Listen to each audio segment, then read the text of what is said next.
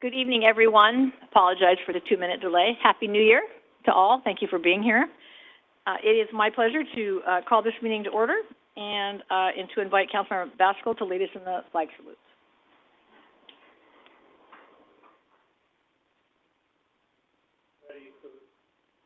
Pledge allegiance to the flag of the United States of America and to the republic for which it stands, one nation, under God, indivisible, with liberty and justice for all. Thank you. Roll call, please. Councilmember Baskel. Here. Councilmember Bessinger. Here. Councilmember Monuthoa. Here. Councilmember Pierce. Here. And Mayor Ashbeck. I am here. First up tonight are two presentations, one a proclamation, and the first proclamation declaring January as National Slavery and Human Trafficking Prevention Month. And I've asked Mayor Pro Tem Monuthoa to read that for us. Yeah. And if folks are here from EOC or others to direct us, come up here to the podium, and when Mayor Pro Tem Monuthoa is finished, you can comment.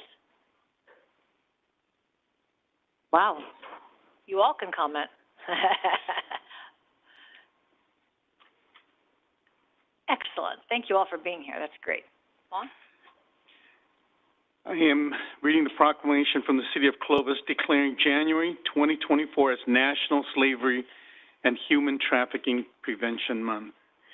Whereas the Fresno Economic Opportunities Commission Sanctuary and Support Services Central Valley Against Human Trafficking project assisted and identified over 1,930 victims of human trafficking from our local communities. And whereas the Central Valley Against Human Trafficking project provides resources to empower self-sufficiency, restore dignity, and support recovery from trauma for survivors. And whereas the International Labor Organization recognizes there are an estimated 50 million people in modern slavery globally, where 1 in 3 victims are children. And whereas National Center for Missing and Exploited Children estimates 1 out of 6 endangered runaways are likely child sex trafficking victims. And whereas the U.S. Department of Labor identified 159 goods from 77 countries made by forced and child labor. And whereas the City of Clovis recognizes the need for greater awareness and accountability regarding the crime of human trafficking, now therefore be it resolved that the Clovis City Council, on behalf of the citizens of Clovis, does hereby proclaim January 2024 to be Human Trafficking Prevention Month. And it is signed and witnessed hereforth by our Mayor, Lynn Ashbeck. Welcome. Thank you, Mayor, and thank you, Vong, for the longly worded proclamation. Thank you for that. My name is Amber, and I'm the Program Manager of Fresno EOC Central Valley Against Human Trafficking. And again, I'd like to thank you guys all for your ongoing support of this very important cause. So every year in January, we recognize as National Human Trafficking Prevention Month, and this month we dedicate it to raising awareness in what is occurring in our community. We want to raise awareness and support those marginalized communities that are most vulnerable to trafficking and honor those survivors that all of us and our agency providers have the privilege to serve. I'm grateful to be part of such an amazing, tight-knit community where we all are working collaboratively to serve these victims equally, and I'll have a few other agencies speak as well. As a community member, you guys may ask how to help in our efforts. Something that's upcoming is that we are asking members of the community to volunteer at our annual Pledge to Stop Human Trafficking event. This is an event that collects funds to be dispersed to multiple anti-trafficking agencies in Fresno and Madera counties. This year, there will be a location here in the city of Clovis on Shaw and Clovis Avenue. Additional locations will also include Fresno as well as Madera. If you're interested in donating or volunteering, you can find additional information online at p2st.org. And this year's event is going to be held next Tuesday, January 16th. In addition to the Pledge to Stop Human Trafficking, we are asking supporters to wear blue on January 11th in support of Human Trafficking Awareness Day and use the hashtag #WearBlueFresno. If you're interested in receiving further training and education, you're more than welcome to contact the various agencies within our community, which includes Fresno EOC, which is myself, Breaking the Chains, Central Valley Justice Coalition, and Centro La Familia Advocacy Services. We're grateful for your guys' continued support in the anti-trafficking movement and in our community. Again, thank you for recognizing this as National Human Trafficking Prevention Month, and I'm going to allow some time for my partners. Thank you, Amber. Others would like to comment?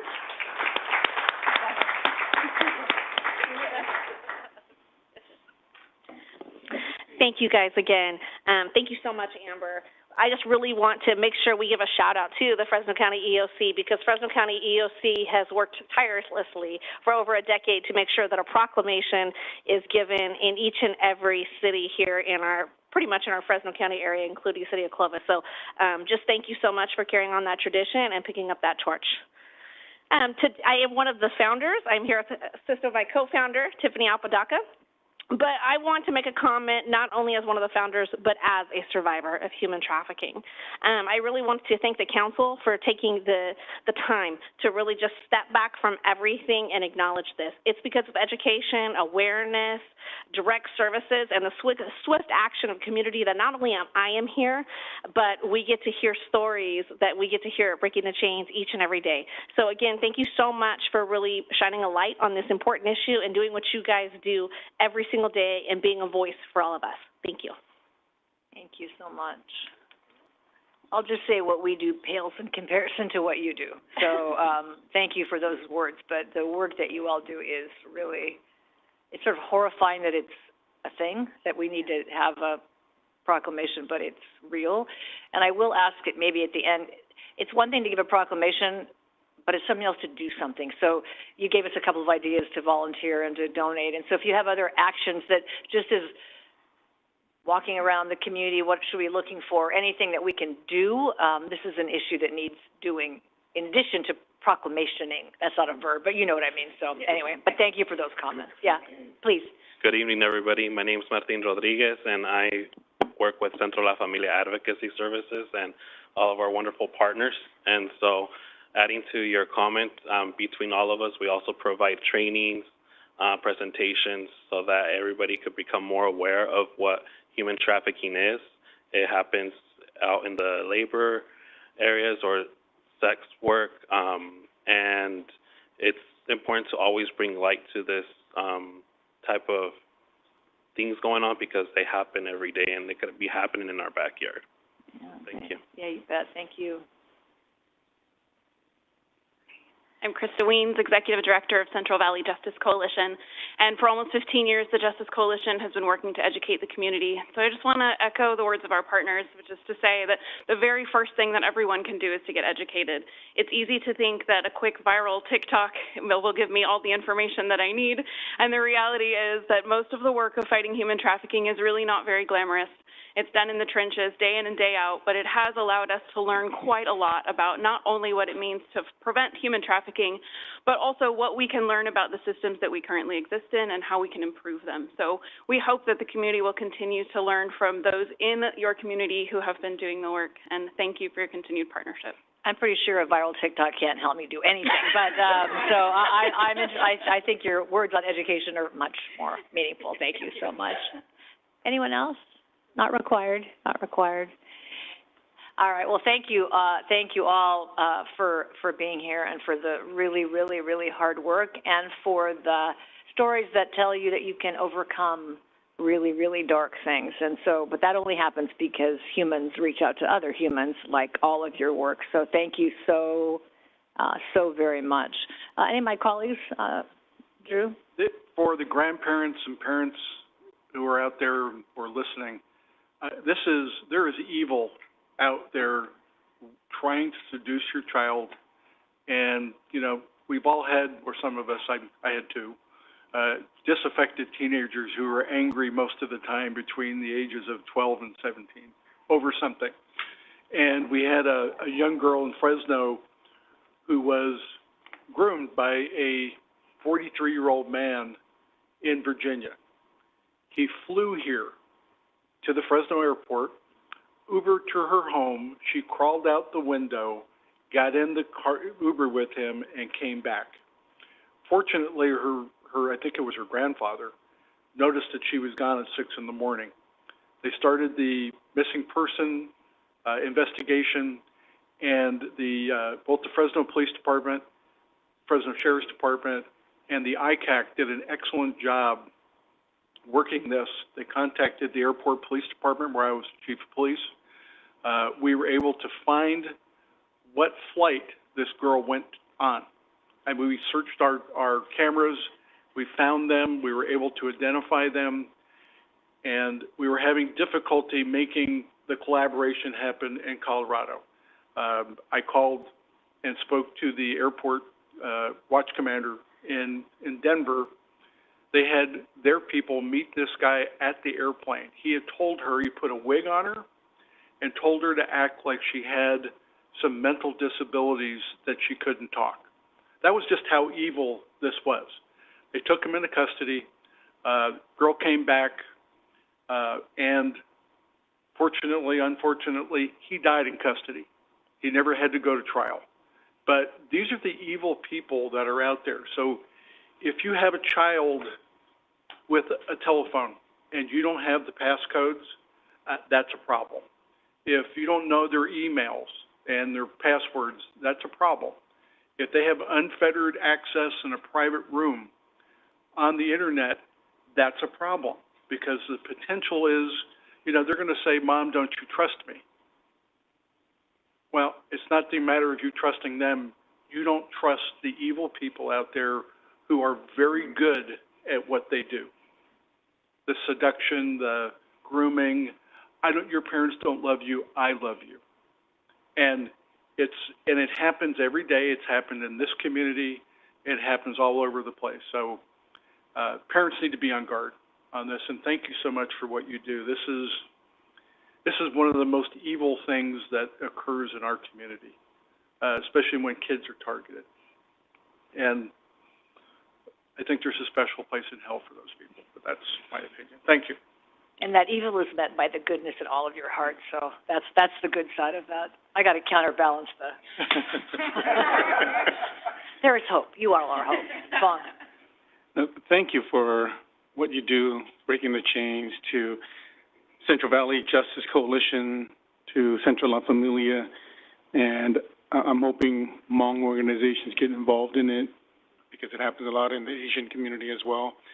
And for Fresno EOC, when I was on the board, I think that was when it first came up, and we knew nothing about it. And imagine 24 community members in charge of this organization helping the poor, but it was staff members who cared, who went through it, who actually brought it to light, and thinking, okay, maybe this will go away. It'll be a one fun project, right? And as we learn about it each and every year, and this is the first year I finally went to look at some documentaries, and it breaks your heart, because it's children, but even grown people who get into it. And I think in The Sound of Freedom, there was the line from the father. He said, can you go to sleep if one of your beds is missing your child? And he's going to go, well, I got 5 beds. And if one of them was missing, I would not be able to sleep. And for the work that you do, oh, bless your hearts. Thank you. And I just ask, what more can we do? Kind of following what the mayor said. I think, John, if we're not getting the training, let's bring you guys to train, because it doesn't just have to be PD. It can be our parents or staff who are parents who need to hear this. And so let's get this out there. Let's shed some light on it. Because for that many numbers to be just in Fresno County, imagine the ones you don't find. How much greater this is. And I agree with Drew. This is truly evil. And thank you for what you do. May you be safe, but also be very successful. And may we all join with you in just saving just another life, another soul. So thank you. So thank you very much. If you'd like to join us up here, we'll give you a proclamation and salute you. Thank you so much.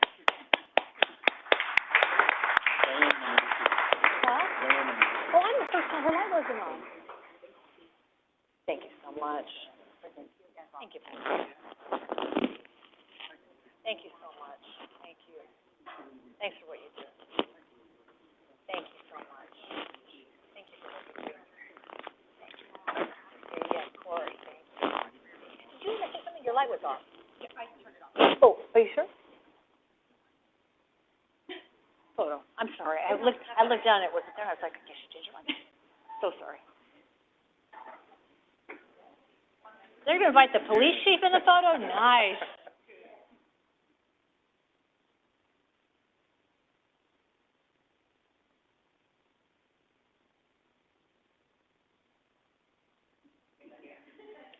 Thank you all.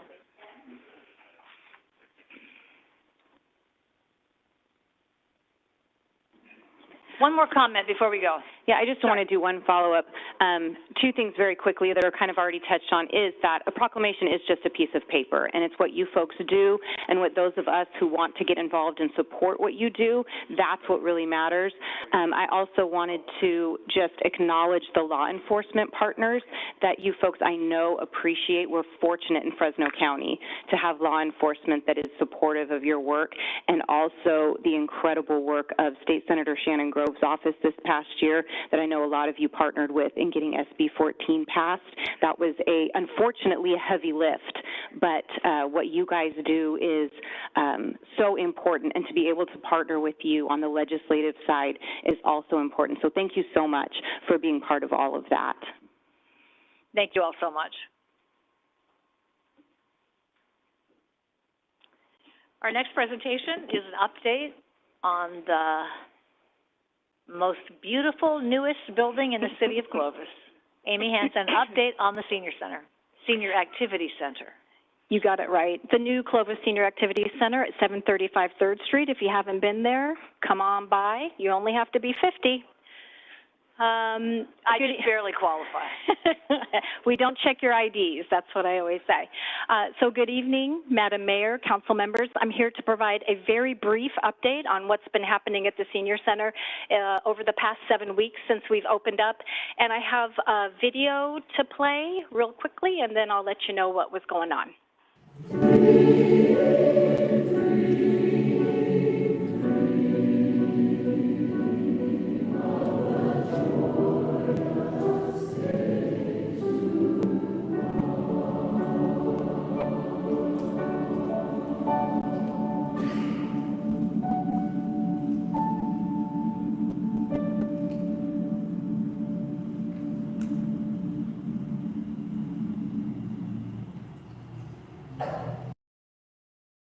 So you'll see I will never be hired as a videographer, so I hope I can keep my day job.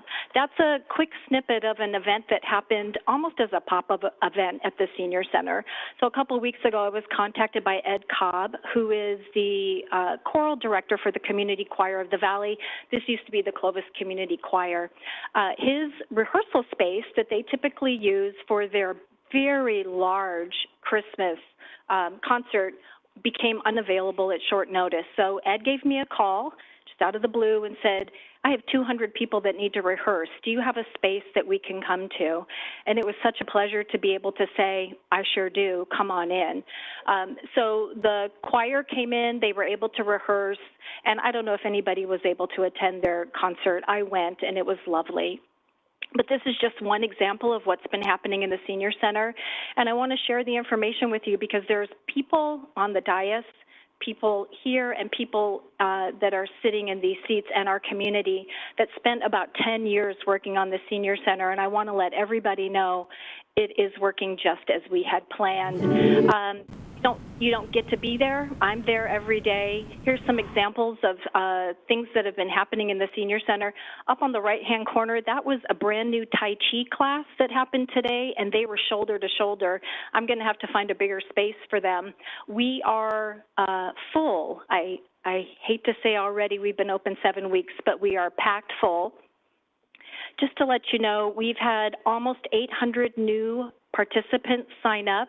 The great thing about that is it's mostly Clovis residents who really didn't know too much about the Senior Center, so they're coming in, they're signing up. Our average attendance when we were on our 4th Street facility was about 120 a day. I just pulled the data tonight just to give you the most updated data. We now are at 418 people in the building each day. So we have quadrupled what we were doing, and we're feeling it. Our average lunch in our old facility was about 40. Tomorrow we'll be feeding 96 seniors. So just to let everybody know, the senior center is full. It's full of activity. If you haven't been, please come on by and get a tour. You don't have to participate, but we want to show off what we've been doing at the senior center. And if you have any questions for me, I'm happy to answer them. Questions for Amy? No? I'll just share a story. So yes to all of those things, and in the staying with the human theme, at the opening, a gentleman came up to me who many of us know in the city of Clovis, and his wife had recently passed away. And so I was crying, and he was crying, but at the end he said, I came to this senior center because of Harry and the work of the staff. And he said it's really kind of saved his life, and he was so proud. He said, I signed up for lunch. And I said, that's so great. And then he said, but it doesn't start till January. And I said, it's okay. But it's the human connection for a person who thought, nah, I don't need to go that, I'm good or whatever, really, I think, gave him a way forward. So I think the impact, Tai Chi and pool and all that, but that sort of human connection about a reason to get up in the morning and to go there 3 times a week or whatever, it was so priceless. So, to Harry and all those that took 10 years, are you sure it wasn't longer? Because it felt like about 110 years, more money than we wanted to spend, but every dime is worth it. And if you change one person's life like that, it's worth every dime. So thank you. You do that every day, and you don't actually know that, and we don't get to see it, but it was a very sweet testament to the power of just gathering together. So thanks for that, too. You're welcome. Thanks, Amy. Thank you so much. All right. Move to public comments. This is an opportunity for folks in the public to address the council that might be on an item that is within our jurisdiction but not on our agenda. Anybody have anything like that tonight? Why did I know you were going to stand up? Don't fall. Please don't trip. You got a wedding to go to in Boston, so please don't fall. Nope. There's a magic red light. You think I'd know this by now. I know. Wait, are you new here? Hello again, Malcolm Gibson. My wife and I have been residents here for 6.5 years. We care about Clovis. It's why I'm here all the time. Affordable housing is on the agenda tonight, and I am thankful for that. You may recall from my recent comments that affordable housing is important to me because growing up, it was part of me. I lived it. I had planned to address the issue on December the 11th, but my dear wife, in a surprise, spirited us away to the beach to celebrate our 52nd wedding anniversary. As a result, the impact of what I'm going to discuss tonight might well be lessened a bit because of the delay. I hope not. I had intended on that Monday past to make sure that each of you had read Mark Warshawski's column in the previous day's Fresno Bee. And no, I don't know if I'm pronouncing his name correctly, but as a longtime print journalist, I can spell it. I've talked about perception here before, not a good one for Clovis when it comes to affordable housing. Warshawski presented that perception, as many others do, as fact, which I now believe to be true as well. I quote from his column, Clovis has a history of shirking its responsibility to provide more housing that's actually affordable to people living in this region. The city is wealthier and whiter than Fresno by design. Later in the same column, want to live in Clovis but can't afford the average $1,700 monthly rent for a 2-bedroom apartment? You're virtually out of luck. And this, Clovis leaders regularly thumb their noses at state affordable housing mandates. He writes, the city is, quote, nowhere close to satisfying the low-income unit allotment assigned by the Fresno County Council of Government and is facing ongoing litigation for its decades of discriminatory housing policies. Please change that perception, or is it fact? Through your actions, change what has become obviously clear, and I would hope even to you. Now a caution, something I've stressed in my earlier comments to this council. You can take action that will set up any affordable housing scheme so that it's sure to fail. So critics can comfortably say, I told you so. Please, I beg of you, you must look at the issue holistically. Folks in affordable housing are usually on the edge financially. Know what that means with regards to most of the others in this community. Folks in need of affordable housing do not have the flexibility, financially and otherwise, that most other people have in our community. For example, perhaps working longer hours or even 2 jobs, not having the time to help with homework or counsel their children to the same degree on life's challenges. They don't have the same flexibility to transport their children to activities after school, even weekends. They don't have the same amount of quality time as the more financially stable do. Those kids are often unsupervised for longer periods, often left to roam the neighborhood, roam the streets. Recognize that and address those and other critical issues affecting those in affordable housing. Make it part of the affordable housing plan. If you do, if you look at the big picture, not just the affordable part, success is far more likely to be the result. Please, please work to make this a success, not an I told you so event. Let's make a Clovis way of life work as you envision it, even if it's not quite as wealthy and not quite as white. But it will be better. We'll all be better. Thank you. Thank you very much. Other public comment? Items within our jurisdiction that are not on the agenda tonight.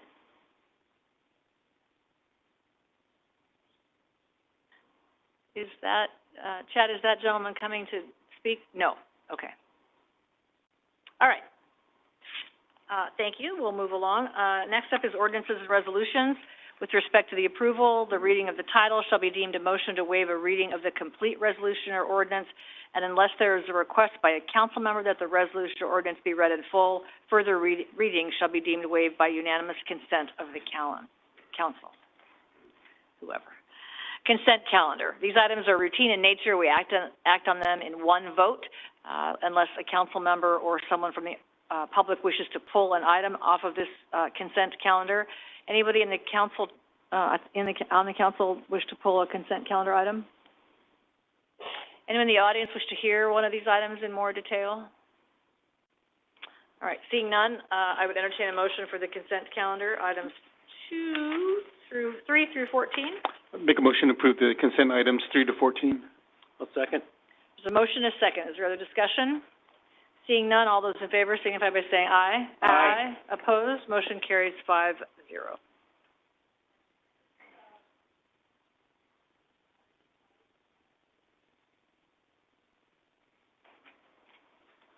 So I'm just looking for paper.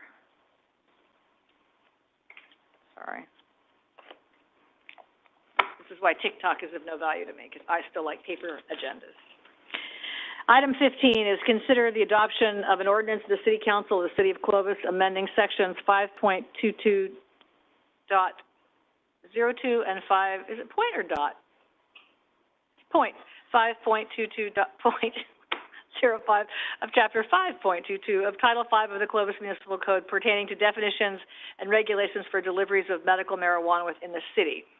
This item was heard previously on a 4 in favor, 1 absent vote, and that is why it is back again before us tonight. I don't think that vote was correct, because I was a nay. 3-1. Okay.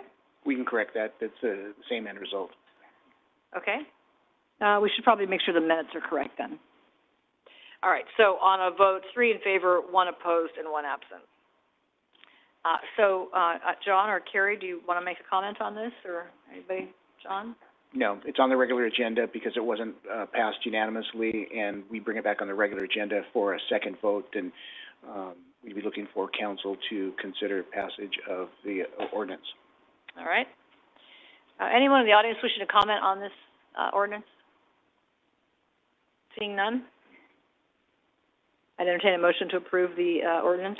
I'll make a motion to approve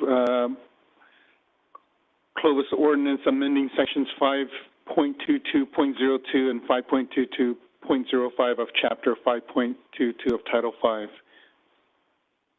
Second. There's a motion and a second. Is there any other discussion? All those in favor signify by saying aye. Aye. Opposed? Opposed. Did you vote, Matt? So the motion carries 4 in favor, 1 opposed, and no absences. And just for the record, I did read back on that and look at what it was before I voted. All right, thank you. Item number 16 is a request for street closure by Hot Rods Fresno to hold a car show on April 13th, 2024. Staff on this is Sean Miller.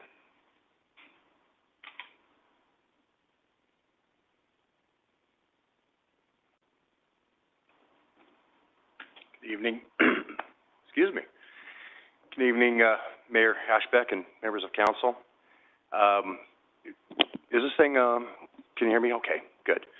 So for well over 100 years, Clovis has taken pride in the unique culture and personality and style found in what used to be downtown Clovis and now Old Town. Special events have always been a part of our way of life down there. And this is a big reason why people choose to visit and live here and also open businesses in what is now Old Town. And while we believe that Clovis provides something for everyone, we understand that not all events are for all of the people. Some prefer wine walks over parades, and some people prefer antiques over farmers markets. I mean, people have, just different things that they enjoy. So tonight, we find ourselves in a very, very unique situation. Staff cannot recall another one quite like this, and we are hoping that council will provide some direction on a way to move forward. So, on December 11th, as you recall, council reviewed all requests for Old Town street closures that were proposed for calendar year 2024. During this meeting, there was a request from the public for council to deny the request by Hot Rods Fresno to hold a car show on April 13th, 2024. And the stated concerns included there's too many events on Saturdays during the month of April, and of the businesses located on Pulaski Avenue between 3rd Street and Bullard that are open on Saturdays, a majority do not want another event to be held on Saturday, and regular customers do not visit Old Town during events. Except for this specific event, all the other requests were approved that night. And in addition, council directed staff to address potential parking issues associated with the request by removing public parking lots from the request of closure, and to work with Old Town merchants and Hot Rods Fresno to determine whether a different day or date could be chosen for this event. Council also directed staff to return today to revisit this. So immediately following that meeting, staff met briefly with members of Hot Rod Fresno, also Hot Rod Coalition, the executive director of Boot, and Cora Shipley, the president of Boot. During that meeting, names were provided of 3 different business owners who they believed were opposed to this request.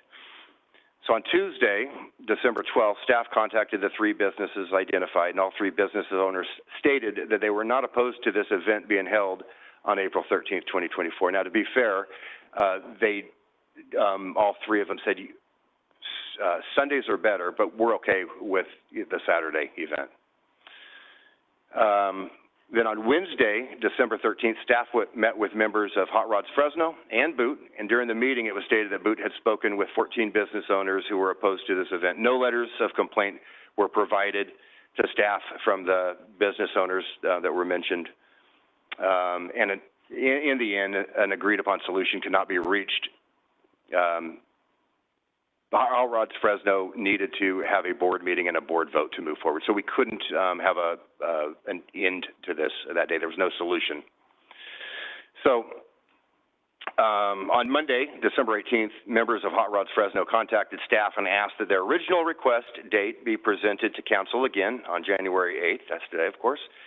2 changes would be made to the request. The parking lots would not be included, and the end time for the event would be moved from 5 p.m. to 3 p.m. Since the requested date for street closure, as presented on the December 11th meeting, did not change, staff was not required to restart the process as described in the Old Town Special Events Ordinance.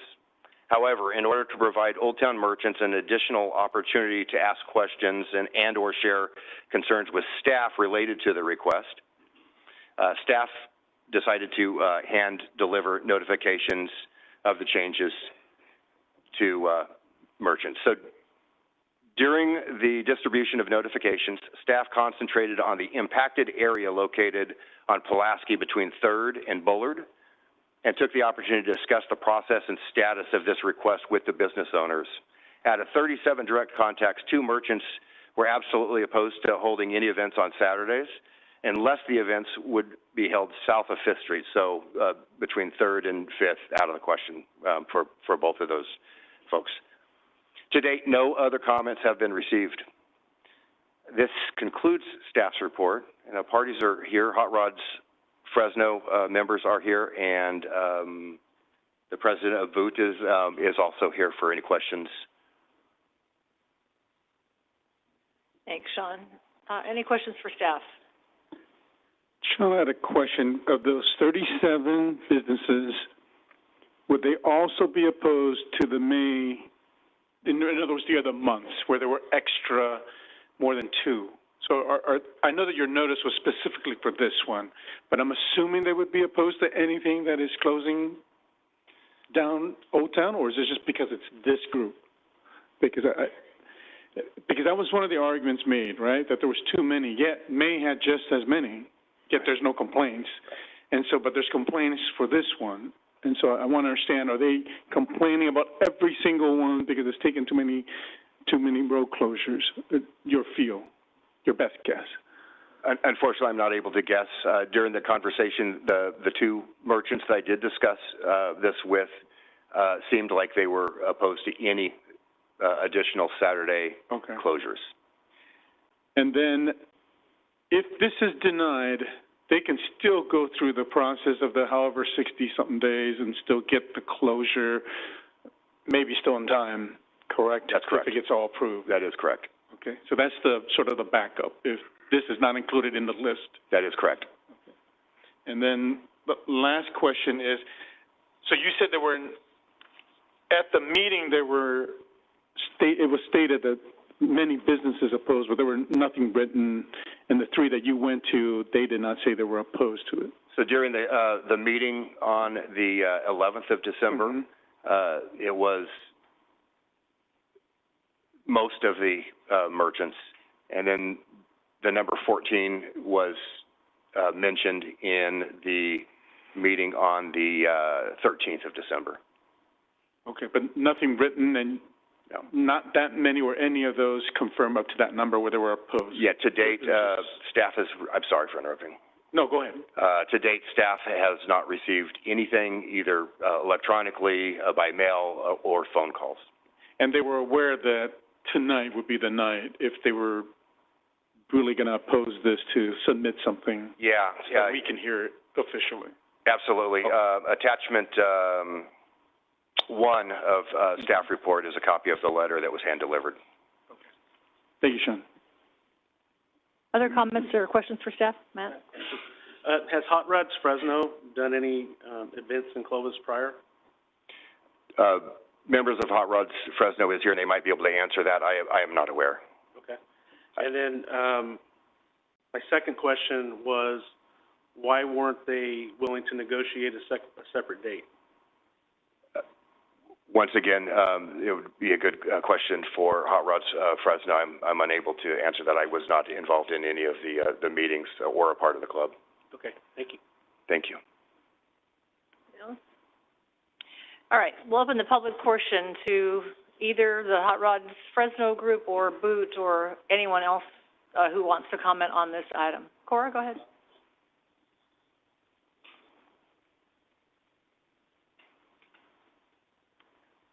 I'm Cora Shipley, president of Boot Business Organization of Old Town, and I've been the point person on this, talking to everybody on Pulaski, and that is affected by it. We are not against Hot Rod Coalition. Fresno Hotwood Coalition doing another car show in Old Town. The only thing we asked for was it not in April. That will take 4 weekends out of our regular businesses that we do with our regular customers if they'd go ahead with that date, which we are not going to oppose it this year because we know the time frame is too short for them to work around it. But going forward, we just would hope that they will move it out of April because that takes every weekend in April is something going on. Everybody knows that rodeo is April, and it's just, I think, too much going on. And that is the last weekend that we had for regular customers to come down, experience Old Town. And if you come, most of our customers, they come in the morning, they have breakfast in one of the coffee shops, they walk around. We have like 30 antique stores they go through. They see all of that. They come and have lunch again, and they spend the whole day in Old Town. That is what Old Town is a family event, and the weekends are for those people, and we want them to come to town. But we also want our events, but we would like them spread out. We did give Fresno Hot and Red Coalition a Saturday. We did go off of wanting just Sunday, but a Saturday in March.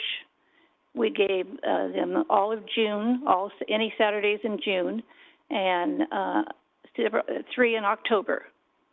So we thought we really went above and beyond because we did go off of no Saturdays because there are so many already taken. But we do want the event. We welcome the event, but that was our objection. But did I hear you that you're not objecting anymore? No. Go forward. We want the event. So this year we're going to say, okay, we're going to wait and see that the proof will be in the pudding. And we want them to have the event. We want them to be in Old Town. But after this year, we would like to go back to the table and talk to them and see if they will not move out of April. I realize they've had it in April for years, but that's been in the tower, not in Old Town. Yeah. And I think coming to Old Town, they need to respect the merchants and respect what we've already had going so. That seems reasonable. Let's try it and see. Maybe they won't like it or whatever. Do you think the policy that we use should say that in any given month can be no more than 3 events out of the 4 or 5? I mean, should we try to have some parameters like that so we'd be able to navigate things like this going forward, or you don't think that's important? I really don't know. Okay. I would hate to put anything in writing that would something might come up that would benefit the whole town. Okay. So it's just okay. All right. Fair enough. I would rather go on a per basis event and let the merchants decide and let you guys decide and let. Okay. Fair enough. So. Okay. Thanks, okay. Cora. Yep. All right. You bet. Thank you so much. Thank you. Yep. Do you have a question for Cora? Yeah, I do. Yeah. Cora, I want to thank you for what you do with Boot. I appreciate you guys being flexible on this, and I think this puts us in a position where maybe we can do a check-the-boxes survey with all the businesses downtown after and just get their input. They may say, yes, my business was great that day, or they might say, yeah, I kind of suffered a little bit. This way in the event that we have to modify this thing next year, at least we have some data that we can use. Thank you. Cora, I respect Boot a lot, but I think to help us, we need those who oppose to come to face us or the public so that way we really know what the issues are, because it makes it very difficult when you say, I have so numbers objecting, our staff goes and asks to help verify so that we can make a more informed decision, and then they come back and then the businesses can't defend what they said to our staff. Our staff is telling us one thing. So I think it helps us when we all can be face-to-face when it's a public hearing, so that way we can really make an informed decision that is best. And so I know that puts you in a very difficult position because, you can't they say what they say, and you can only report what you've heard. Right. And when I went around and talked to everybody, I did it all verbally. We did not put anything in writing. And the only question I asked them, not whether they wanted the show, because I think every merchant down there appreciates different events that happen down there. The only thing I said, do you want a closure on another Saturday, or do you want a closure on a Sunday? And to a person, whether it was a man or a woman, but to the businesses, I had a complete list of it, and I brought it to that meeting. These were the ones that wanted Sunday and not Saturday. Not one of them said, I prefer a Saturday. They all prefer Sunday, but we do realize that, some of them have to be on Saturday. And, but the car show, I think, can be either Saturday or Sunday, and we just didn't understand why they were so adamant on taking the Saturday. But next time, we will put it in writing. Yeah, that would be real. Thank you. Well, it's probably actually, it's a kind of a false choice, because they didn't really want to do it on a Sunday, so I think it's, do you want it or not, is really the question, because of course if they could pick Sunday, but that really wasn't even on the table. So we could probably figure out a way to do that if we have these sorts of issues. And I appreciate your graciousness that our Old Town thrives because we have events. So it certainly does. That's a fundamental core value. So I know we're not trying to pick and choose, all are welcome if we can manage the businesses that need to do their work. So thank you for that view. Thanks, Cora. You're very welcome. Yeah. Thank you, guys. Yeah, you bet. Anyone else? How about Hot Rods Fresno? Would you like to comment? I know you're sitting there behind that podium. Hello. My name is Bill Fott. I'm the president of the club. At the beginning when we looked to come down here, we were fine with either Saturday or Sunday, which we said. Prefer Saturday, but Sunday would work. We have done the Tower Car Show for 23 years down there on the same Saturday every year. And the other thing we do that's a little different than the other people is I don't get any vendors for food or drinks because we want the brick and mortar stores here to thrive and want us to come back. The only vendors we do are people selling parts and stuff like that for the automotive trade, so it doesn't affect anybody making money because I know it's all about making a living. I understand that. I've been self-employed 48 years, so I know. Pretty much straightforward. We do a real good job and we donate 100% of the money. So that's what we're about. So we have agreement though, right? A Saturday to end at 3 and excluding the parking lots. Correct. And then, so we're good. We're done. We should stop selling the car. We bought the car. We're good. I'm done talking. Yeah. Okay. Thank you. I tend to talk too much, as you probably know, but we're going to stop right there. Okay. Thank you very so much. Thanks for your comment. Any other comments from anyone besides I talk too much? All right. Let's close the public portion and bring it back to the council. I'll make a motion to add Hot Rods Fresno to our street closure for April 13, 2024. Second. There's a motion and a second. Any other discussion? All those in favor signify by saying aye. Aye. Opposed? Motion carries. Welcome to Old Town, and we look forward to your event. Thank you very much. Thanks for working through with us. All right. Item number 17 is to receive the results of the Cosmont Company's analysis of the City of Clovis Development Impact Fee Program. And the staff on this is Andy. And just as a reminder, this came out of a discussion several months ago, probably longer than that, about ways to imagine different economic models and revenue sources for the city around development fees in particular. So the work of Cosmont was useful in this work. So that is the item. And Andy, I'll turn it over to you. Thank you, Mayor, members of the council. I'll do a little bit of more background and then turn it over to Ken Hara with Cosmont Companies. Ken is here at the staff desk, and he'll be doing the majority of the presentation, and his team did the analysis that will be reviewed tonight.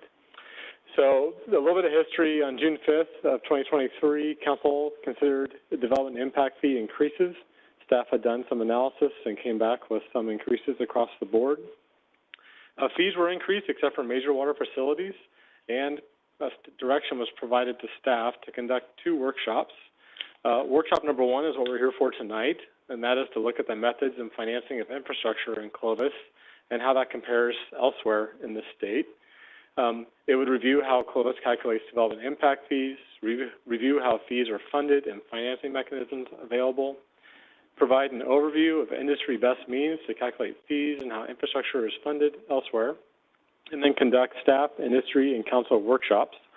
Those workshops have occurred, with the third being tonight. Cosmo has met with staff. We did a presentation to the BIA and all developers that we could reach out to. We had about 30 or so developers engaged on that before Christmas. And now tonight is the council workshop. There will be a second workshop that Cosmo will not be part of, but that'll be validating costs for water infrastructure needs in Clovis. And that work is underway by a separate consultant. We'll be reviewing the city's 2017 Water Master Plan for infrastructure and supply to verify the cost estimates. It'll also address changes to laws such as Sustainable Groundwater Management Act. And this should come back to council, to the industry in February and then to council in the spring of 2024. Any changes to master plans will come back as well based on that feedback.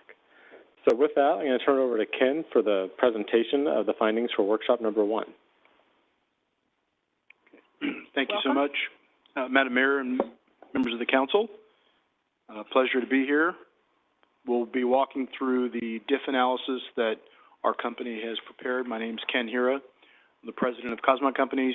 I have 2 colleagues who are on virtually, so they can answer some questions. I'll go through the presentation, and they'll be available to answer questions. And I have a colleague here in the audience as well, so our team's available to discuss the DIF analysis. Let's see. Is there a... I got it. Thank you.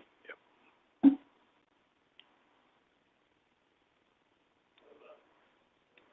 Yeah. Just by way of introduction, Cosmo Companies has been in business for 37 years. I've worked on a variety of analyses. We've been working, frankly, with the city of Clovis for some time now on some other types of market analysis and the Shaw Corridor, et cetera. We're focused here today, of course, on the DIF impact. And our scope of work, just by way of summary, included several tasks.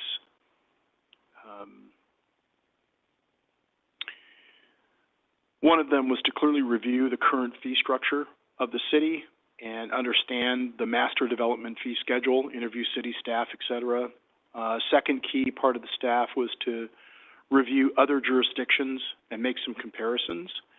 And then lastly, it was to understand some alternative financing options for infrastructure as you are a very high growth community. We reviewed a wide range of locations and communities in Fresno and other high growth areas, including the city of Fresno, Visalia, Merced, Roseville, Menifee in Southern California, Mountain House, Madera County, et cetera, to try to make a comparison. This slide just addresses a context of how local home pricing really has grown pretty significantly. And it is to say that the city of Clovis tends to have a higher value, bigger homes and higher value than the city of Fresno. And also it's to say that housing home pricing is really driven by market demand for the most part. Clovis homes on a per foot basis have been about 10 to 15% higher than the city of Fresno as an example. So many cities charge fees. Ken, do you want questions along the way, or would you rather get to the end, or? I'm open to questions on the way. Okay. The report is longer than the presentation. I won't take too long for the presentation, but I'm happy to answer questions as we go. If you go back to the previous slide. Yes.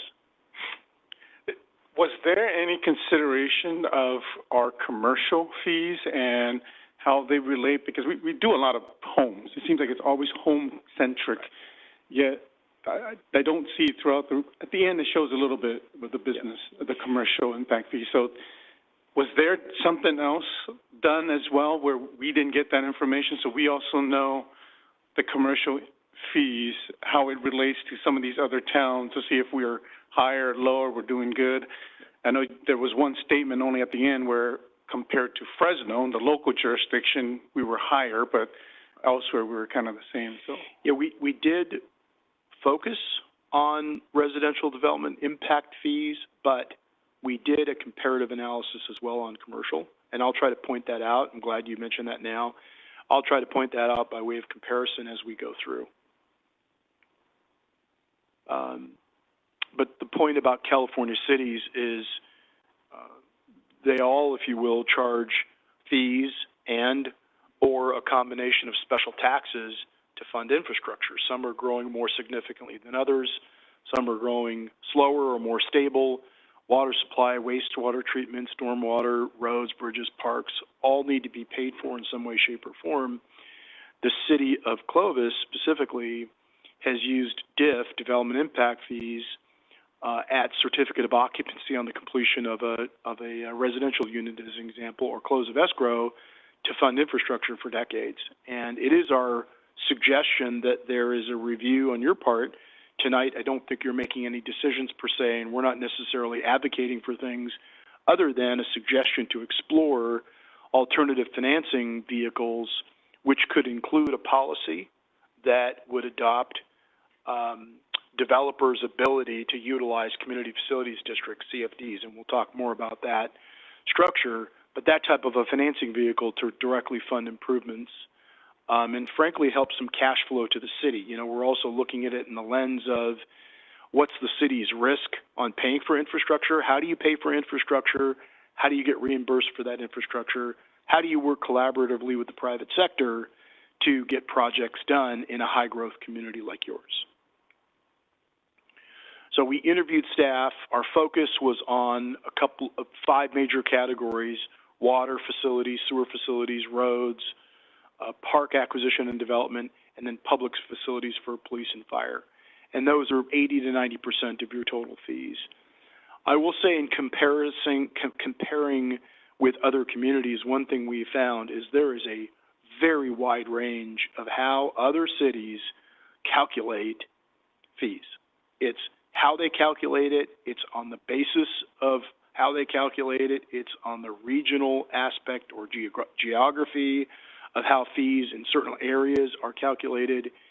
There is not a simple and straightforward way to necessarily compare. We found that, yes, there's science in the analysis that we did, lots of science, and there's also some art, not necessarily in our analysis, but how different communities calculate fees, development impact fees. So the methodology for calculating the fees, is the utilization of engineering estimates, which your city does a very thorough job. You use a 30% contingency, 18% add-on for administration and engineering, a 30-year debt service. It's a very cogent approach to calculating. It's also conservative, and that's okay. But we're going to continue to discuss some strategies, if you will, going forward. So engineers' estimates use equivalent dwelling units. The contingency is important that you all utilize for uncertainty of right-of-way acquisition, construction cost increases, the construction cost index that tends to increase pretty significantly over time. And then there's obviously different areas of growth that you realize.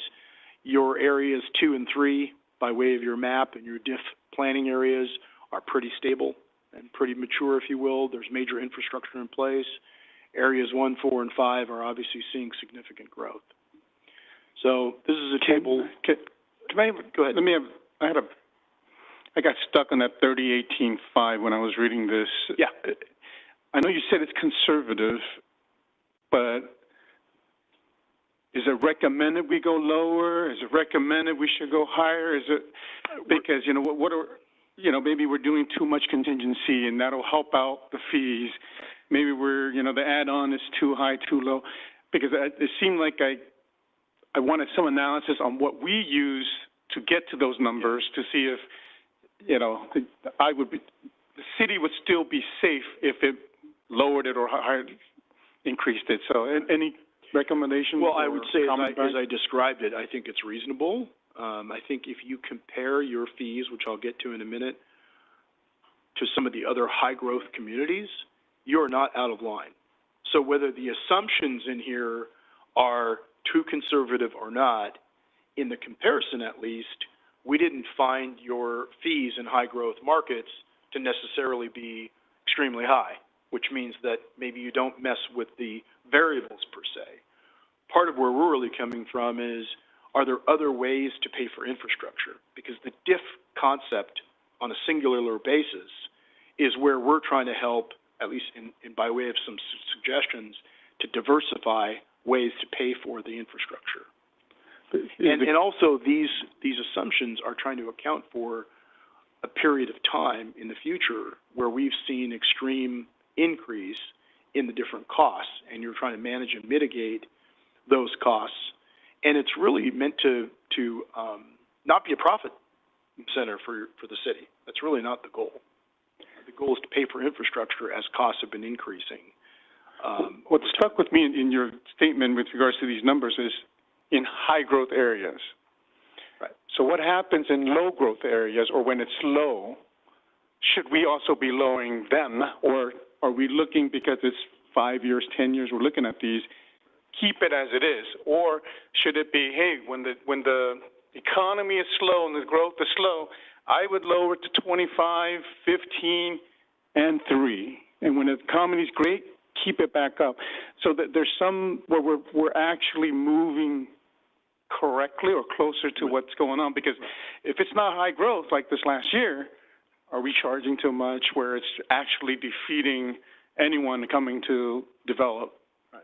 And I think it's a very good point. I think further to that, in slow growth times, not necessarily slow growth areas, right? Because when we talk about mature markets and mature areas, that means that you've got infrastructure that's been paid for, the houses have been built, commercial's been built, et cetera. So you do have certain pockets, obviously, within your planning areas where you have more mature development. But the point about today's economy and not wanting to overcharge fees, it's a valid point, because where the private sector is struggling is the access to capital, which has become far more expensive. So the private sector, the development community, has to struggle with increased costs, increased cost of capital, increased cost of infrastructure, which doesn't help the feasibility of development. So it has to be, in our estimation, a collaborative effort at the end of the day where the city understands where the private sector is coming from. But if the demand isn't there, which is why I go back to the housing market, it's a supply and demand driven concept, right? Developers develop when there's demand and there's not enough supply. And the infeasibility of it can be a function of development impact fees, but keeping in mind those other high costs and those high costs of infrastructure and high cost of direct cost are a big part of a developer's pro forma. The fees at the end of the day represent a little bit of a smaller percentage, right? It's a line item within a pro forma. I'm not saying it's immaterial. It's material. It makes a difference, because the higher the fees are for certain development pro formas, it has an impact on the residual land value. It has an impact on the returns to the developers. So they have to make a yield that's risk adjusted. So it's a dynamic model, if you will, but it's not the only component to development.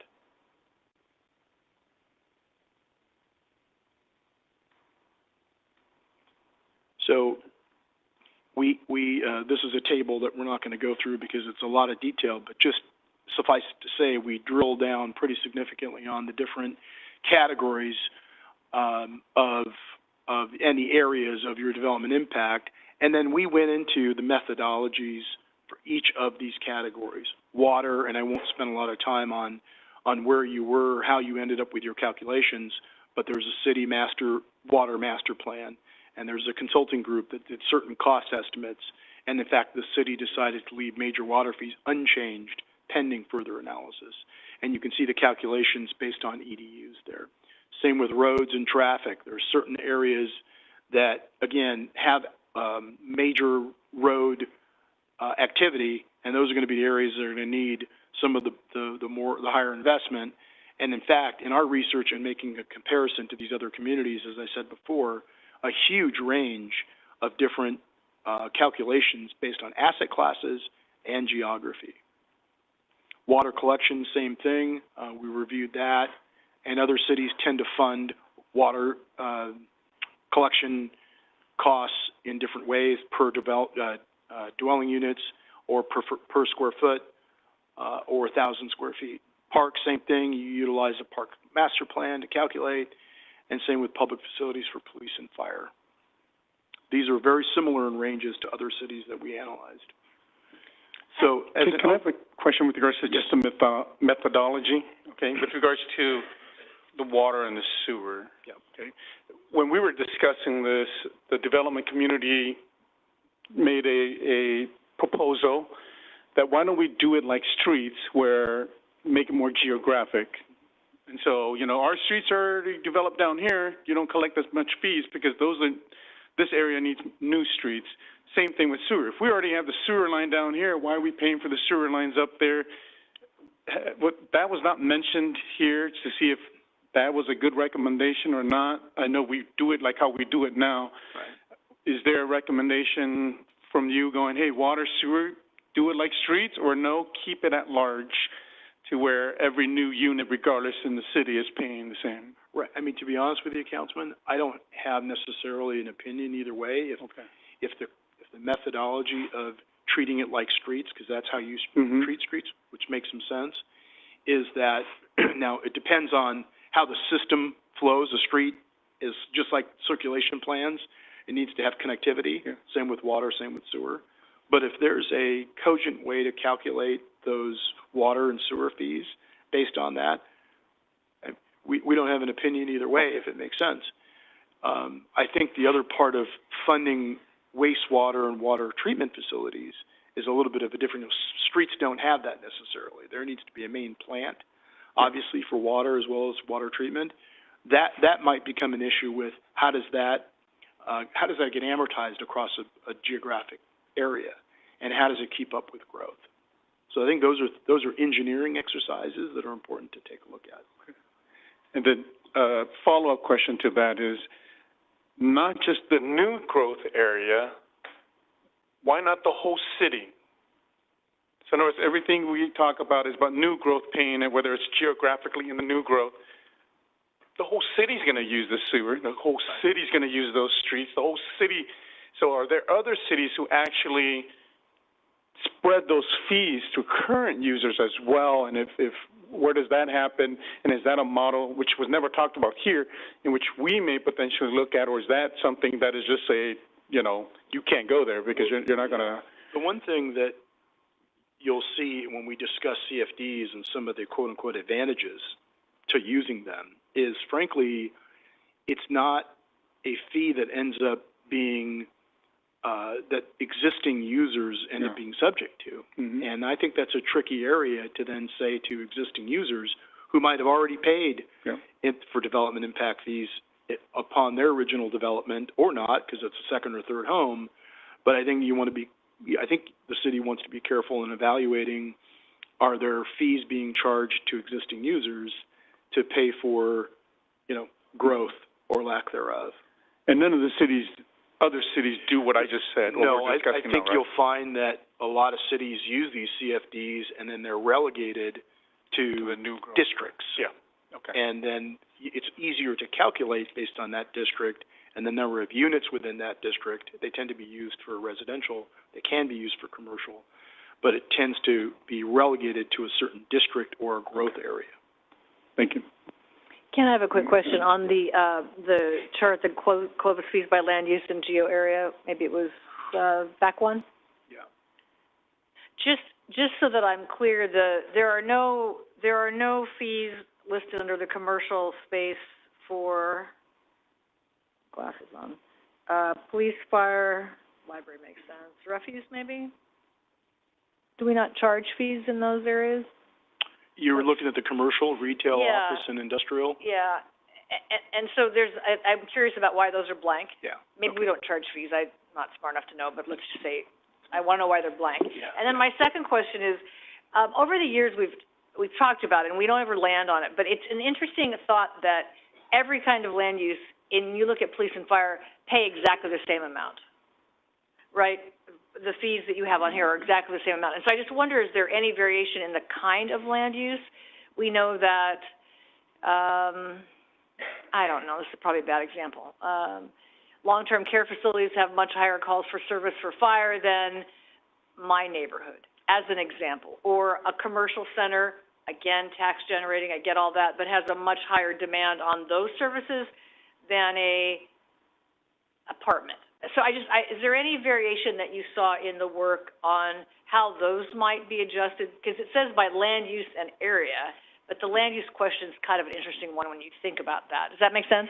Yeah, it makes sense. I mean, what we tend to do is, let's just say we do a fiscal impact study, and there's a net fiscal impact that clearly has relevance to the land use. And if you look at a commercial use, the gross fiscal impact, sales tax revenue generating, and less calls for service, is just going to have a different net impact than residential. And we're in the business these days of doing lots of these fiscal impacts because cities are concerned about what's the real net calls for service. But to your point about a care facility versus a shopping mall versus an apartment project, there's clearly a differentiation in the net impact. And it's a little bit of art and science, to be honest with you, because we've been involved in different net fiscal impact analyses, and other analyses come up with different conclusions. So you'll find that these things can vary based on how you analyze it. Is it just on a per household basis? Is it on a reality check basis? Because you could talk to police and fire, which we've done before. We've interviewed, and we've said, are you experiencing high calls for service necessarily in a particular area or for a particular land use?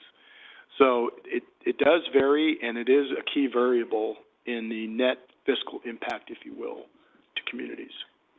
So let me ask Andy or John, do we do, I apologize if I don't know this, do we do net fiscal impact analysis on development of any, some size or some scale or some, is that a tool? I don't think I've ever heard that phrase, and I think it's incredibly interesting because it is, John, for years you've said that a single-family home doesn't pay its way. Right. So what I pay in my property tax doesn't cover all the things that I get, toilets and police and fire. Is that a tool that we use in some of our development work?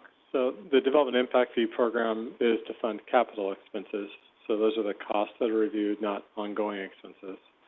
We do an equivalent dwelling unit analysis based on commercial, correlated back to what the impact is of that facility compared to a single-family home or industrial. We don't get down to the real detailed level of this type of commercial versus that type of industrial at that level, or that type of housing versus that type. It's just down to the individual dwelling unit. So it's for capital, not ongoing services. But but I think the question, in my mind, the question to Cosmont was, as we imagine Clovis 20 years from now, we need to at least make sure we've thought through some other way to generate revenue, to care for our city, and to keep it the best place on the planet. What does that look like? It can't just keep being fees added. That's not possible. So I guess I do think that's part of the question over time, is if you kind of threw all the cards up in the air, what would that be like, is what I'm trying to, I think that's what I was, and I know this is just a step, but that's what I'm trying to get at, is if it could be the best case scenario in 20 years, as best you can imagine it, what would that be? And but this chart reminds me that the cost of a fire call is not the same to a single-family home as it is to an apartment building. And we don't differentiate those in these fees here, right? Correct.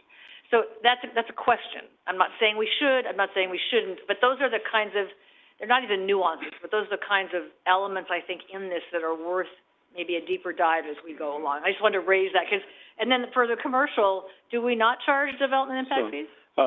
For commercial, police and fire are charged on a per acre basis. You'll see them all areas per acre underneath with charges, for instance, there, rather than a square footage basis as are indicated above. And then my understanding is that our library impact fees are just on residential. And I'm looking to our team to confirm that. That makes sense. I wasn't tracking. It wasn't broken out by square footage in our decalcs, it's per acre, because those are large projects. Got it. That makes sense. So anyway, I just think that's a again, that's not a nuance. It's a element that I think we need to think about as we try to imagine the way to sustain Clovis 20 years from now, because that's the question. I'm not as interested in sustaining it till next Thursday. Like, I think I got next Thursday, but I don't have 20 years from now, and that's what I'm mostly worried about. So, Anyway, keep going, thanks. Okay, thank you. As I discussed, we were analyzing each of these diff methodologies to just sort of understand reasonableness. By way of overview, again, extremely wide range of varieties and variety of categories and methodologies that many communities calculate. The comparison to other cities, which you're going to see here, it varies, but it's got a lot of similarity to those, again, high-growth areas. Most cities use a construction cost index to adjust their fees on an annual basis with major updates. It's important to note that development fee studies have resulted in pretty large percentage increases even beyond the adjustments. And then there's an example of the fact that, many cities don't use DIF for water and sewer facilities. In fact, they use the CFD special taxes. So, and developers and builders' concern, for the most part, with DIF is it's due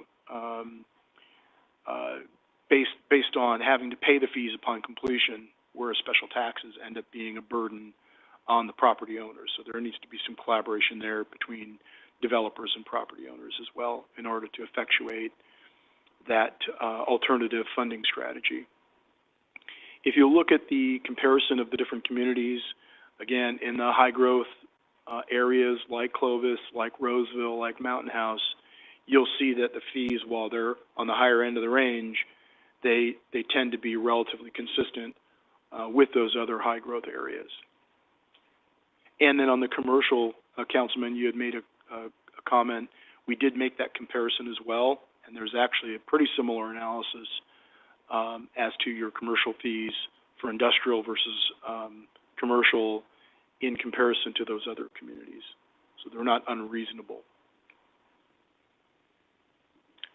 Ken, on that, I would be interested to know if they're the highest within the area. So, for example, here, I think we are the highest compared to Fresno. Yes, you'll see they are higher than the Fresnos, the Merceds, the Visalias of the world.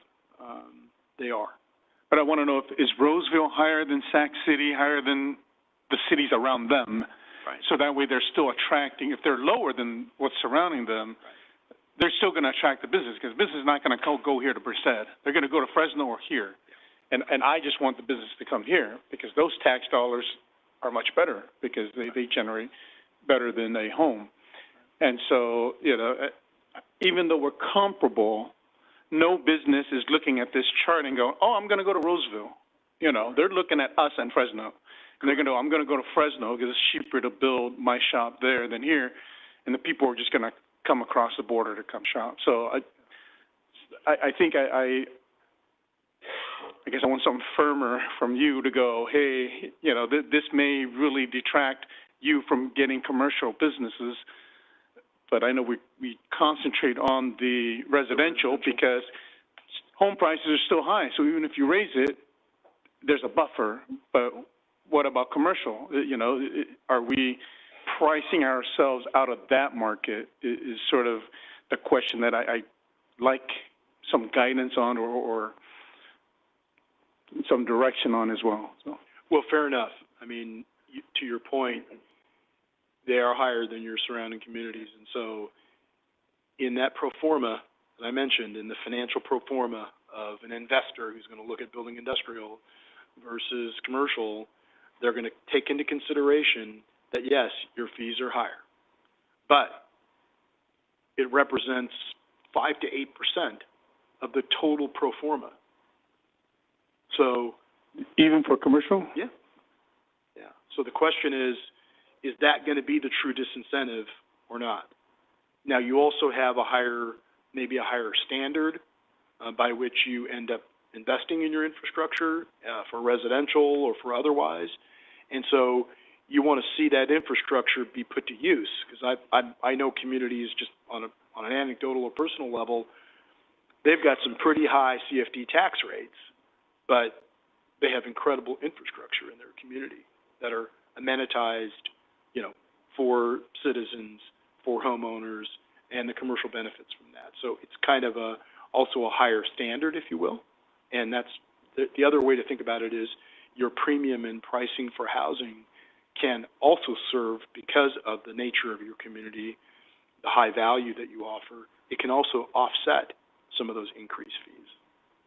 So it's, like I say, it's a dynamic model, and I don't think it's singular in the decision-making that ends up being made. Well, I think your point about in communities that have, say, well-established business parks or industrial parks ready to go, that's one thing. If you have raw dirt that says we'd love it to be industrial job creation, come on out, but you got to drag the pipe and all the rest, it's not quite as attractive, right? So I think that's the other factor in some of these places like Roseville, I can imagine, has a fair number of business parks that are available or ready or almost ready. And because I think those are factors in the commercial side that we don't see as much in residential, I would think. Yeah. And also, I think in the growth areas, when I say growth, I mean in the asset class or land use growth area, there's no doubt that industrial and residential are the asset classes or land uses that are clearly in major growth mode. Because say that again. That was important. Industrial yeah. and residential are the two. If there's 5 asset classes, and we tend to look at sort of all, hotel, retail, office, residential, and industrial. If we just kind of take those as 5, clearly the 2 that are growing the greatest are residential and industrial. So it's those folks that we're trying to understand, where's the appropriate industrial areas within your community that make sense for that type of growth. It's not going to be on Shaw Avenue. It's going to be in certain parts of the community that are more suited for industrial. And same with the residential. Where does residential belong? And the other thing, getting into land use, as you recall when I was here last time, there's too much commercial. There's too much retail at the end of the day. And you can see it shrinking before your very eyes. That's what's happening as a dynamic. So what do you do with that land use? This is not just growth in greenfield. This is growth in redevelopment. And the redevelopment are areas that have excess supply, which is office. And you don't have a tremendous office market, don't get me wrong, but retail. So what happens to that retail? It wants to accommodate on a redevelopment basis residential.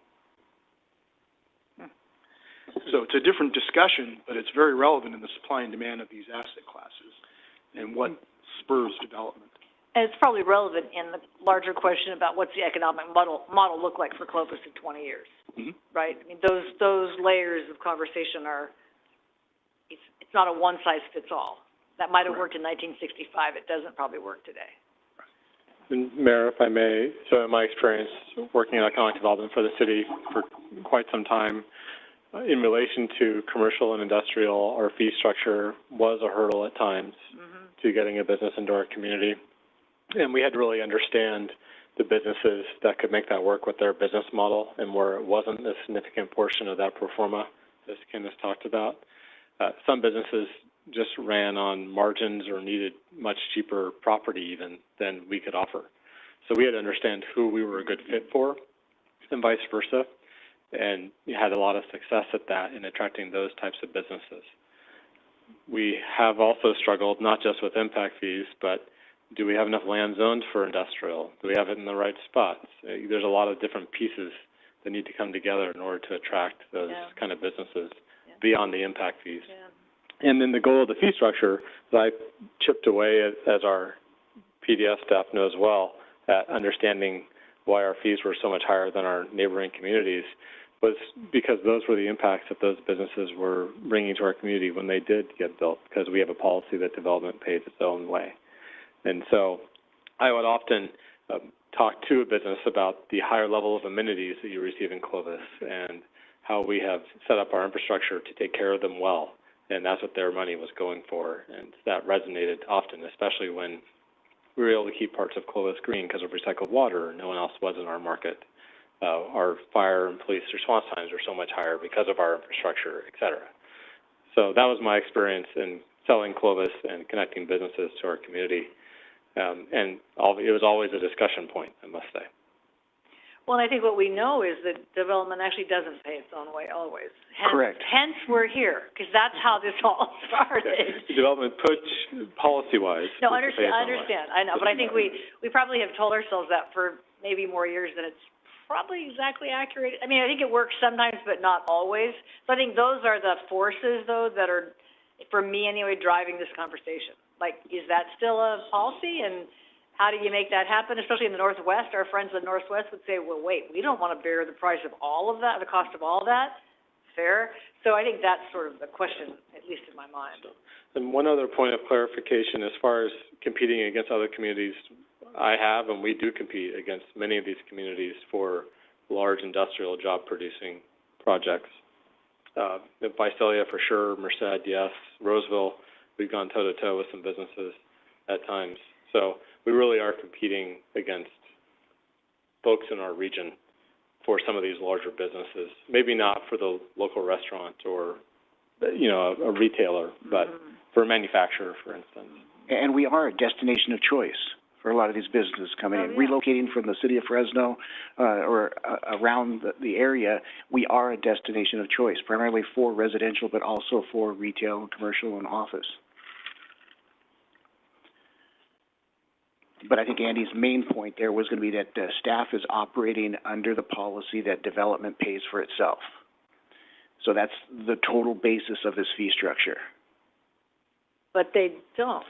Every single year that we don't approve what staff is recommending, we dig the hole a little bit deeper. So that's true. Development is not paying for itself. And then back to Vong's point, in certain geographies, it's for sure not paying for its own self. Right? I mean, in the Northwest is really the classic discussion, or when we end up in the Northeast, the costs out there are so much higher than the cost in the Southeast, for example, that the Northwest is like, how do we carry that burden? Well, you think about it this way, it's going to be that in the 60s and the 70s, when the Southwest was being built out, they paid their appropriate amount to build out. And you fast forward the clock 50 or 60 years, of course it's going to be much more expensive to develop a surface water treatment plant or something up in the Northwest. But a home back then was $100,000. A home now is $500,000. So they're paying 5 times as much, but they're paying their fair share. Yeah, no, I hear you. But I think I think just need to make sure we can, like, if that's still the thing, we need to figure that out, do the math to make sure we don't end up in a hole. Right, and if the concept was to spread some of the future development over existing users, there has to be a nexus. How is an existing user benefiting from an improvement up in the Northwest? Cosmont has the answer, I'm sure. That's a little bit beyond the scope of what he asked him to do.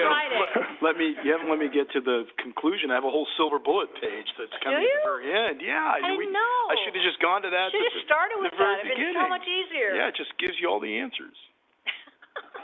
Really interesting exercise and really good exercise.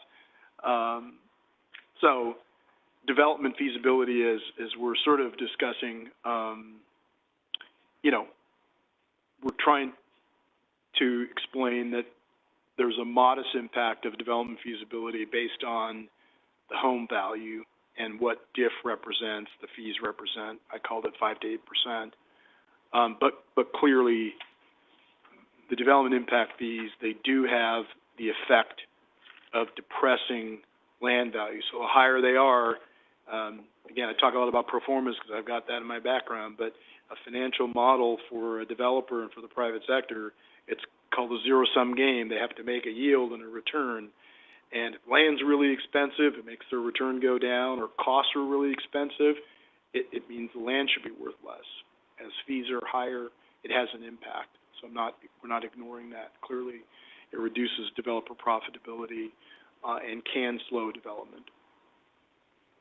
So alternative financing options, that's one of the topics that we were charged to try to explore, and that's where we discuss community facilities districts. We also have a resource from our public finance group, and he's on the line, but there's a lot of detail there that we can get into, and I'll talk a little bit about it. But understanding how CFDs can help pay for infrastructure at a certain cost to the the developer and a certain responsibility, if you will, of being sponsored by the city is what we get into in this next and last section. So I won't run through all the details of it, but there's just ways to pay for infrastructure fees. There's land secured bonds, which is what community facilities districts are. I won't get into the comparison of CFDs and ADs, but some of the benefits, if you will, of the CFD is that it's non-recourse financing, which is beneficial to the private sector. They don't have to sign guarantees. Tax-exempt interest rates, I want to talk about that for 1 second. We at Cosmod have been really thinking through what the current economy is facing, and it's facing, again, high construction costs, high interest costs, which is causing the slowdown of development. I mean, development infeasibility is the result of those high costs and those interest costs for the private sector to borrow. So tax-exempt or public financing can help pretty significantly the feasibility of a project because it's at a lower cost of interest. So that's the nature of a tax-exempt interest rate that can be a layer of financing to pay for certain infrastructure. Capitalize interest during construction period, and then any foreclosures by a bank on CFDs is just secured by this specific land that the debt was issued and underwritten upon, not the whole project per se. Cities and agencies are designed, CFDs are designed to ensure the development process pays for themselves without burdening existing residents. We've been talking about that. And then CFDs can fund infrastructure in advance of growth. And lastly, impact fees, they tend to come at construction when it's taking place, again, based on C of Os and close of escrow, but CFDs are ways to fund projects quicker, if you will, in the development process. Can you educate me? I don't know the words conduit debt. What is that? This is where Julio, if he's not watching the Michigan game, could better explain that. Well, if he is, could he tell us the score and then could he explain I had to say that Google because he told us today he is completely unavailable tonight. And I said, well, no, we have a city council meeting. So, poor guy. He's probably listening to a talk about him here. Right. Well, if you guys check the score and they're losing, he'll probably get on the phone. He's probably not listening at all. Right. Let's see. Certain limited obligation revenue bonds, certificates of participation, blah, blah, blah. What's that? For the Okay. Oh, Julio, help me out here. I'm just Googling it. I don't know what it means. Tell us the score and give us the answer to that question. Sorry. Is there a way he can come on? Because he could explain technically. Julio, you can unmute your mic now. Yeah. Okay, I think I've been unmuted. Yes. Can you hear me? You are. Yep. Well, good evening, all. No, I paused the game, and after this, my sister just texted me, so I told her, don't tell me anything. I am a graduate of the University of Michigan, and it's a big day for me. Having said that, I've been doing CFDs for a number of years, and they're effectively known as Melloroos. And the important thing is effectively a conduit issue is when a city such as yours enables an entity like a developer to issue tax-exempt bonds. Now, tax-exempt bonds are exempt to the holder or the investor. So if you buy a municipal bond, the federal government decided that they would benefit, they wanted the benefit to local government. So you pay a lower interest rate. So where a private developer might get a loan for 7%, a comparable tax-exempt bond might be at 4.5%.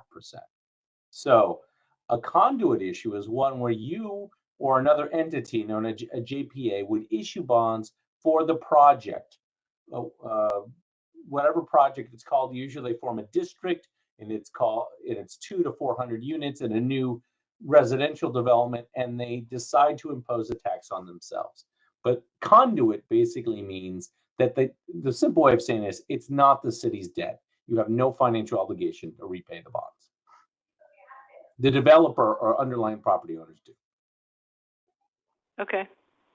Thanks. You can go back to the game now. No, I'm just kidding. Thank you. Did that make sense? Yeah, it does. So you're literally just kind of the pass-through, and you're not responsible for any You have debt. you have no obligation. Yeah. You got it. But you in fact have to be involved as a city. There can be private financing that gets done, but the technical nature of a community facilities district per Melrose is that the city is a conduit, or JPA is a conduit, Joint Powers Authority. Okay. Thanks. Thank you, Julio. And under our current model, the city issues debt, and the sewer water funds are obligated to make those payments on an annualized basis. Right. But in this case, we would not be the debt holder in that. So the situation that we've gotten ourselves into is going to be, over the past 20 years, we issued $120 million in bonds for sewer and water, and we're collecting development impact fees to basically pay the $10 million mortgage payment on an annual basis, where had 20 years ago we issued CFDs and we were collecting a much reduced development impact fee today that would be used for future projects. But it's the decisions that we made 20 years ago that puts us in the situation that we're in. I have a question. If we use the conduit method, what happens if someone defaults? Yeah, and that was part of the point on the default. If the developer defaults, the bondholders would take access to only the land or property that was collateralized by that debt issuance. And CFDs are tranches, if you will. They're going to be a function of certain districts that get created. They're isolated. So the default is going to be isolated to just that district, and the size of that district, and the size of that. To your knowledge, has that ever occurred? Yes. And what was how ugly did it get? It was ugly. It was in areas that, grew too fast, couldn't pay. Julio had a couple examples in here, and let's see. 2008-9. Yeah. When the industry died. And I also want to make the point, too, it's going to be that CFDs have been used in the city of Clovis before. Granville did it with Deauville. There's probably a couple other examples, but we've done it before. It's just the decisions made 20 years ago, again, that didn't really support the use of CFDs because the belief that it was going to have a negative impact on the ability of a average homeowner to add the $200 a month to their mortgage payment to pay the CFD. But keep in mind, however you slice it, it's going to be the owner of the home or business that is going to pay these fees. Through a CFD or through a development impact fee, it's the homeowner or the person that bought the home or the business that's going to pay these fees. And when they fail in a situation like this, does that have a catastrophic effect on the infrastructure for other parts of the city, or is it localized? It's more localized. There's a couple of examples here, which was Moreno Valley and Palmdale, and Julio can also weigh in because I think Michigan just scored a touchdown. So, but he can weigh in. But our examples here on Moreno Valley and Palmdale, which was part of that 1990s recession, I remember it personally, is, it collapsed because the housing demand stopped, and then the infrastructure was half-baked. So the bondholders took back those properties, and then they're going to recycle that land ultimately to get it redeveloped. I mean, they're not going to sit on it at some point. Right. It's going to be a function of the market and the economy coming back. Not that different than half-baked development projects during a recession. He can weigh in further if he can. No, I'm good. Thank you. Okay.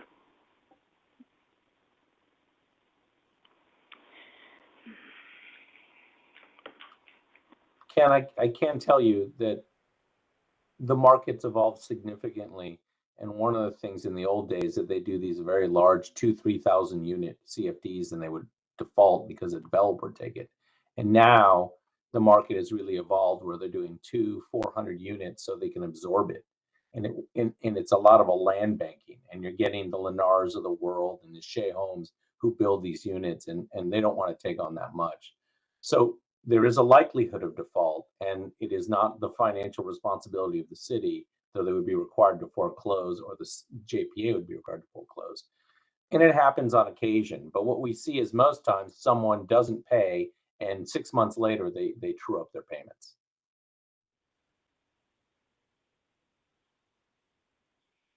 you know, you caught that, but I think the sizing of the phasing, if you will, in the district formation has shrunk so that it's not as large as it was before, because there's some lessons that have been learned as a function of that. And it's timing, and it's really again, it's a supply and demand driven concept with housing projects.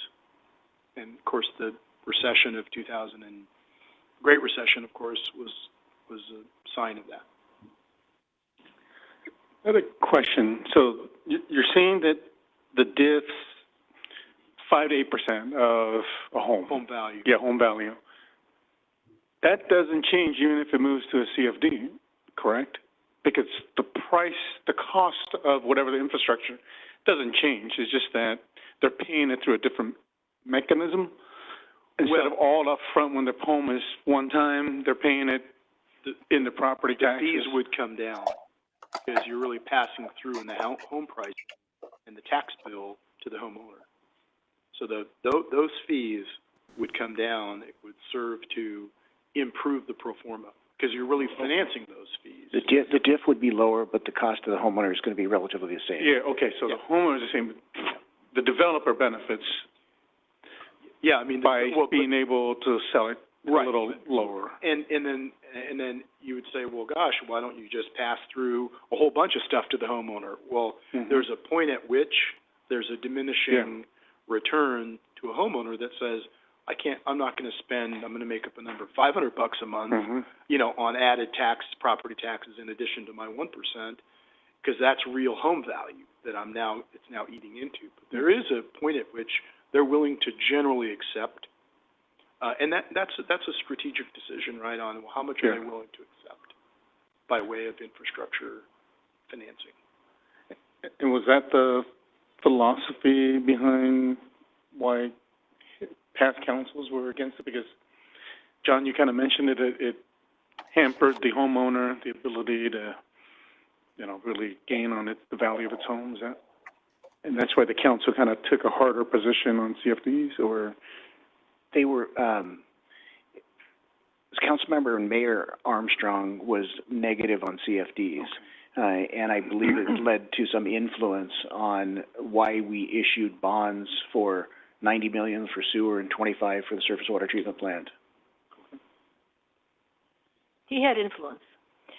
I think it was a little bit about maybe kind of control. Like we wanted to be in control of everything, growth and debt and repayment and ensuring the work is sort of what I remember. And when I Googled, do Mello-Roos bonds fail? And the answer is everywhere, or not everywhere, and they talk about a school district in Temecula in the 90s. Sure, yeah.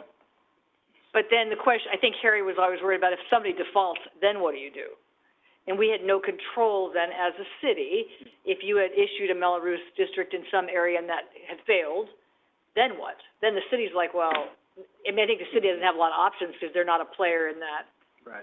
So I think it was about that, kind of controlling the process and the outcome was important to Harry. And I think he felt like they were unreliable, I think, and he'd seen a number of them in the Bay Area, I think, fail in particular. Yeah. Well, and if you think back to the time that our bonds were issued was right at the end of the 90s when many of these districts struggled. So that was probably a much more prevalent and appropriate concern compared to the lessons learned that are being implemented today. Another topic, just to a degree, again, on the idea of how do we pay for infrastructure, we mean the collective we, all of us. There's also the tool of tax increment financing districts, which during the days of redevelopment, that was a major tool to pay for blight, pay for infrastructure. Today, I can tell, either he or his kids or somebody's super excited. That's what the mute button's for. So today, tax increment financing districts are another tool to pay for infrastructure. And we're working on many of those across the state with cities, where cities are able to create districts and take advantage of the tax increment that gets created.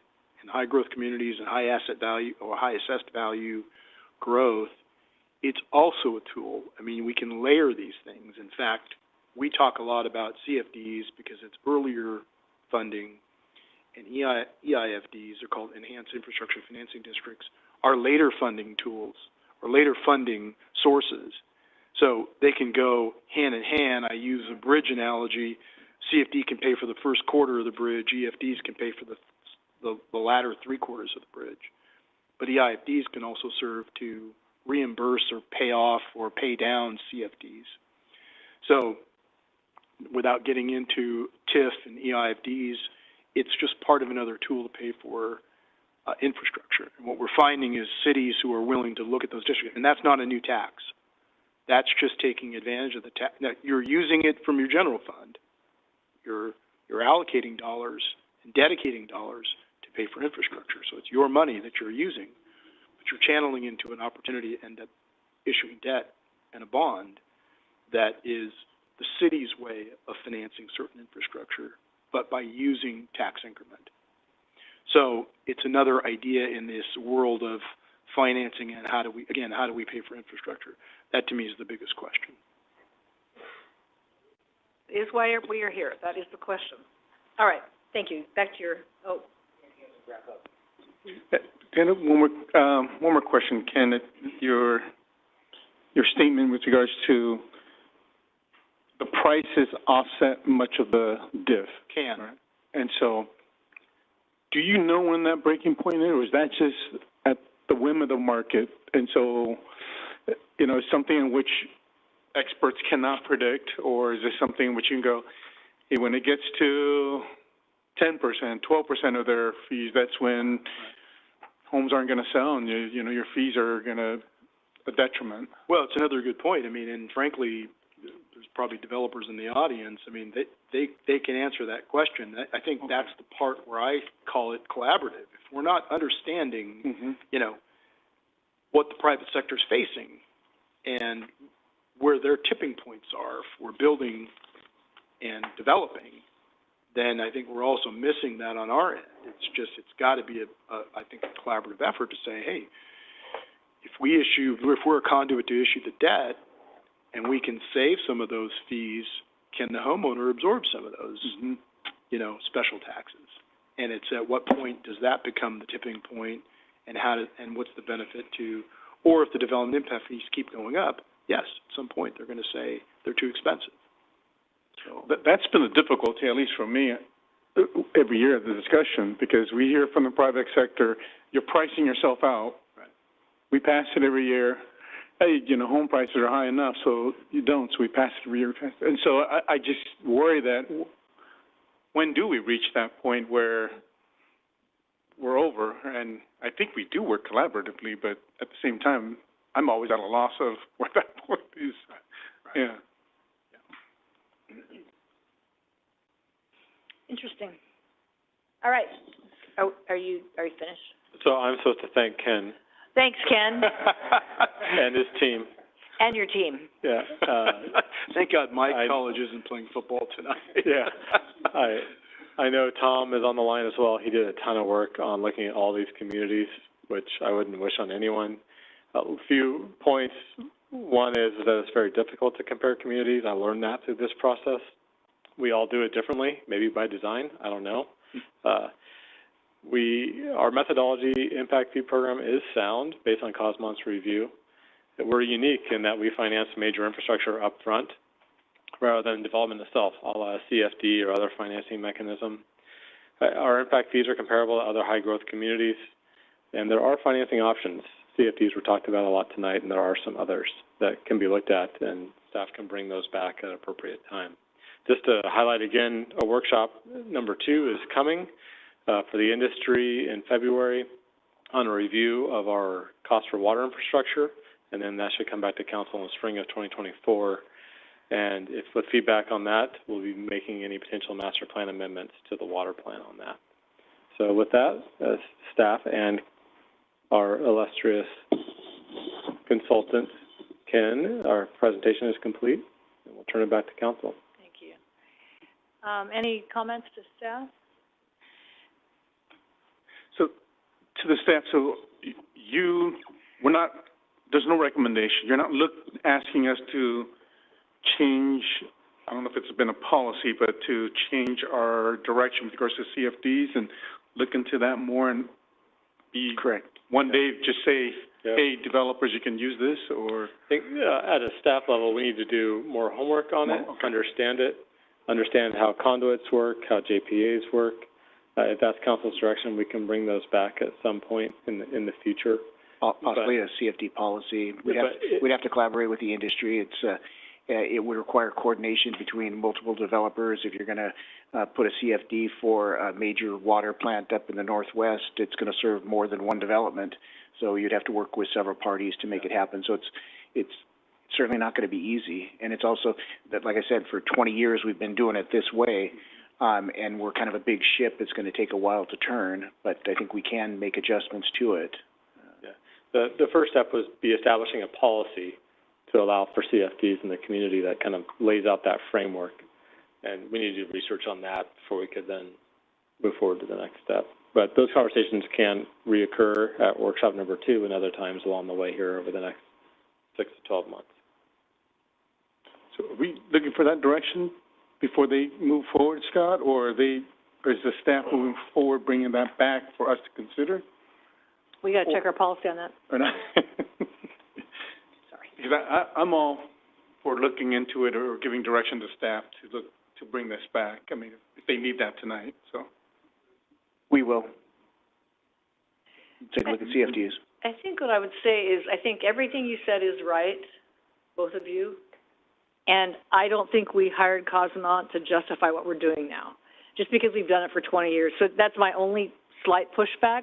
I think maybe the work you didn't do or the work you can do next is, what are those layering things look like? What does a collaborative look like with the building industry? Maybe the next step is a subcommittee of 4 or 5 builders, and we have people in the audience that I'm sure listening to this going, oh my gosh.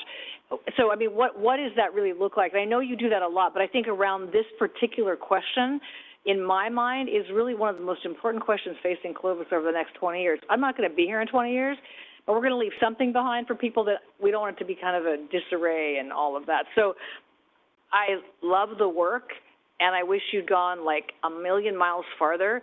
So I would encourage staff, or I would ask staff if we can ask at this point or give you direction on, keep going with those questions. What are the tools? What's the layering look like? We have a CFD that, by all accounts, in my opinion, hasn't done much.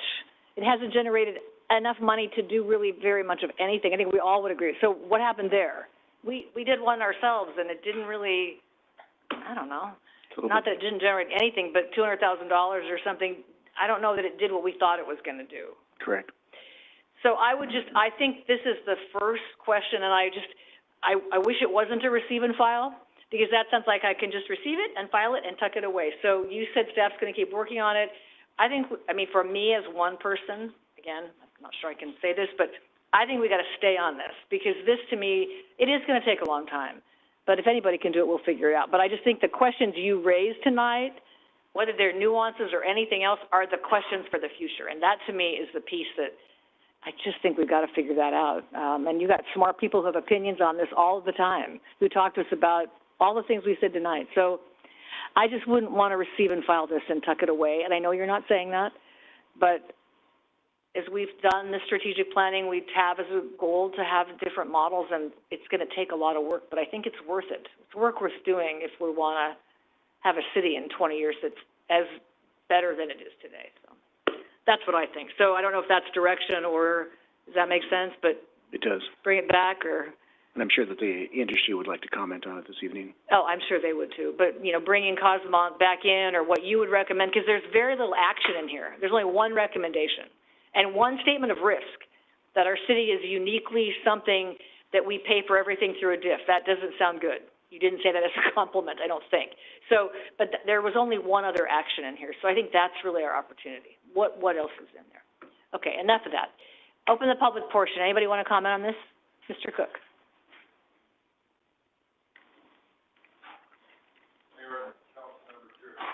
Would you turn your mic on, Jerry, please?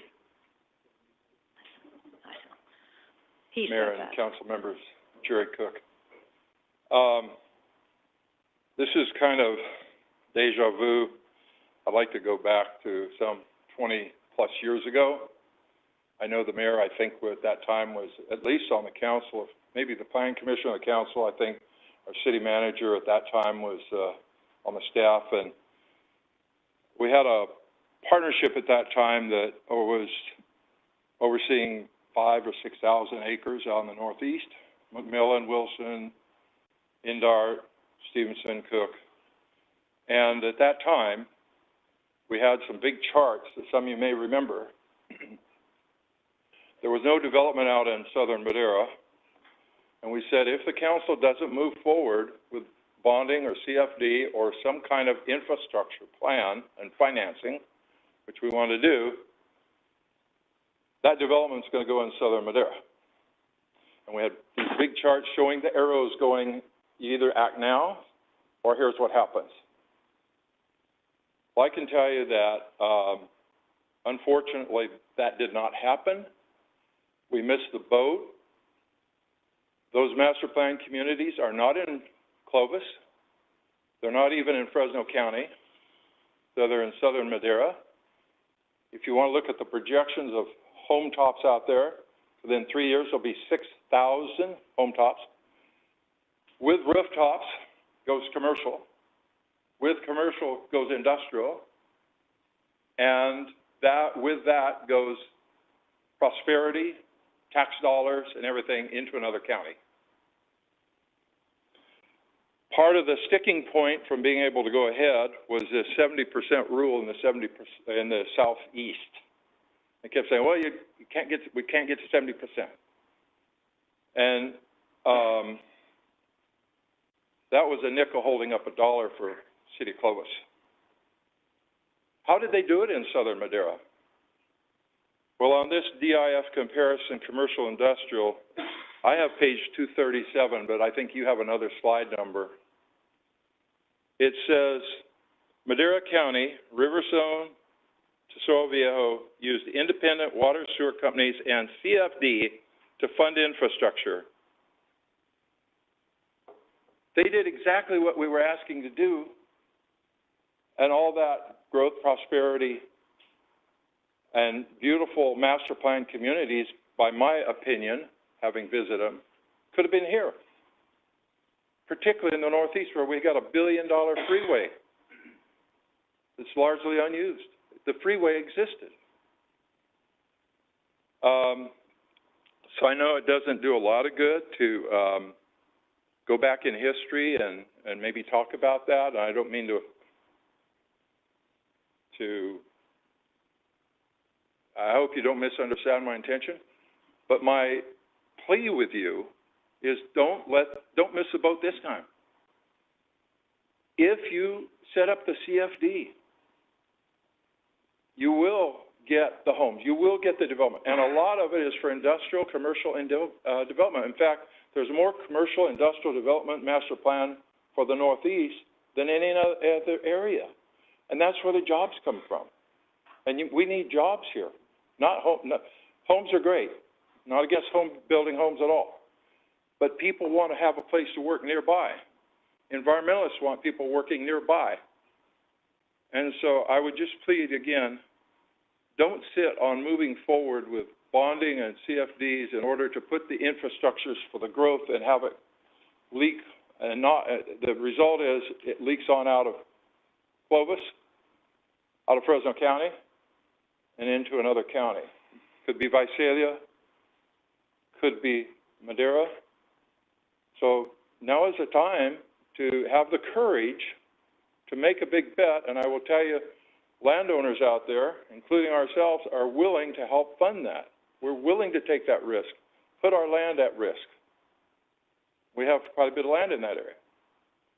But I think there's others out there that would probably do the same. I don't think this will take away from the Northwest development. If anything, it'll augment it, keep more people here. I don't think it'll hurt from the Southeast development. That's really moving along nicely. But we need to move forward and utilize the assets we have and be willing to leverage them. Any questions, comments?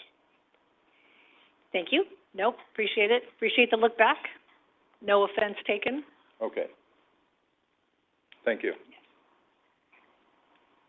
What do they say about history? If you don't learn from history, you're destined to repeat it. Mr. Brandini. Evening, Mayor, members of the council. Excuse me. Mike Brandini, representing the Building Industry Association. As staff indicated, we had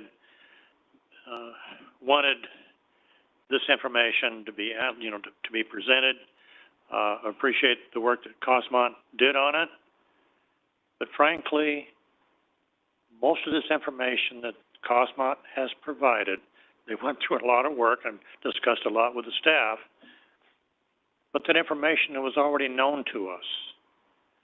With the exception of doing comparisons with other cities other than Fresno, fee comparisons, that information we knew. We knew their financing options.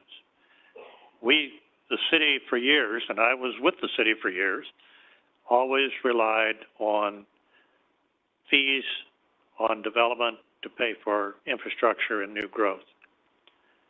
And it was correct when it was stated that Harry Armstrong was opposed to CFDs, very strongly opposed. He felt it was a negative impact on the home buyer. But the council never asked the questions. You've asked a lot of questions tonight. And I was disappointed when the staff recommended receive and file. To me, that means, okay, we'll look at it, put it on the shelf, and forget about it. And we needed to have a staff recommendation that said, council, there's a lot of questions raised with these various options. We need to investigate them. We need to find out what the exact process is for creating a CFD to provide and issue bonds. How is that handled when they have to do it incrementally as you annex new properties to the CFD? Or how big do you have to create the CFD to make it work? How small can it be to make it work? Those questions were never answered in the Cosmont report. They weren't even raised by staff. So our request is, and I think you're leaning in that direction based on some comments that I've heard, that the staff needs to move forward with a review of these options to determine what the financial impact is on and provide for growth. And the city is seeing a slowdown. And the latest numbers that we've got from the building department in December through the month of November for fiscal year 23-24, there's only like 133 permits pulled. Well, when you equate that to the next year, there's not going to be a lot of activity. I looked at and I've got information from staff regarding the number of tentative maps that have been approved. With the exception of what they call, I believe it's the home place, that project has over 1,000 units. Of the total, there's a little under 1,300 units. So you're only talking about 300 units that have not yet been processed and gone to the step of a final map.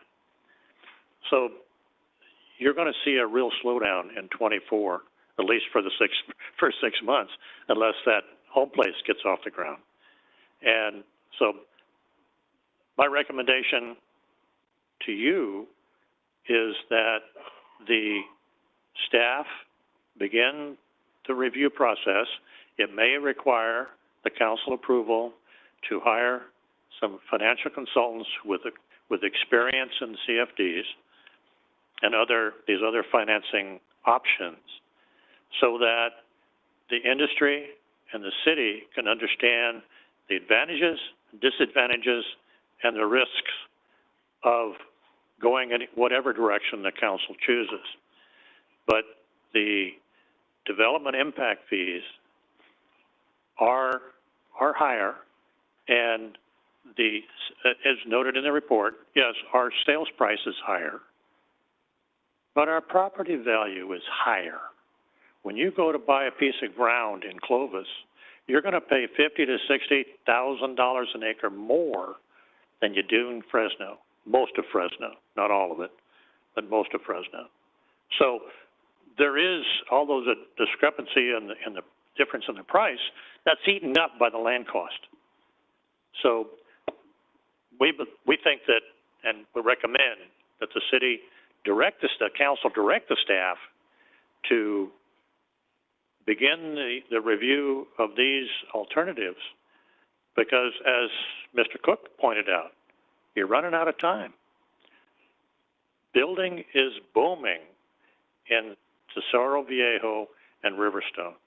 You just had a real good example of that effect with Riley's moving from Northeast Clovis to Riverstone, because they see the advantage, and as far as I know, they had a good clientele.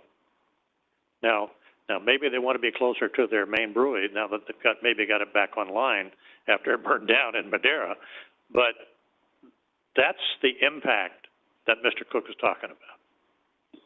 So we urge you to, as I said, direct staff to get things going and start the review process, to meet with the industry, because believe me, the developers need to understand the advantages and disadvantages of any of the financing options. So that's it. That's all I've got to say. Thank you. Thanks, Mike. Nice to see you. I have a question for Mike. Mike, Drew has a question. If the council directs staff to bring some people who have experience with CFDs, that's obviously is going to cost the city some money. Do you think the industry would be willing to assist us in meeting that financial burden? I would obviously have to take that back to my members, but I would expect also that you have various pots of money in the impact fee accounts, that maybe some of that can be used because it affects those impact fee accounts and how they're financed. So that may be a possible source of income also, revenue to be used for these studies. I don't know what it would cost to bring, it's been so long since we had that I was involved in having a financial consultant come to the city. But a lot of times you hire a consultant and they'll defer their fees if they know they'll get the job when the CFD is formed and you start collecting money off that CFD. So that's also an option too, where they can that they can upfront the cost themselves, the anticipation that they will be selected to do the work on the actual structure, and in the end, they will receive their money in the end. I figured I'd ask Cosmo might be able to comment on that. Great, thank you. Thanks, Mike. Anyone else? Hello, Erica.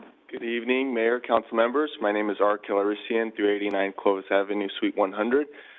Thank you for this opportunity just to share a couple of thoughts. I was able to be on the call with the BIA as we went through the initial review of the fees, and then obviously tonight it's a good opportunity to kind of take inventory of what the fees are and how they stand. I think the sentiment, Mayor, that you shared about where we will be 20 years from now, I think the concern, at least amongst our group, and we're working diligently on some large tentative track maps that will come to market hopefully soon, is where are we going to be at 6 months from now? 6 months from now, we're going to be here. There's going to be a, hopefully not, but potentially large fee increase again, and we're going to go through the same thing we've been doing. And I feel, I think just kind of what Mike was saying about let's not just receive and file this and try to figure out what the options are. I know with the CFD, it is location specific. Those landowners need to elect to put their property into a CFD. We need a mechanism to figure out how to reconcile that with the current fee system that we have. And I think that's the work that maybe Mike was talking about, that we need to kind of figure, how does that work? And what does it look like on the back end for the homeowner if we do that? So I think this is a good introduction, but that's kind of where our mind has been. We've been looking at the potential for doing CFDs up in the Northwest, but how do you reconcile that with the fees that do need to be paid? And we have some of that now. I mean, we have a situation, and staff can correct me if I'm wrong, but there are instances where we may, because of the sewer bond, build infrastructure. The developer would build infrastructure and also pay a fee and then wait for it's like double taxation in a way that gets reconciled when money becomes available later. And that, I know, would be a tough pill to swallow for any development pro forma. So that type of thing should be figured out. And then similarly, if a landowner does do a CFD, what happens to their fees? Because not all landowners are even will have enough land to enter into a CFD. So, and how do we work that out with adjacent properties that maybe want to participate? So I think the city could take a leadership role in trying to figure out what the path is. I just want to make sure, and obviously the next workshop that Andy mentioned about the actual numbers, you know, at the end of the day, the development impact fees should be what they should be to cover the costs that you as a council agree should be borne in that manner. So part of that is validating what the costs are. And sometimes it's helpful to know what cities in other markets are doing, how they compare because they're high growth. But as a developer, locally, you're comparing Fresno to Clovis. I mean, I've been in situations where we're across the street, and we're trying to figure out where to start.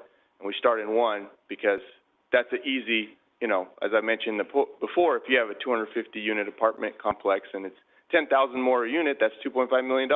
It's easy to, you know, shift across the street.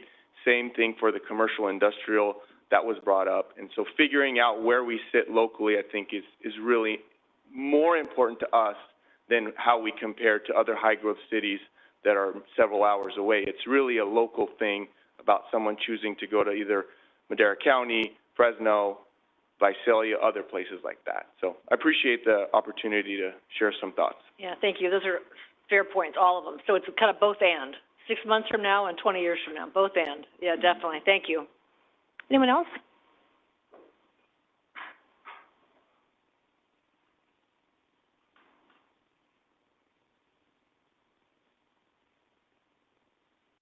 Hello, Julie Kutka. I wanted to come up here and just say a few things because I am one of the rare few that can talk about working on both the city side and on the developer side. And as someone who lives in the city, lives in an older part of the city, and who kind of pays attention to a lot of development up and down the state, looking at the patterns and seeing how we, as in Clovis, is going to grow. And one of the items that I actually do take care of in my job is looking at the reimbursements for the development. And sometimes you're in a situation where, an example is like NPW, non-potable water, where one project, you know, your fee is like only $6,000, but the project itself is about $100,000. And you're sitting there waiting after the project is done 5 to 10 years before that is paid out. And that's the reality of some of the fees. Parks is one that you wait to get paid out. I mean, Sean could talk about how that gets paid out, because just because there's money in the account doesn't mean that that directly goes to developers. That's going to go out to like the list of debt, and then we get it on the back end. So a few months, or not a few months ago, probably about a year ago, I had started to research CFDs and Melrose, because there's different areas in the city that it's going to be very expensive to build that infrastructure. And you can offset some of the fees by, you know, applying those construction credits, but a CFD is going to help. And also, we need to look at these new communities that are being planned, because before we didn't have these huge trail systems. In one of our sites, we have a 45-foot trail system, and it's not just a minor trail. You have two trails that go through. You have foot traffic, then you have the bike trail, and then you have lighting in 3 different areas. Then you have also 3 different areas of landscaping. That's very expensive to take on, and that yes, it will offset our fee, but not to where it would be even. We're going to be sitting there for years to get paid out, and that doesn't include the fees that we're going to possibly apply towards our fees to offset before we even go into it. So we're already out here waiting for the city to make us whole. So just something to think about. Yeah, and good point. We really do, like, as someone who does live in the city, I do appreciate all the work that staff and the council and developers, that we all work together. But I do believe that looking into CFDs and maybe having a few shops will be very beneficial to everyone involved. Yeah. Thanks, Julia. Appreciate your comments. Thank you so much. Anyone else? All right, anybody online, Carrie? Not even Julio? Where'd he go? We lost him? Is the game over? Celebrating. Okay, good to know. All right, we'll close the public portion and bring it back to the council.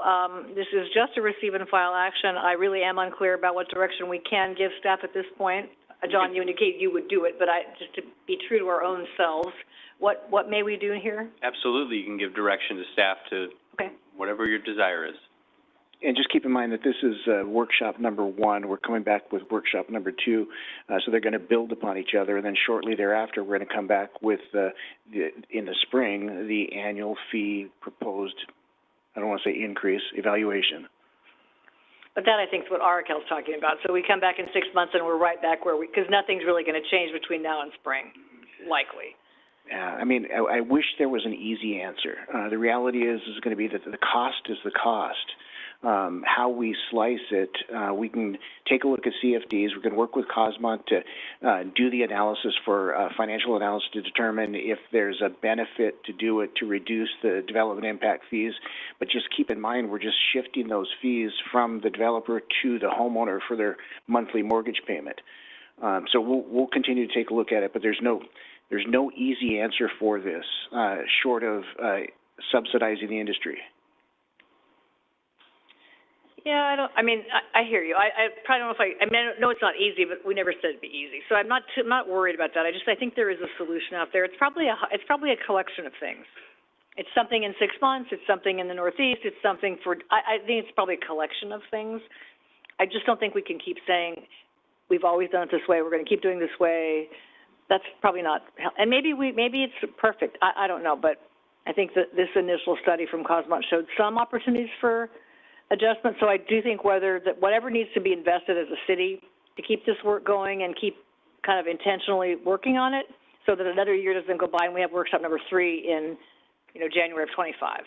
Like I don't think that's what we're trying to get at. So that's what I would say in terms of direction. I don't know. You want to add something? So John, you're saying that by the time the fees come back, these alternatives we will not have had enough time to study it to offer it to the industry? No, I think we should be able to, we can do an analysis of CFDs, and the industry, they do it for a living. Yeah. And we're going to be looking for their input on how to do it. It's not a city-run CFD program. It's working with the developments collaboratively and getting input from this on how it can be done. So if that's the case, then you just need from us, let's do it, right? And then there's really not much more study. And we'll work with them. Yeah. That's what I'm hearing. It seems like I keep hearing like it's stuck here. and I feel like I don't see it stuck here. And I keep wanting to just say, go for it, make it work, so that way by the time the fees come back, all these options are on the table, so that way they all know what each number is. Should they go straight DIF, or should they go with the options given? And so can we do that and be ready by that time? So that way it's not a delay of, oh, we're still going to study water one more time, or this fee, that fee. I think we're good already. We got that confirmation that the way we analyze or come up to those numbers are good. They just need options, so that way we all can move together quicker to get development going. And so I'm saying go for it and provide them with all the tools, even the other last two that you mentioned, whatever's there, because I think they're smart enough to handle the risk, and then whatever you need to tell us. So that's my. I think this work is as important as the general plan update. Like I think it's equally as important, maybe a little more important, because it's how it's going to get paid for. So I don't know if you have enough direction, but I think we're looking for work plan and dates and deliverables, and whether it's hiring a firm, whether it's doing it ourselves, whether it's needing a budget amendment to do it. But I think we've just got to keep having the conversation, because maybe it's testing out different models in different parts of the city. I'm not sure, but I do think Jerry's right. I mean, it's not hard to look around and see what's happened in Madera County. Totally different circumstance. They developed it in the county, not in the city. A whole bunch of things that are different, but it's not hard to look up there and see what happened. So I think we have a chance we always are better prepared. I mean, that's our hallmark. So this is probably no different. So do you have enough to take action, or do you need more specifics? No, we have enough. Okay. And I should qualify, 3 months.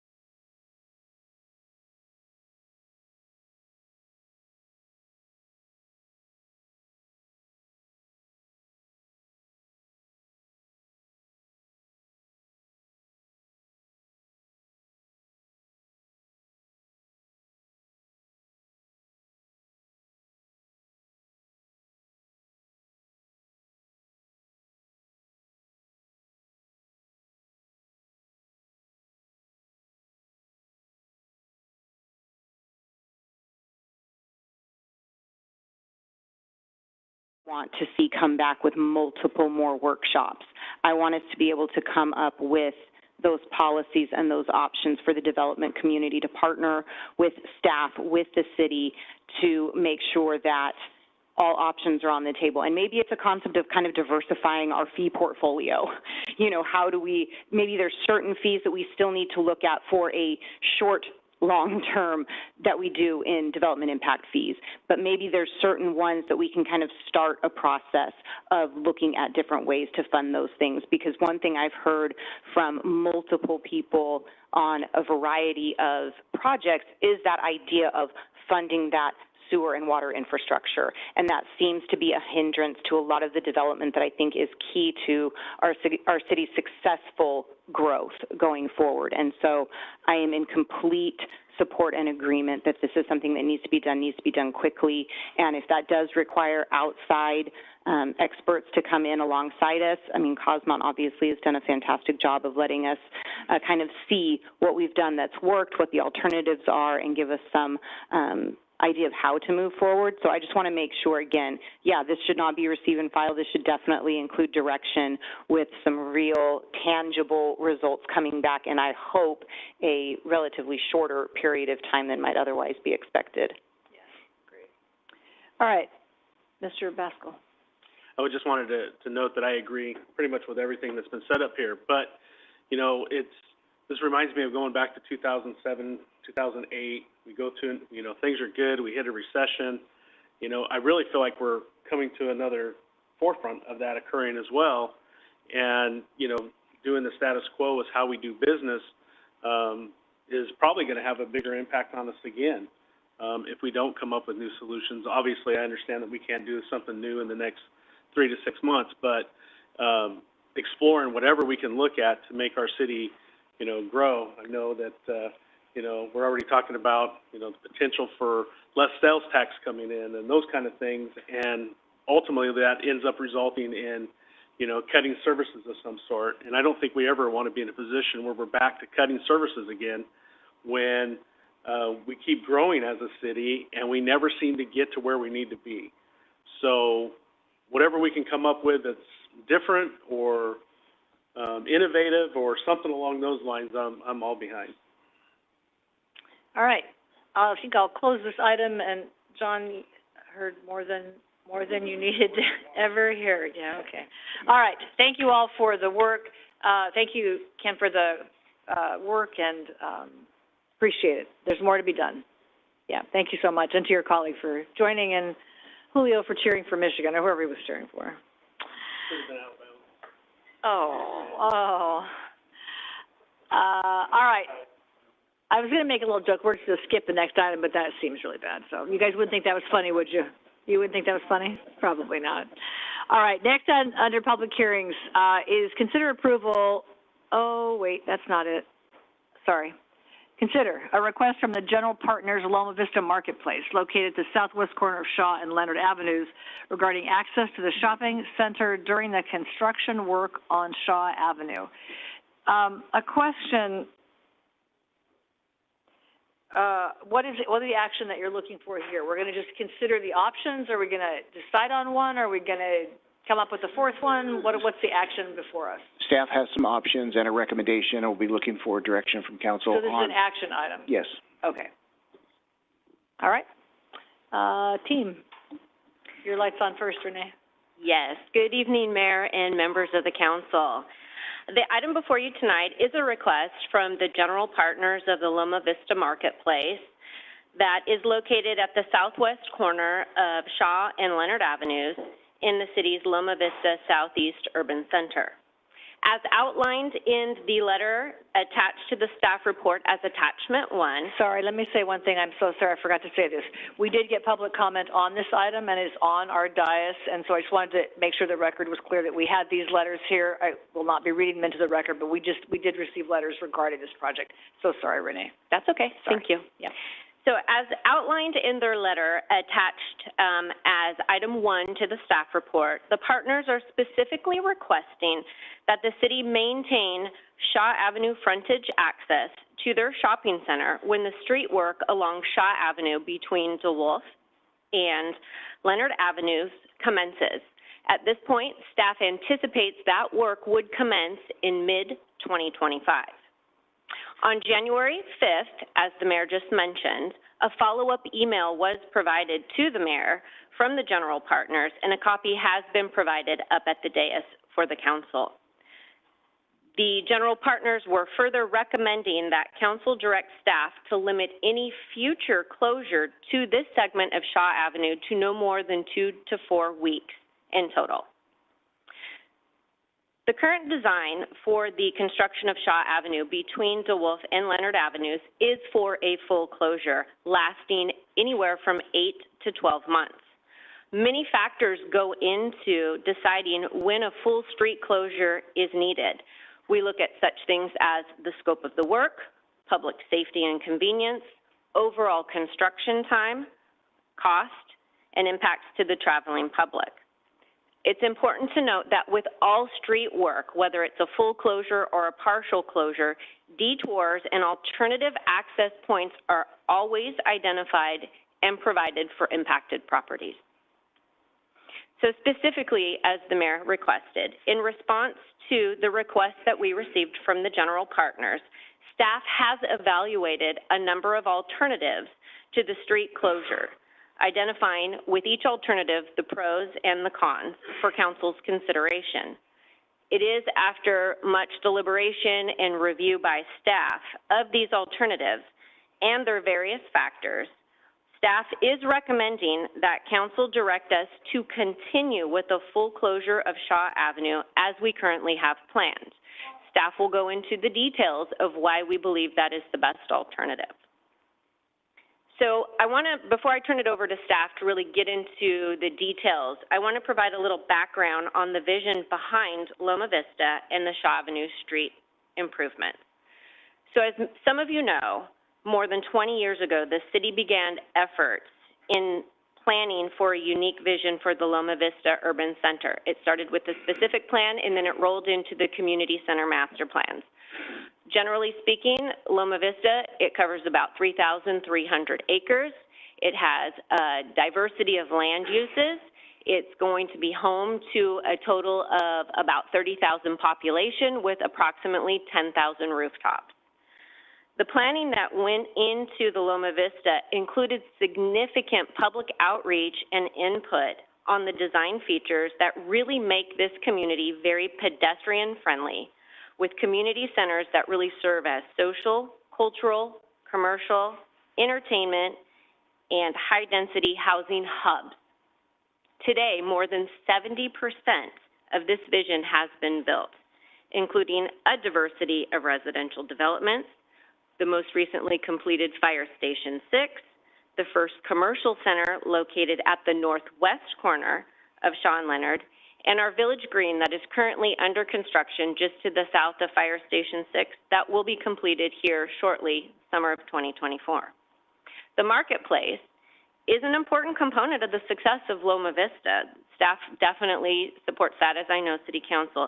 And that center is also under phased construction at this point.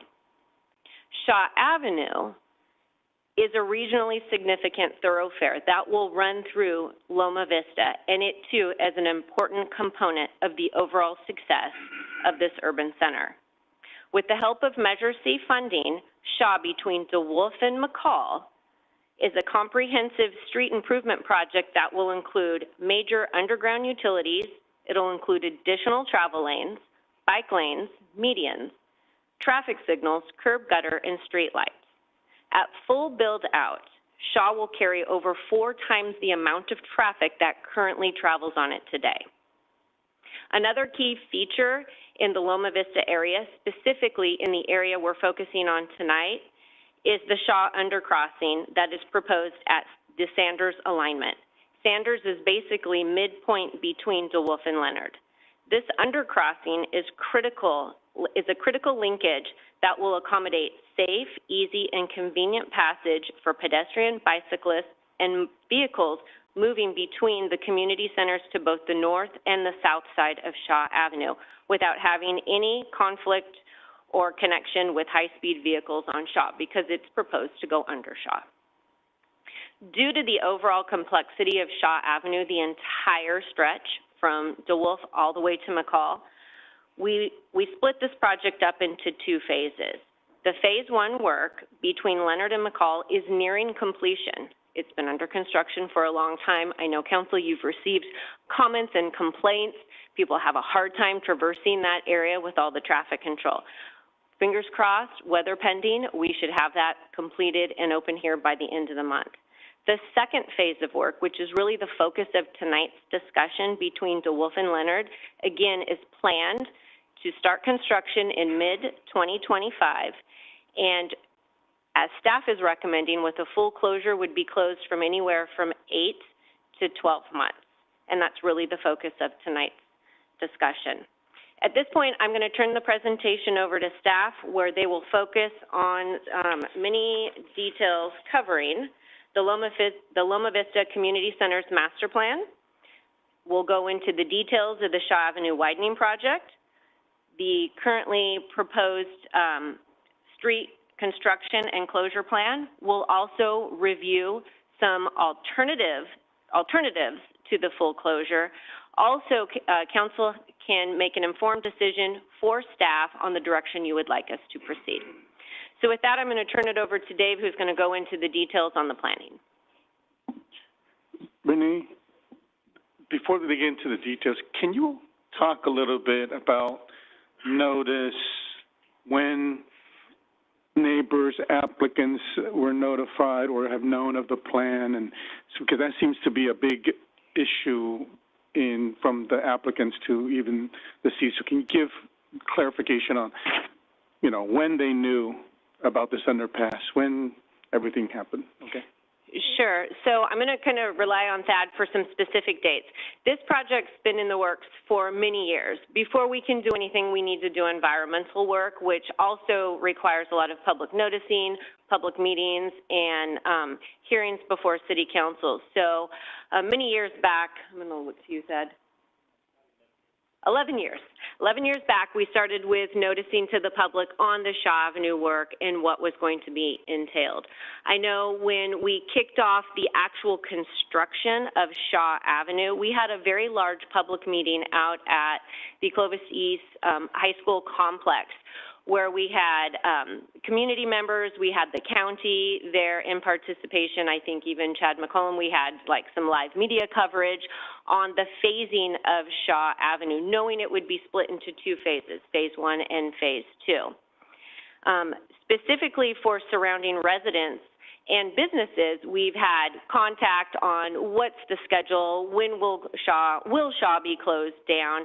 We've provided that information as we knew it. It spans back at least 3 or 4 years.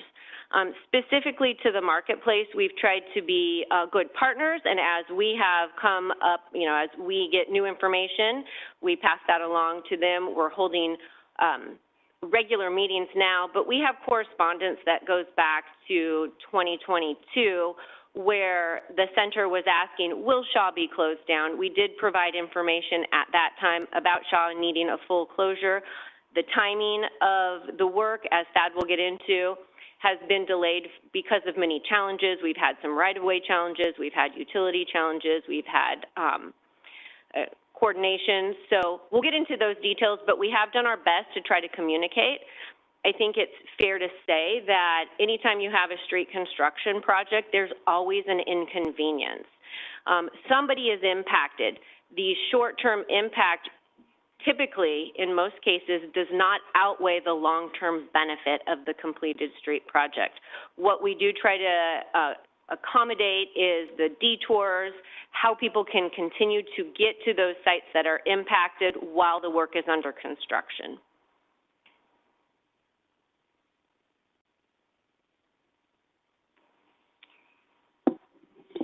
So Renee did a great job of kind of introducing the background for this portion of Shaw Avenue in relation to the master planning efforts in the community. I just wanted to touch a little bit specifically on the Loma Vista Community Center's plan. So the area, this portion of Shaw that we're talking about this evening is really in the heart of the Loma Vista Community Center's master plan. The Shaw Avenue alignment bisects the master plan and becomes the boundary between community centers north and community centers south. The master plan itself was adopted back by the council in 2009, and it was a specific and required component of the Loma Vista specific plan, which, as Renee mentioned, was adopted back in 2003. The master plan covers about 275 acres of mixed uses.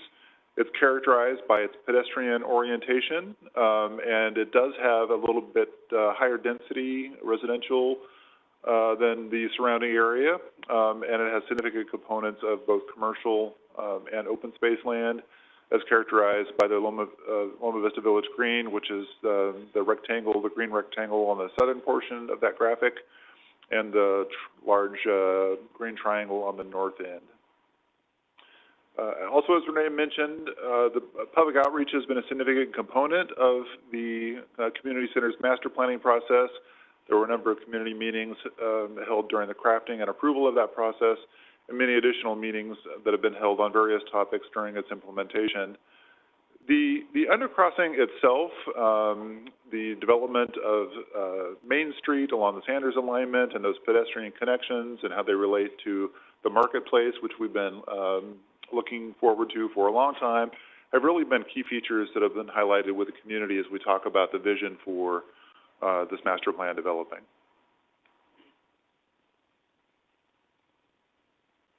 There's a square in yellow, or rectangle in yellow, that I just put up on the screen in the center, and that's the location of the marketplace just south of Shaw Avenue within the overall context of this master plan. The undercrossing itself has really been a significant contributor to the overall vision for the master plan. The graphic that's on the right of the screen and the paragraph that's on the left are straight out of the master plan. I just want to take a second to read that paragraph. It says that the Loma Vista Community Centers north and south will be connected via a grade separated crossing passing under Shaw Avenue. Development adjacent to the crossing shall amplify the visual corridor with attributes as outdoor patios, pedestrian orientation towards the crossing, and a prominent level of landscaping. This linkage will accommodate pedestrians, bicycles, and vehicles, allowing for safer and more convenient passage between the north and south without having to contend with higher speed vehicles on Shaw. This element, this statement here, is really embedded throughout the master plan. Functionally, the grade separated crossing, or the undercrossing as we're calling it, is intended to link the north and the south community centers for all kinds of vehicles. I've said vehicles, pedestrians, and bikes, but today it's probably e-bikes and scooters as well. And there's a Main Street, as we call it, that's what the picture is on the left, that's envisioned along the Sanders alignment, which would be connected to the marketplace and ultimately to the Village Green on the south side of Shaw Avenue, with Main Street on the north side. The undercrossing facility is, as I mentioned, integrated throughout the master plan. It's not something that that if we were to look at changing the undercrossing out for some other kind of facility, that we could just make one change and move on with our business. At this point, the trails system, the land use plan, the design components, the landscape framework, all relate to and include references to the undercrossing. And so to the extent that we were looking at making some changes to the way the undercrossing function, we'd be looking at a comprehensive amendment to the master plan. We'd have to try to figure out if we didn't have an undercrossing, would Main Street still work? Would it still make sense to have a comprehensive corridor running from the Village Green on the south all the way up to that green triangle on the north? Where would the trails run? Right now they're supposed to run underneath Shaw Avenue along the Main Street undercrossing corridor. These are not necessarily things that aren't fixable or accomplishable, but they're not something that we could just make that one change and the plan would still work as it was originally intended. If we were to undertake a modification to the master plan, I think we're looking at something that's going to take us about 12 to 18 months. It would include some environmental work, and we'd go back to the community and talk about, okay, it wouldn't be what we had originally thought it would look like, but what can we do to make it have the same level of value to the community that we once thought it would. With the build out of Loma Vista and the community centers, we knew that Shaw Avenue was going to have to grow in its capacity, and we've been, as you heard, working on that for more than a decade now. So that's going to talk now about the Shaw Avenue widening project itself and some of the issues that we're running into.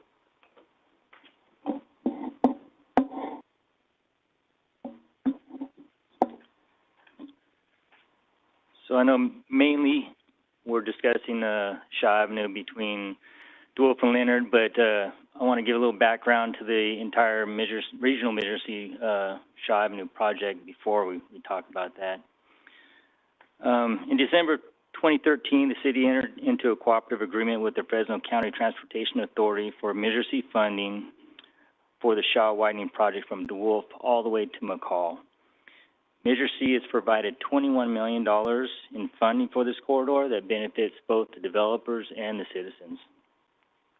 If it wasn't for the Shaw project, Shaw would have been constructed by multiple developments over more than a decade, as they're conditioned to build their frontage improvements with the possibility of multiple street closures during that process. Included in the scope of this Shaw project with Regional Midgersea is construction of the undercrossing located midway between DeWolf and Leonard. Since the beginning, staff has been coordinating with multiple agencies, utility companies, over 50 property owners to purchase right-of-way, environmental, and construction for this project. The size of the project has created many challenges and a decade of work to get to where we are today. The original plan was to build this project from the west to the east, but some property owners, of which right-of-way is needed on the west end, made that difficult to follow through with. Staff has changed the phasing of the project to accommodate development east of Leonard, where we have all the right-of-way, instead of waiting to start on the project at DeWolf. This has led us to why we have phased the project as it is today. Phase 1 was Leonard to McCall, which is nearly complete. And Phase 2 is the phase which we'll be discussing options on. It's from DeWolf to Leonard. Right now it is delayed because we have some property owners that we're going through eminent domain to get right-of-way, so we cannot start the project until we get the right-of-way. Once we get the right-of-way, we can move our overhead utilities in that corridor, which could take approximately 6 to 9 months. After the overhead utilities are moved, then we can move with what we are considering our construction portion of this project, which could take up to 12 months.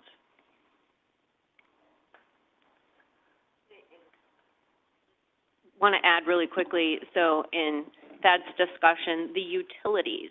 So once the right-of-way is acquired and we have the ability to move forward, the utilities won't require a road closure. When the utilities are completed and the city is able to commence with their construction project, that's when the road closure would occur. Thank you, Renee.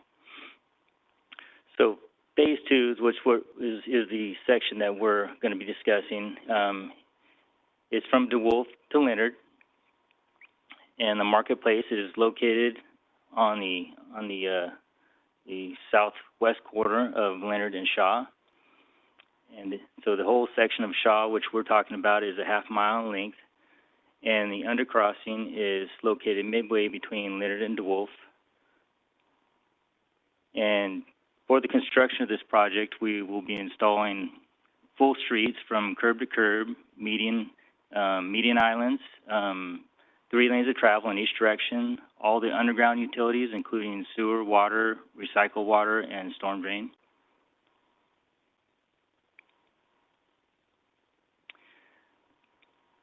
We're bringing to you 3 alternatives of how we proceed with our construction.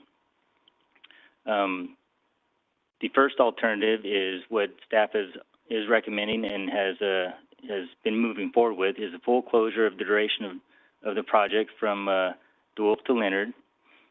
The second is to to build a bypass around the undercrossing and phase it so that there will be no closure of Shaw Avenue traffic. And a third, which was not outlined in the staff report, is another option that we came up with that is kind of a mix between the two, where we would limit the full closure of Shaw Avenue to a shorter term and allow full traffic to go through Shaw during the longer term of the project. For the alternatives and the slides following this, we'll be focusing around the red square, a red rectangle in this exhibit. So I'm going to be narrowing down the exhibit, so not to confuse you, it's going to be a smaller area. It's not going to be from DeWolf to Leonard.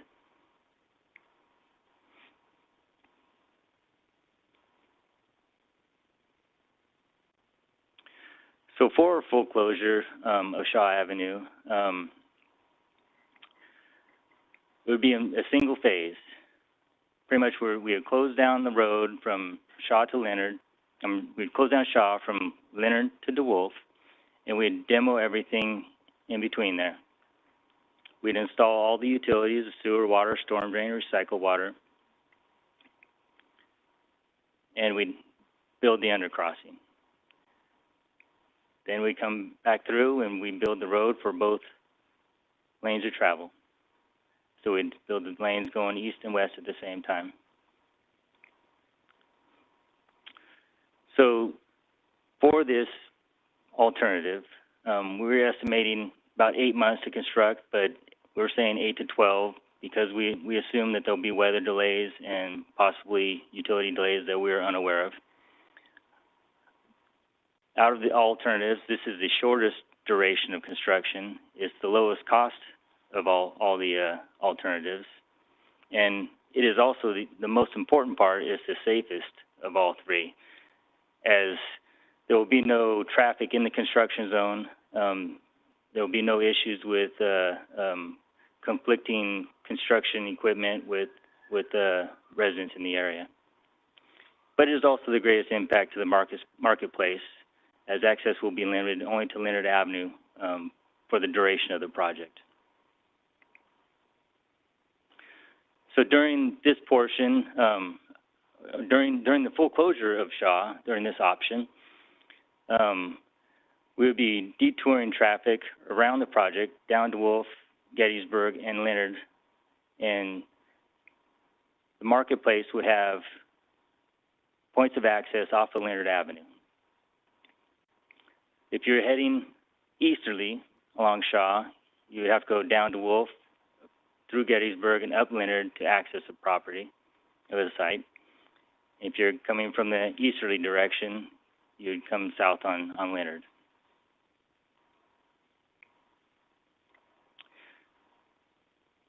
So the next alternative is to do a bypass. Now the bypass would allow Shaw Avenue traffic to continue through the project during the duration of the project. First, the bypass would be constructed, and we'd detour the traffic around that bypass. That would allow us to build the undercrossing with Shaw Avenue still having through traffic.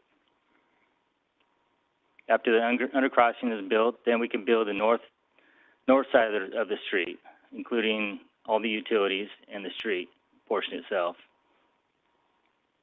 Once the north side is built, we can detour all the traffic that was on the south side onto the north side. That would allow us to demolish the bypass and allow us to build the south side of the road. Thad, do we have access to that property with the trees on it? We do not. So you have to somehow acquire access to make the little... You are correct. Okay.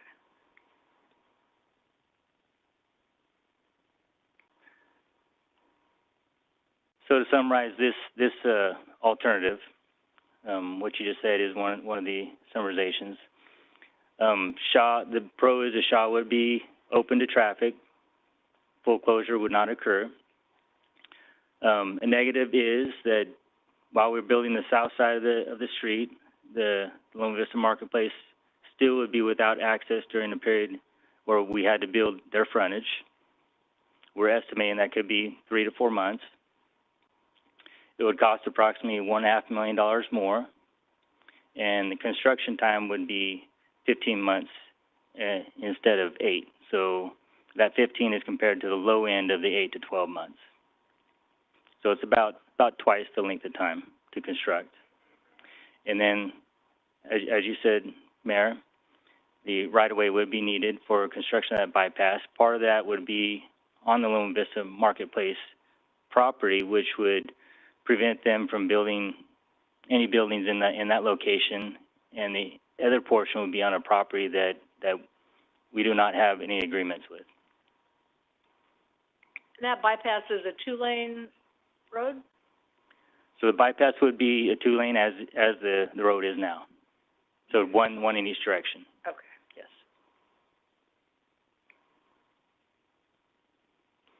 So the third option that we came up with was kind of a hybrid of the two.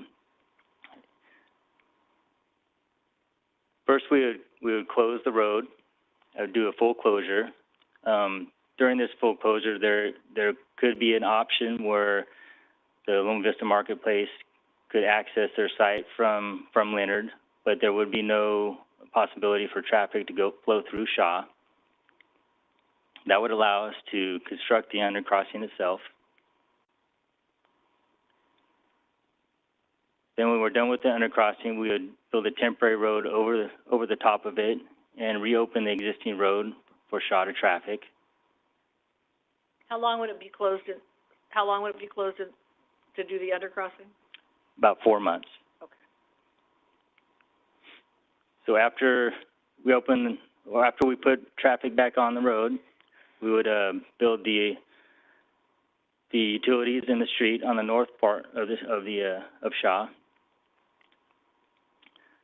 This would allow us to put traffic on that newly built street on the north side, while we would demo the south side, build all the utilities, and the road on the south side.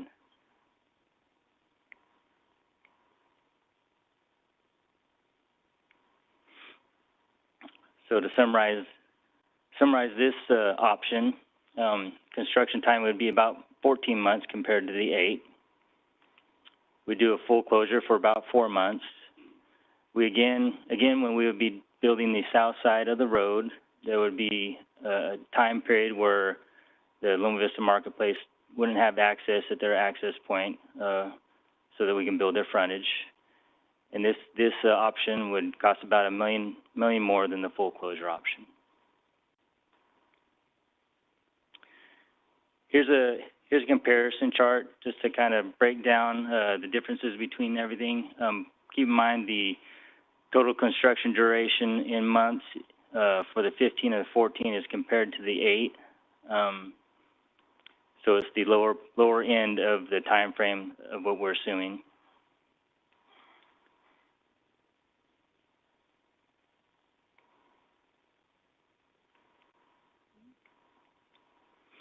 So to summarize, timing for the 2 phases of the Shaw Avenue widening projects is still uncertain due to the eminent domain proceedings, so we do not know the exact time that we can start this phase of the project. At present time, we're thinking that it's going to be the beginning of 2025 as the worst case, but we've been very optimistic in the past, and we know that if we say worst case, it could be longer. We really don't know. Going through this whole process with the eminent domain, we had been very optimistic in the beginning, so we always thought that this project would have started 2 years ago. So at this point, we're still saying optimistically beginning of 25.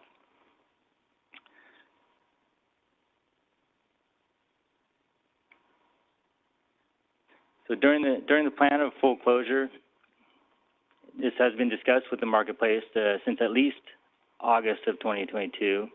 Time of the duration of the closure, like I said, has always been uncertain. We've always been optimistic, but we have always said that, hey, we really don't know the exact time period that it's going to start. The plan for the full closure of Shaw is reflected in the project's funding projections and its construction documents. It continues to reflect the fastest, the safest, and the lowest cost alternative for completing the project. Alternatives exist that would reduce the period during which the marketplace does not have access from Shaw, but no option exists where the access would be fully maintained during construction. And I know the request was to have it less than a month, and we really don't see that there's even a possibility of that. We see at the least best case scenario, it would be a 3 months for access for the marketplace. And any alternative involves increasing cost and time, and the option involving the construction of a temporary bypass requires acquisition of additional right-of-way. So I had a quick question on the land. So you were talking about the land to the north of Shaw, correct? As far as we don't have access to that? South. Where the bypass would go. Okay, so on the north side of Shaw, that land, is it owned by a developer ready to develop that land, or is that part of the eminent domain process, or? Yes, that is part of the eminent domain. A couple of those properties are part of the eminent domain. The ones that aren't actually have houses there, so it would be quite more difficult to go the northern route, if that's your question. So my question is, the property on the north side of Shaw isn't secured for anything yet? It's just part of a vision? No, portions are secured. How much of that is not secured? I'll turn to Dave maybe on that one. Now, are you talking for right-of-way or for development? For development. Because, I mean, you're talking about building an underpass. Is it an underpass to nowhere, or is it going to something?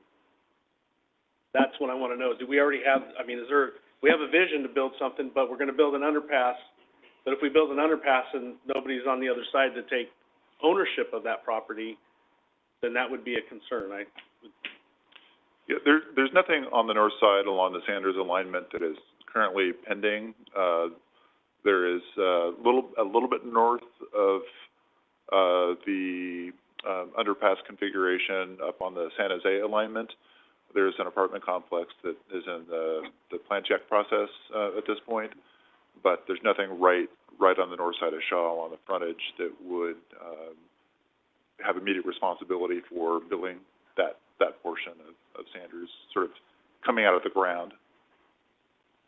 I think you're asking, is that what you were asking? I think you're asking, if we build the undercrossing to the other side, do we control the property on the other side of the underpass? It doesn't matter if there's something in plan check or whatever, it's just, do we have access, do we have the right of way, do we have control over that other side of the undercrossing? Yeah, is that what you were saying? Well, that and I mean, is there actually somebody on the other side planning to develop it? Or is there a landowner there who's just going to hang on to his property? I mean, I don't think you can eminent domain a shopping center for private development. So let me take a stab at trying to answer this question. And Scott Cross, I'm going to look at you. So let's start first with what properties the city's acquiring. We currently are in eminent domain. There is a hearing in about a year from now, January of 2025, and that's for how many parcels? Is that 3 parcels, Scott? That's actually the trial date, so that's why we consider that the worst case scenario. If we go all the way to trial, we have a trial date set for the 3.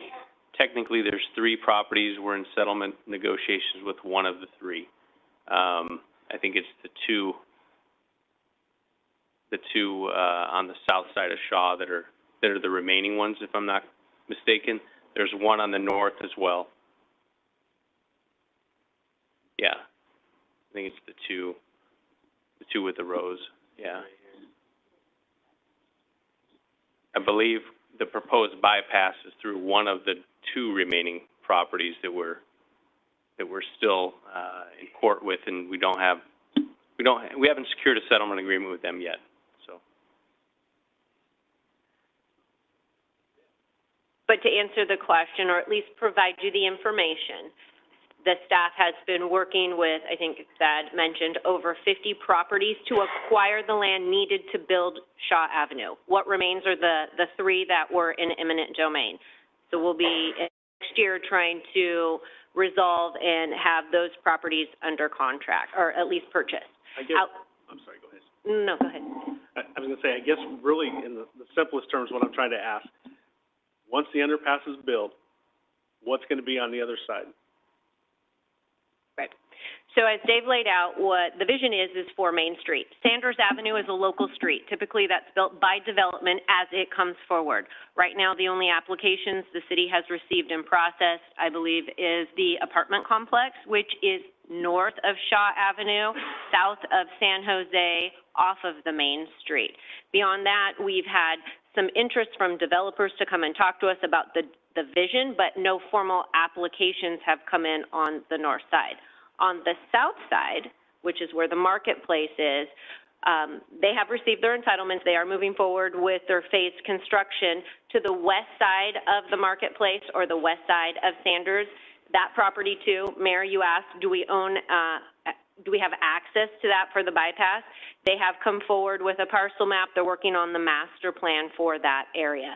So as those properties on the south side develop, Sanders Avenue will be developed similar to as properties to the north come forward. They would then develop out Sanders that would connect to the undercrossing.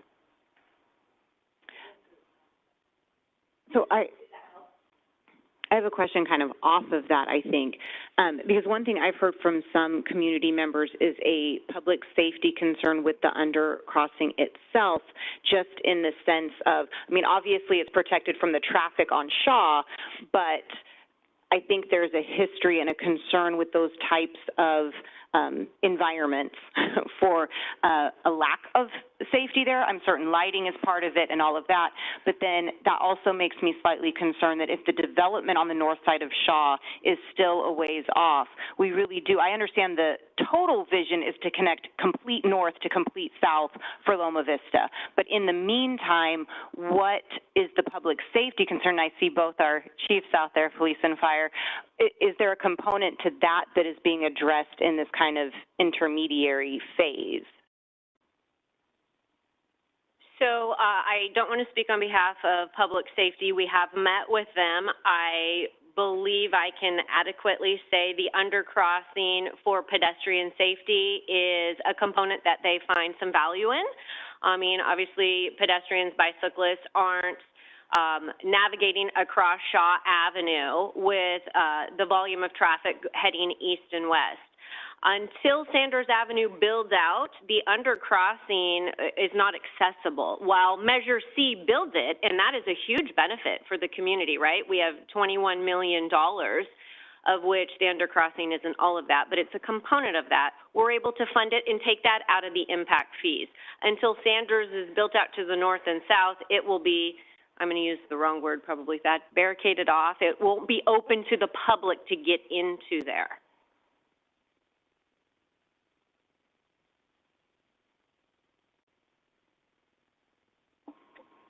I'm not so sure I want to go ahead and kind of bring it back. Do you have a question? I do have a question. Can you go back to, like, it was the full closure of Shaw, I think a little further back. Yeah, maybe that was it. Where you show that you're closing Shaw, you're taking traffic down to DeWolf and to Ashland and around. I don't think that's the one. Yeah, okay. What is, and I realize that's the quickest. What is our vision, or what's the deal with Loma Vista Parkway, which is midway in between there? Do we have the right of way for that? No, we don't. Okay. Which negates the next question I was going to ask. Asked and answered. Yeah. There was some comments made by the public.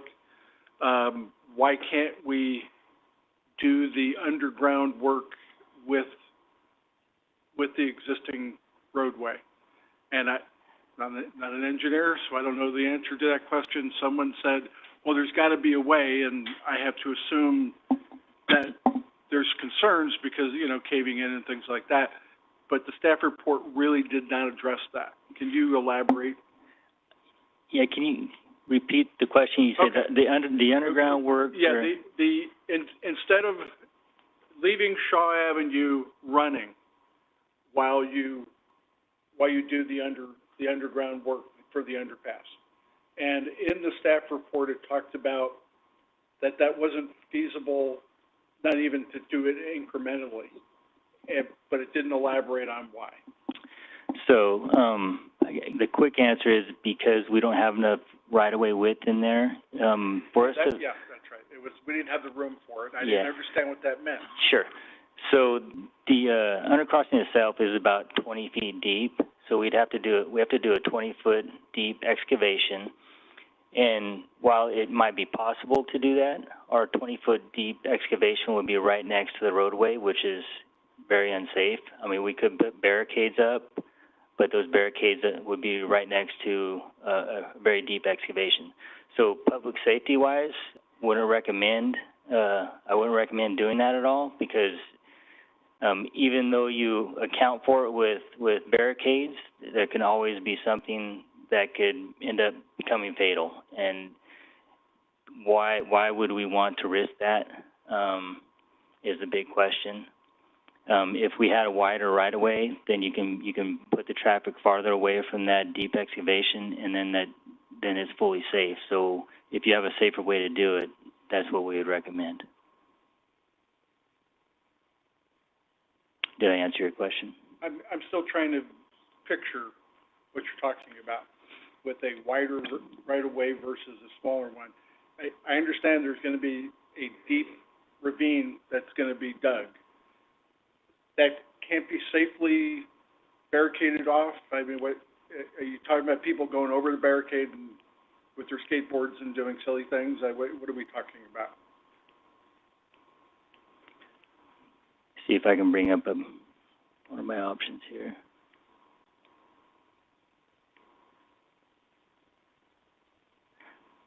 I go to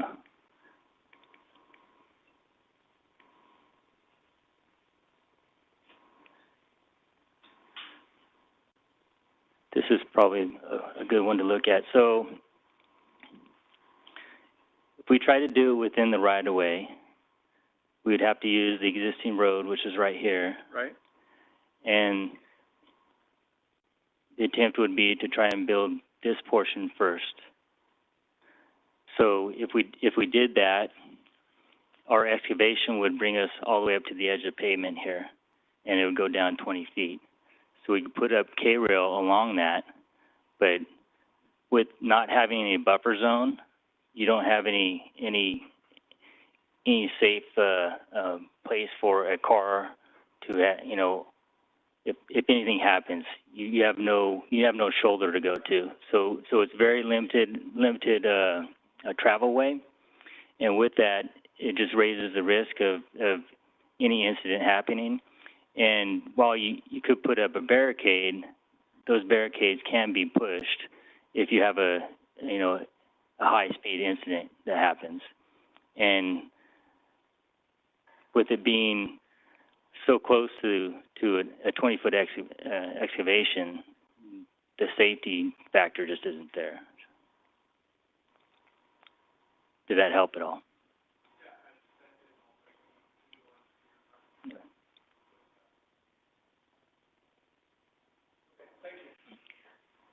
Okay, Mayor and members of the council, just to kind of bring us back to really what's being asked. So again, the item before you tonight is a request from the general partners of the Loma Vista Marketplace requesting the city to maintain Shaw Avenue frontage access with no more than 2 to 4 weeks of a closure time to their shopping center when the street work along Shaw Avenue between DeWolf and Leonard commences, which we're anticipating is a year or more from now in 2025.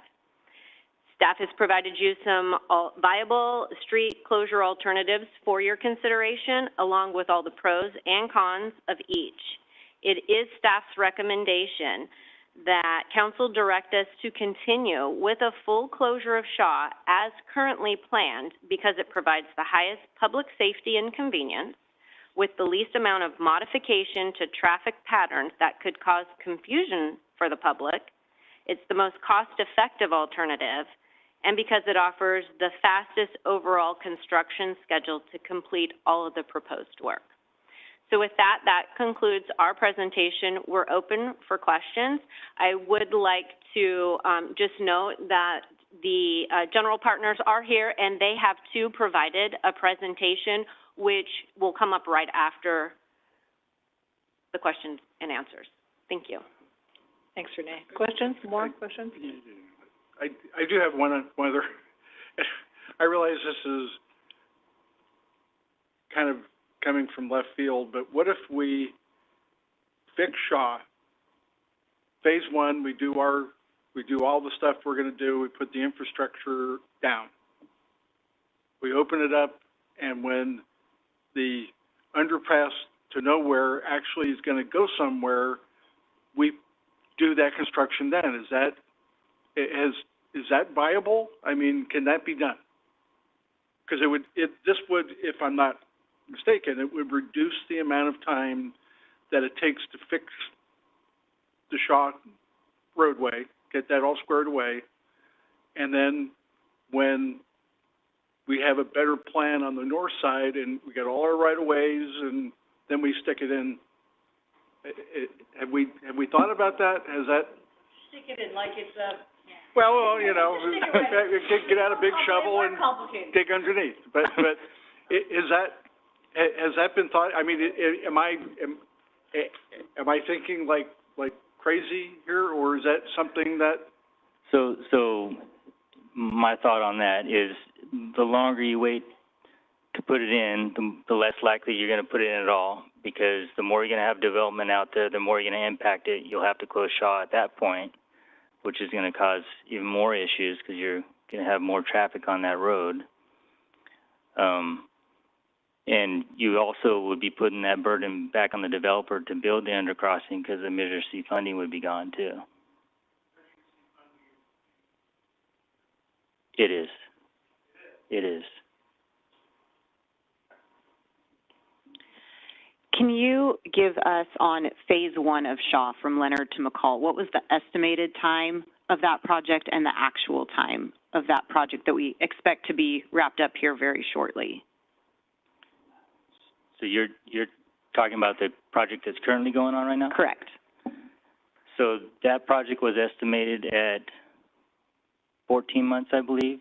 We're about 8 months over due to weather delays and utility delays.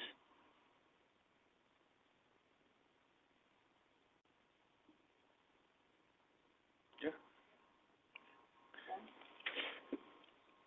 So Renee, the alternate to full closure, that discussion, is that off the table now? Where the applicants would buy Duncan or provide for Duncan and Loma Vista Parkway? Because it was discussed in the staff report, but it wasn't one of the options. So should we just disregard that one? So that was originally discussed with the Loma Vista Marketplace as a possible option that they might like, but we recently last week brought it back up to them, and they were not in favor of it. Okay.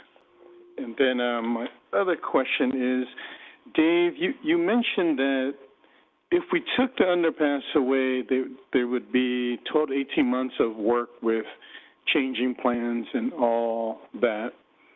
And so is that because if we did an at-grade, is there more impacts because it's at-grade, so we need to study those impacts? Or I'm trying to understand the delay or what we needed to change because of that intersection itself. I know that you said it was mentioned in parks, it was mentioned in everything else, that underpass.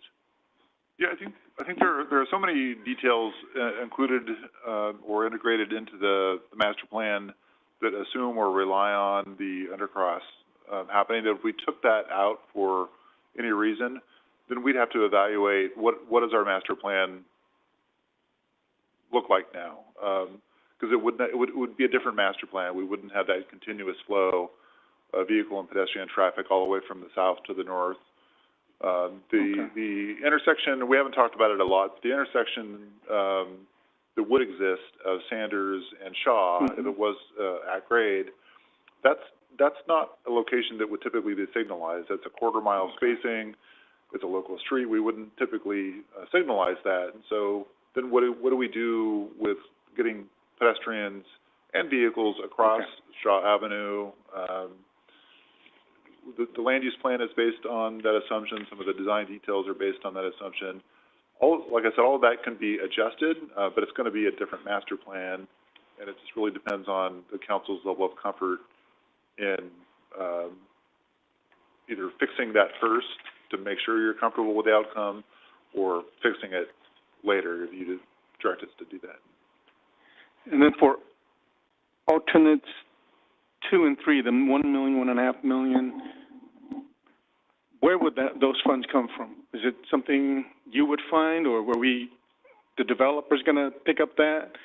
Or are we reallocating from other street fees, someplace, street funds? Where's that coming from?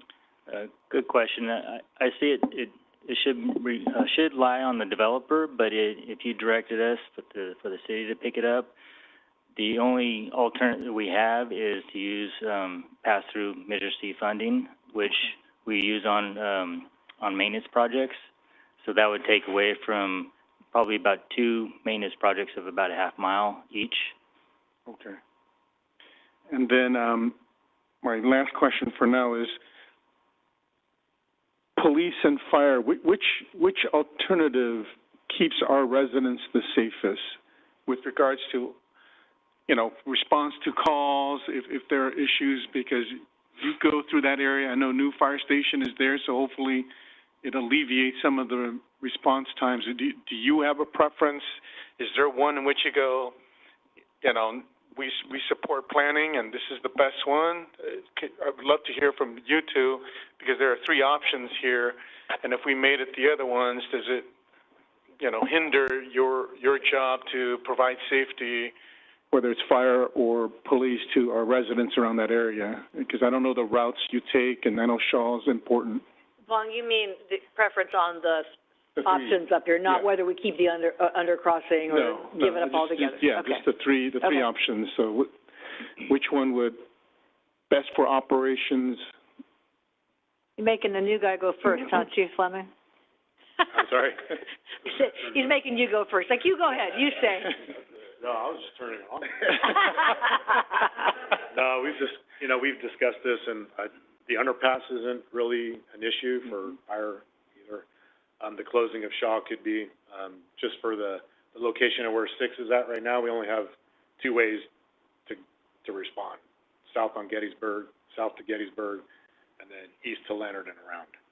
So if we shut Shaw down, that northwest Shaw and DeWolf area, we're going to have extended responses, because the quickest way is to go Loma Vista, Leonard, and that way. Right. So we'd have to jog down through Gettysburg a little bit, and it's going to be, we drove it the other day, it's going to be over a minute extended response to that area. And then likewise, if we have multiple units coming to like a multi-unit response, like a fire to the east of Leonard, right there, the incoming units from like Station 4, they're going to have to reroute around, things like that. So I think it has a bigger effect probably on fire, because of we're dependent on our distribution or deployment from our stations. I'll let and Chief, before Chief Fleming comes, so if there was that one where it's the bypass, can your vehicles, will it be wide enough for our fire vehicles to go through that bypass? It would have to be. It would be wide. We'd have a posted speed limit of about 15 miles an hour through there, though.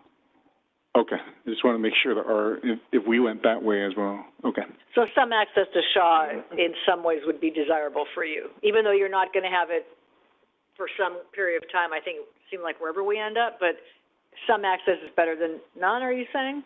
Yeah, well, I mean, access is everything for fire. I think the thing that worries me about that is, if you said it's 15 miles an hour in there, that's hardly access to Shaw. I mean, there's a part of me that's like, wait, what?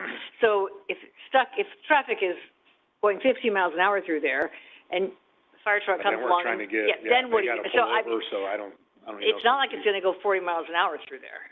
So that's a little bit of a fallacy, like access to Shaw is not access to Shaw if you're only going 15 miles an hour. Exactly. But anyway, all right, so you say. And we're only allowed to go 10 miles over the speed limit per our policies and stuff anyway. Yeah, yeah. Well, the traffic won't be moving at all, that's so you won't be going anything over, you'll be stuck. Now, if we had Loma Vista went all the way through, we'd be, that way, you know, we'd have Okay. a better All right. option, but we only have two ways out of Station 6. So I don't know if Chief Lemmy has anything. I think you did an amazing job. Yeah. You're welcome. Just to answer your question, Councilmember Pierce, earlier about concerns for safety for the underpass, we've never had any issues for the trail system where we have underpasses on Clovis Avenue at Willow. That has not, knock on wood, been an issue for us, so I don't have those concerns. Underpass or not, I don't really have, a say from the policing aspect. As far as closing Shaw Avenue down, it's going to obviously delay us a little bit, but for police aspect, we really don't have a concern with that either. If it's shut down completely or if it's left open, leaving it open is obviously better than shutting it down. I think depending on when that development fully develops, and some of the stores that are in there, we have a higher theft response in some of those stores in throughout our city currently. I think that would become attractive because you could, commit a crime and then escape out into the county, which would make it a little bit more difficult for us to do our job. So there are some concerns with that we're looking at. Thank you. Thank you both. And Thad, you said any option, there's going to be some closure because of us fixing the frontage, correct? There's some closure to the access to the marketplace. Correct. And so that there is no where it's open all the time. Just that Shaw is open, they would still have to go around to Leonard to get in.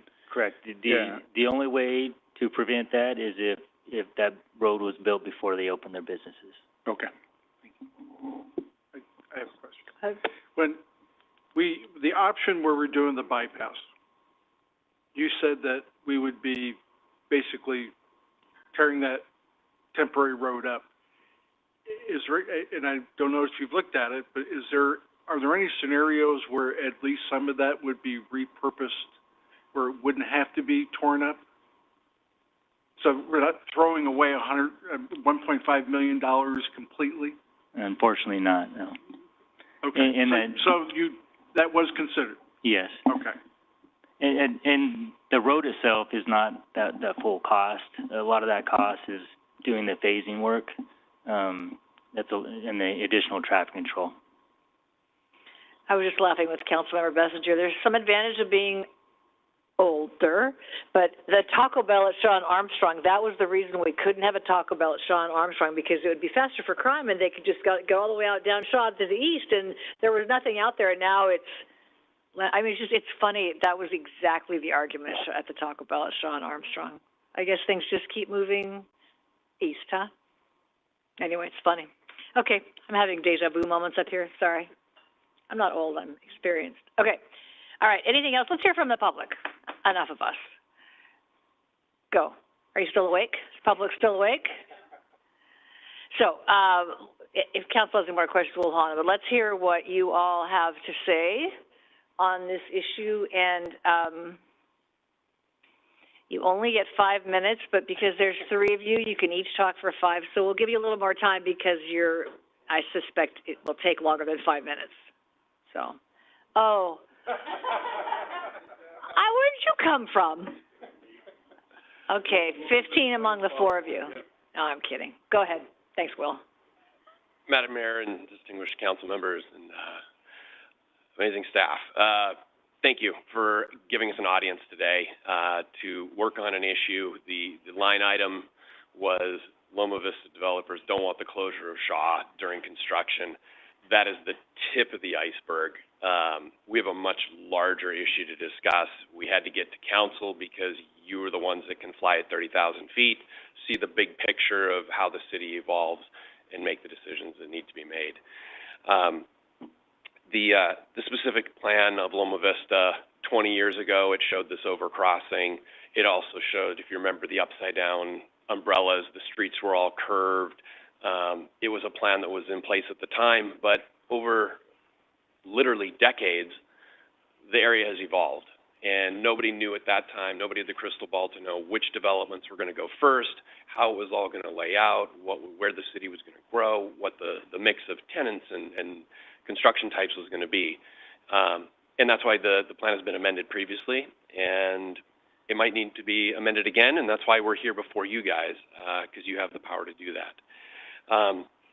Staff's responses are spot on. This is not in any way a quarrel between staff's ideas and developers' ideas. We're all on the same team. I mean, at the end of the day, we want a vibrant, thriving Loma Vista community for the residents, for the businesses, and for the community of Clovis in general.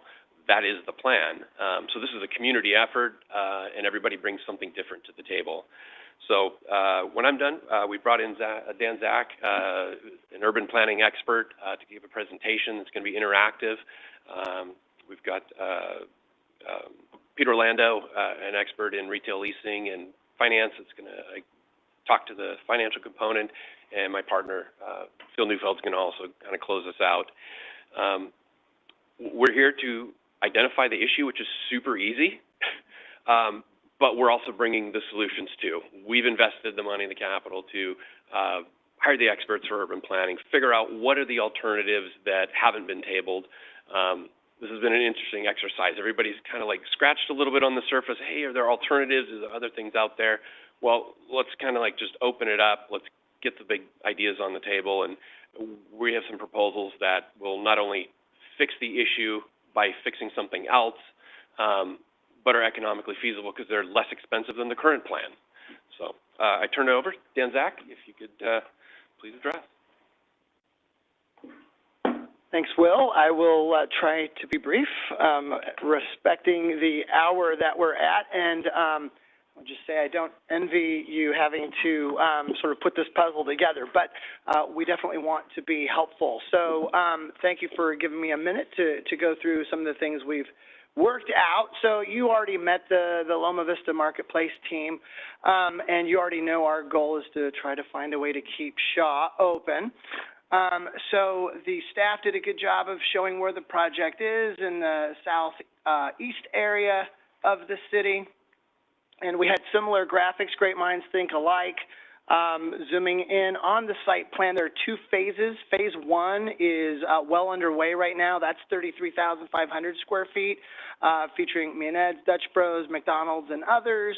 And you've already seen those buildings rise out of the landscape. I'm sure tenants will start moving in this year to phase one. Phase two is the anchors. For the most part, that's 121,000 square feet, including Grocery Outlet, Ulta Beauty, and Ross, and others.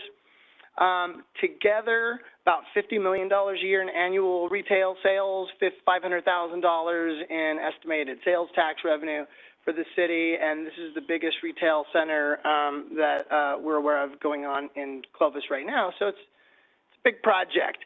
Timeline-wise, you heard a lot of it already, so I won't dwell on it, but the applicant families purchased the land to farm almonds in the 70s. And as you know, the three urban centers came out of the Clovis General Plan in 1993, so this idea has been cooking for a while. Specific plan in 2003, master plan in 2009. As Will alluded to, the plan amended to go to more of a gridiron plan for the internal circulation in 2017. The talks between the development team and city staff began in 2018 to figure out how to move this forward, with applications being submitted in 2019.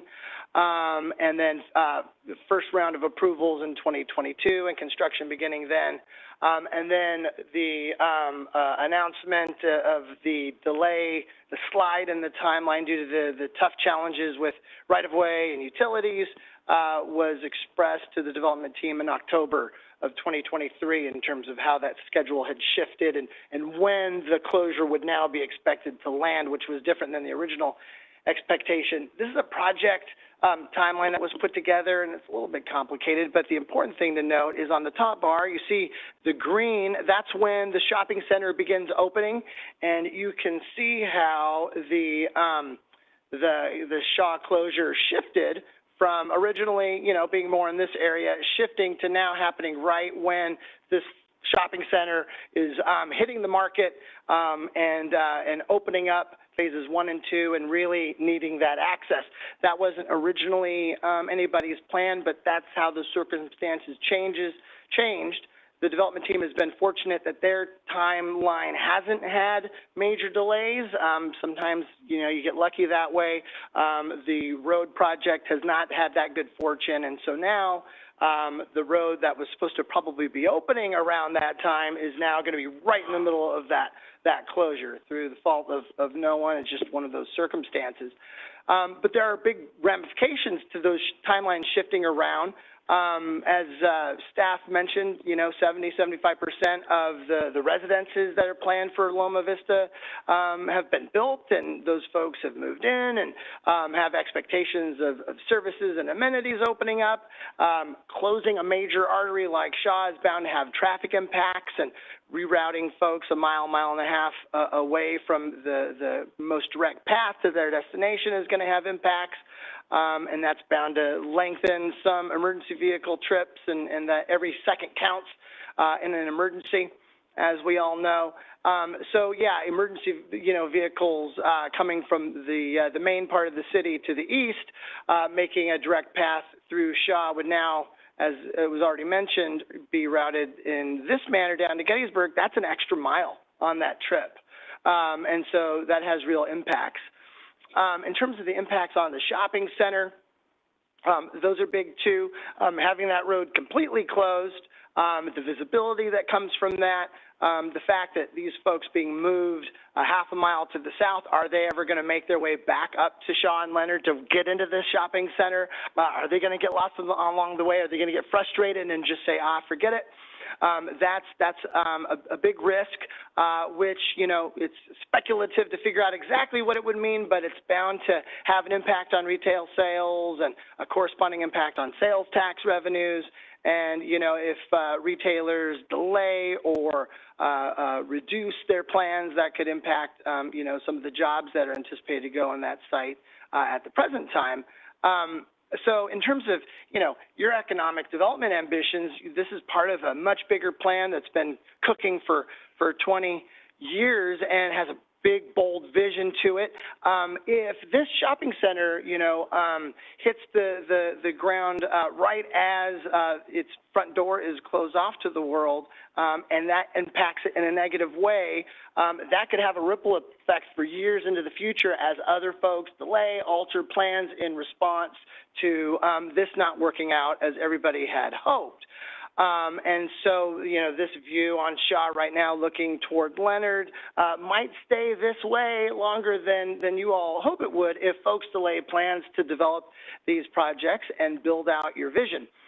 Another potential downside, which was touched on by the council, is, okay, we build the culvert for the undercrossing. It doesn't connect to anything right away, and so it's closed off. But we all know how sometimes these closed-off spaces tend to be attractive nuisances. Activities that we really hope wouldn't move into those spaces sometimes do, and that will be a challenge for adjacent property owners and the city of Clovis to manage until Sanders is able to connect. So potential solutions. We wanted to not just come with problems, but solutions. Great minds think alike. Staff had similar ideas to us in terms of a bypass or a shoe fly, which, as they explained, you know, puts a temporary road around.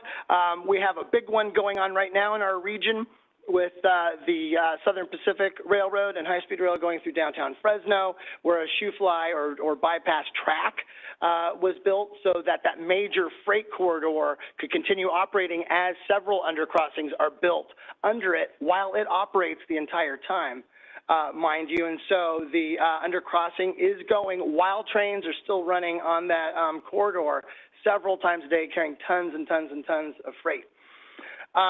So the challenge with the shoe fly, which we think is a great concept, and that's, you know, one of the ideas that we came up in our discussions about how can we manage this. The challenge is, where exactly does it go? That's another thing that kind of came to light in your discussion, the challenges there. To the left or to the north from this vantage point is the prime area where you're having right-of-way acquisition challenges right now. So that's not necessarily going to be an easy place to get even more land to put the bypass.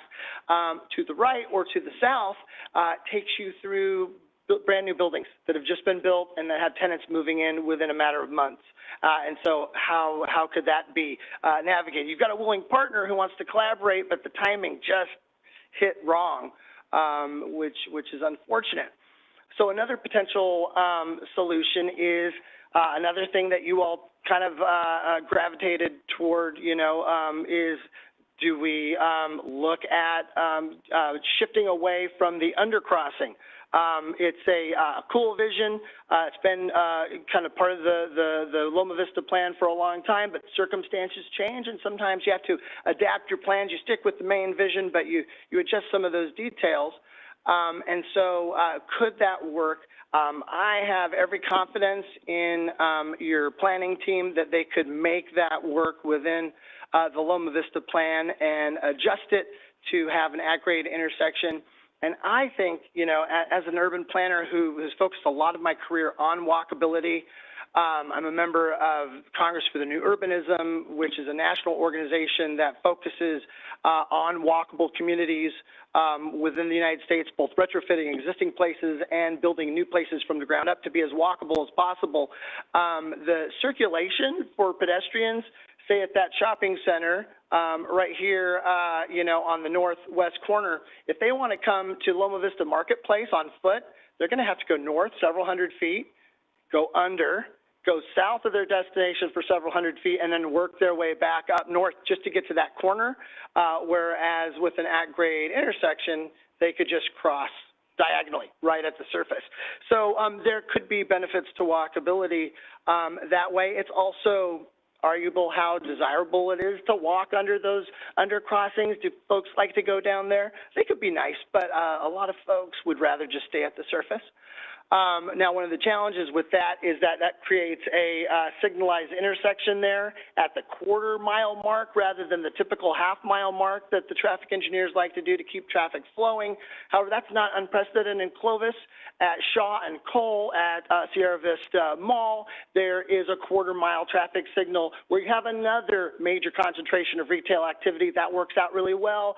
That context justifies that. Perhaps it does here too. To give you a sense of what that could look like, we took the liberty of sketching that out. And so we kept the cool Art Deco pilasters from your vision, the decorative paving, and that's what it could look like. And so you can see that the pedestrian connections to get from one development to the other are much more direct. You could even do a scramble intersection and make that diagonal cut if you really wanted people to flow through there. So the room is there to do a really nice at-grade intersection, signalize it, and still keep good traffic flow and balance auto access with walkability. And so, yeah, could create a really neat gateway into the community center. And, I've heard Sanders described as Pulaski East, which is a really cool concept. Pulaski intersects with its main east-west artery, 5th, at grade. And I don't know if Pulaski would be the heart of Old Town if it went under 5th in this same nature. And so having those two important streets meet at grade and have that flow happening, I think could be really great. And this also gives access to the probably 20 to 30,000 cars a day that are going to be flowing through Shaw eventually, access right into the center of the community rather than having to go to Leonard and then work their way back through to get to that important spine that Sanders is going to represent. And if you're nostalgic for the very early renderings, the whimsical rendering of Sanders and the Shaw overcrossing from early in the planning stages, we even dropped our drawing in there. So you still have your cartoon mountains in the background, and it could be very nice, we think. So, from the plan view, putting an at-grade intersection right in the heart allows, emergency vehicles to turn right into that that spine without having to loop around, and emergency vehicles to go out using that direct path. For some calls, that might be the perfect route. They'll have access to that, and customers and visitors and residents also have that same direct access right into the heart of the community center. So, with some minor adjustments, I think it could be outstanding. And then that access between the two open spaces with Sanders linking them is really strengthened, and you get right to that access from Shaw and flow right into the heart of this really cool community that you're developing here. So perhaps shoe fly, perhaps at grade, perhaps there's other options. We want to be collaborative. This team is really, looking to come up with a win-win solution. But, at the end of the day, a long-term closure of Shaw would be devastating for this development right as it opens its doors. And so we're really hoping we can work with you to figure out a better way to accomplish what we all want to see, which is for this area to thrive. So. Thank you, Dan. Questions for Dan? And then I'm going to turn over to Peter Orlando for some last words. And then... Good evening. I now know that there's a benefit to staying here until 10 o'clock at night. I got to skip a meal, which allowed me to meet my daily dietary requirement as imposed by Rachel. And you obviously don't care about Michigan or Washington, so there you have it. I did care. Oh, so sorry. Well, 1 out of 2 is not bad. Peter Orlando, President and CEO of Pearson Realty in Fresno. One of our companies is Retail California, and we're responsible for the leasing of the Loma Vista Marketplace. And all the heavy lifting has been done by my wife, Rachel. I kind of sit in the background and just say, go. And I want to start with, you are so fortunate. The city of Clovis is so fortunate with the current market conditions to have the largest shopping center in the whole Central Valley, Central California, okay, that's under construction. I get asked every day, okay, what are retail market conditions like, okay? And I say, oh, well, we're doing deals that we started a couple of years ago, okay? Construction costs, let's take Marketplace at El Paseo. We built a Ross there for $78 a foot, turnkey, okay? The pro forma that we have with Will and Phil is $180 a foot, turnkey, okay? Interest rates, okay, 7%. You want 3 points, okay? They're not going to get 2 points. They're going to get a point. And you're saying, well, why are they doing this?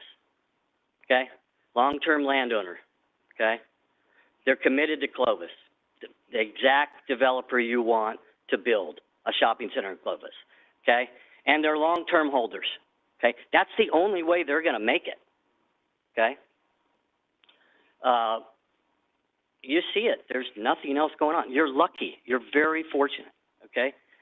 $50 million a year in projected sales when those anchors open. $500,000 a year in sales tax revenue.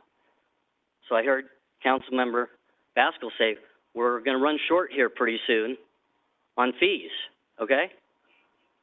Right? Well, $500,000 a year goes a long way. How many residential building permits is that? Right? And yet we got all this way, okay?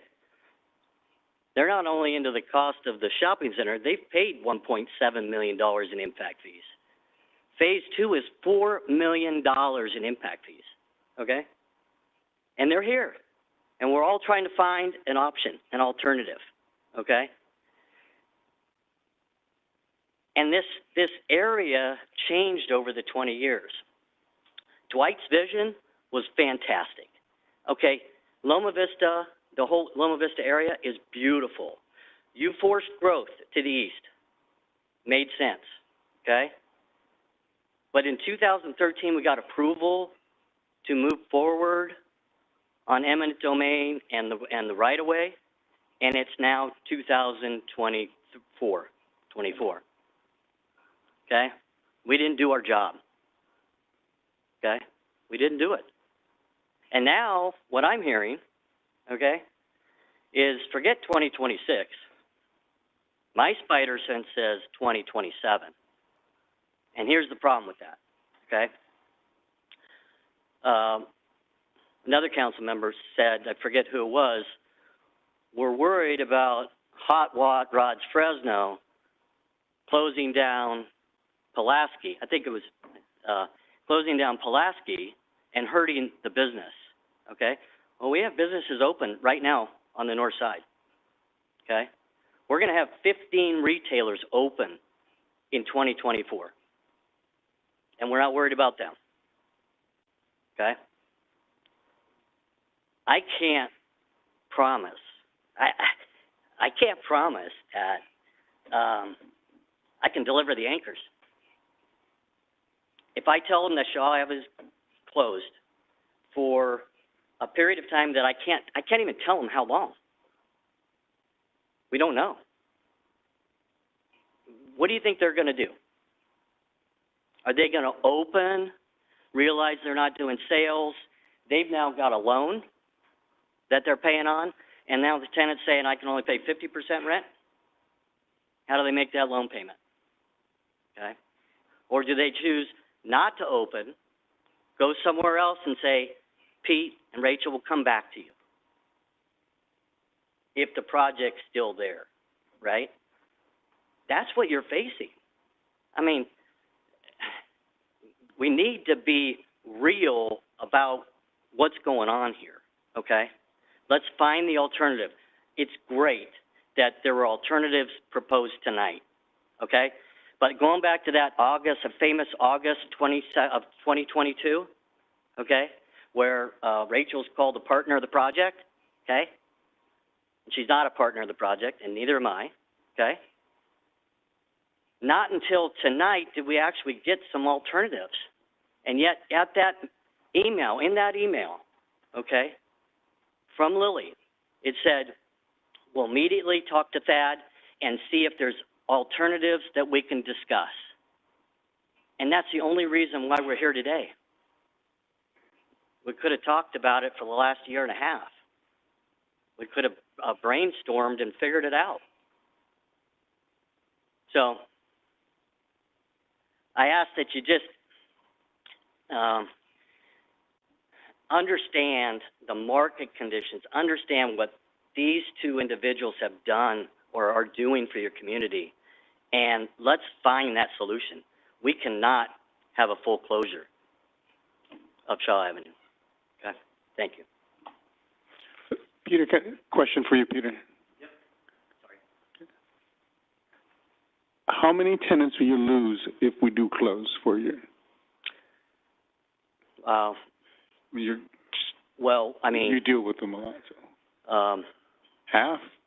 Well, going back, let me take one step further. When we talked about 2022, we pushed back delivery dates on purpose. So we said we pushed back phase one. They were supposed to be open fall of this year. The plan is for them to open summer of next year. I purposely took the anchors and we pushed them back to February of 2025. Okay, but we're not going to hit that date either, from what I'm hearing tonight. Okay, and now maybe with one of the alternatives. Okay, and this is a talented group. They've worked hard. Okay, and again, it's not confrontational. It shouldn't be. Maybe I'm just raising my voice, but they're very talented. And I think all we need to do is just find the right solution to get this done. To answer your question, two of the anchors said they wouldn't open. They would? Would not. Would not? Okay. Those two, but understand when you're dealing with 5 national retail credit tenants that are all Wall Street driven, they have to open. If they say 100 stores, they have to open 100 stores, okay? All of the leases are tied together. There's co-tenancy provisions. So if Ross doesn't open, Five Below doesn't open. Alta doesn't open, okay? So that's the difficulty, and that was the difficulty in the coordination, right, of bringing these anchors together. You know, it's not easy. It's not easy, you know, and so. And then of the options that our staff brought forward, other than with the at-grade, you know, your option, which one of those would affect you the least? Is it the one where it goes sort of into which you're saying there's no option because you already built the building? So which one, if you had to choose those? Yeah, as far as a retailer Yeah. perspective, I mean, as long as there was some access from Shaw Avenue, okay, some sort of direct access into the center, okay, I think that solves the puzzle. Yeah. Okay. Yeah. Thank you. All right, Bill, bring it So I'll keep it tight here. So first of all, I want to say thank you. This has been a long partnership. Gosh, we started. So Will and I's families have owned that land for, I believe, 40, 50 years.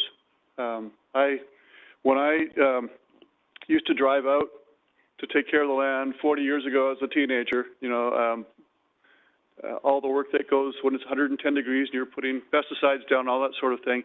I used to be able to drive down Herndon and read the newspaper at the same time because there were no lights on Herndon. Okay?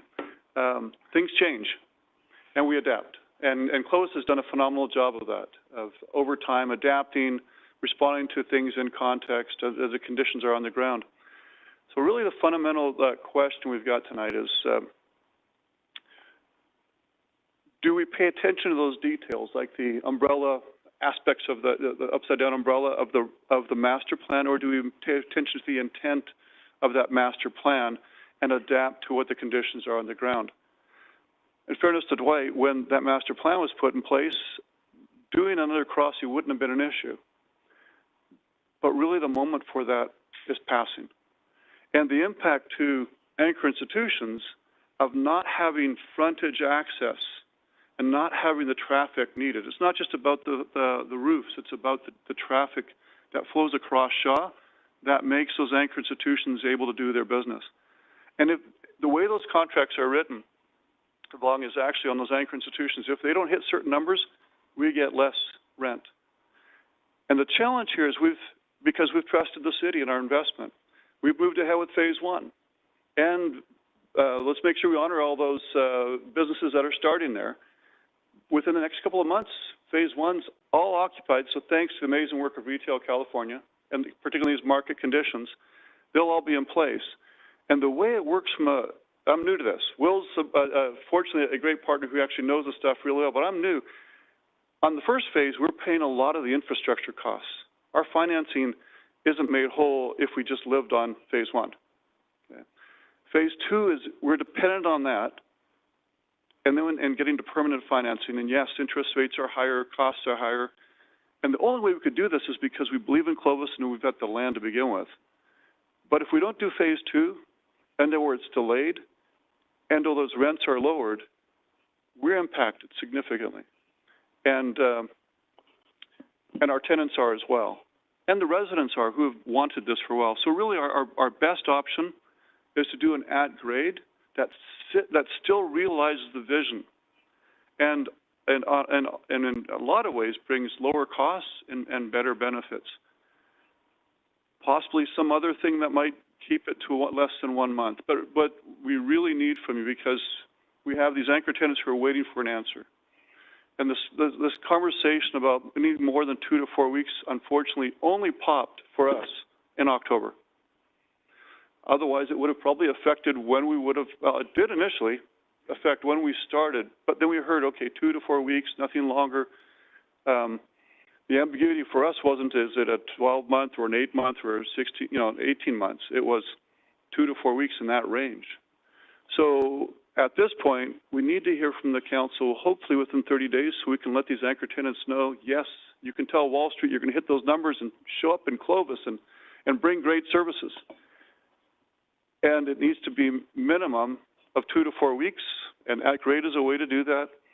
And the notion about, hey, let's not open a culvert that becomes a dark, dank tunnel for however long and it's closed. Let's do something that celebrates that vision and connects north and south and moves development faster and gets services to these residents who've been waiting for it for a long time, and realize that vision sooner. So thanks for your time. I know it's late. Appreciate it. Thank you so much, Phil. Appreciate all of you for being here. Oh, my. Any other public comment? Please. Please. Of course. Of course. I happen to be a contractor building the Mean Ed's Pizza. So let's not talk about the anchor tenant. I'm worried about Mean Ed's Pizza that I'm going to be sheetrocking in 3 weeks. 65 to 70% of Mean Ed's business is delivery. And if there's no access to roads and easily delivered on time where it still is flavorful, I wish I never broke ground on that store now. It's a problem. I'm the corporate contractor for Milano Restaurants. This is the first time since 1991 I've ever had this happen on a construction job where we had no access or very difficult access. It's not nice. We're trying to feed people's families, earn a living, and pay rent on time. But if we can't drive the neighborhood properly to deliver the product, I wish I was building elsewhere. Fair enough. I just had to tell you how I feel. Yeah, appreciate that. Thank you. Thank you. Yep, thank you so much. I was going to say you ought to be a Me and Ed's employee, but you kind of are. So you're a good salesperson for Me and Ed's. On time. That's a great company. Yeah, they've done great things in the Valley. That is for sure. Thank you for being here. Anyone else want to comment on this? Please.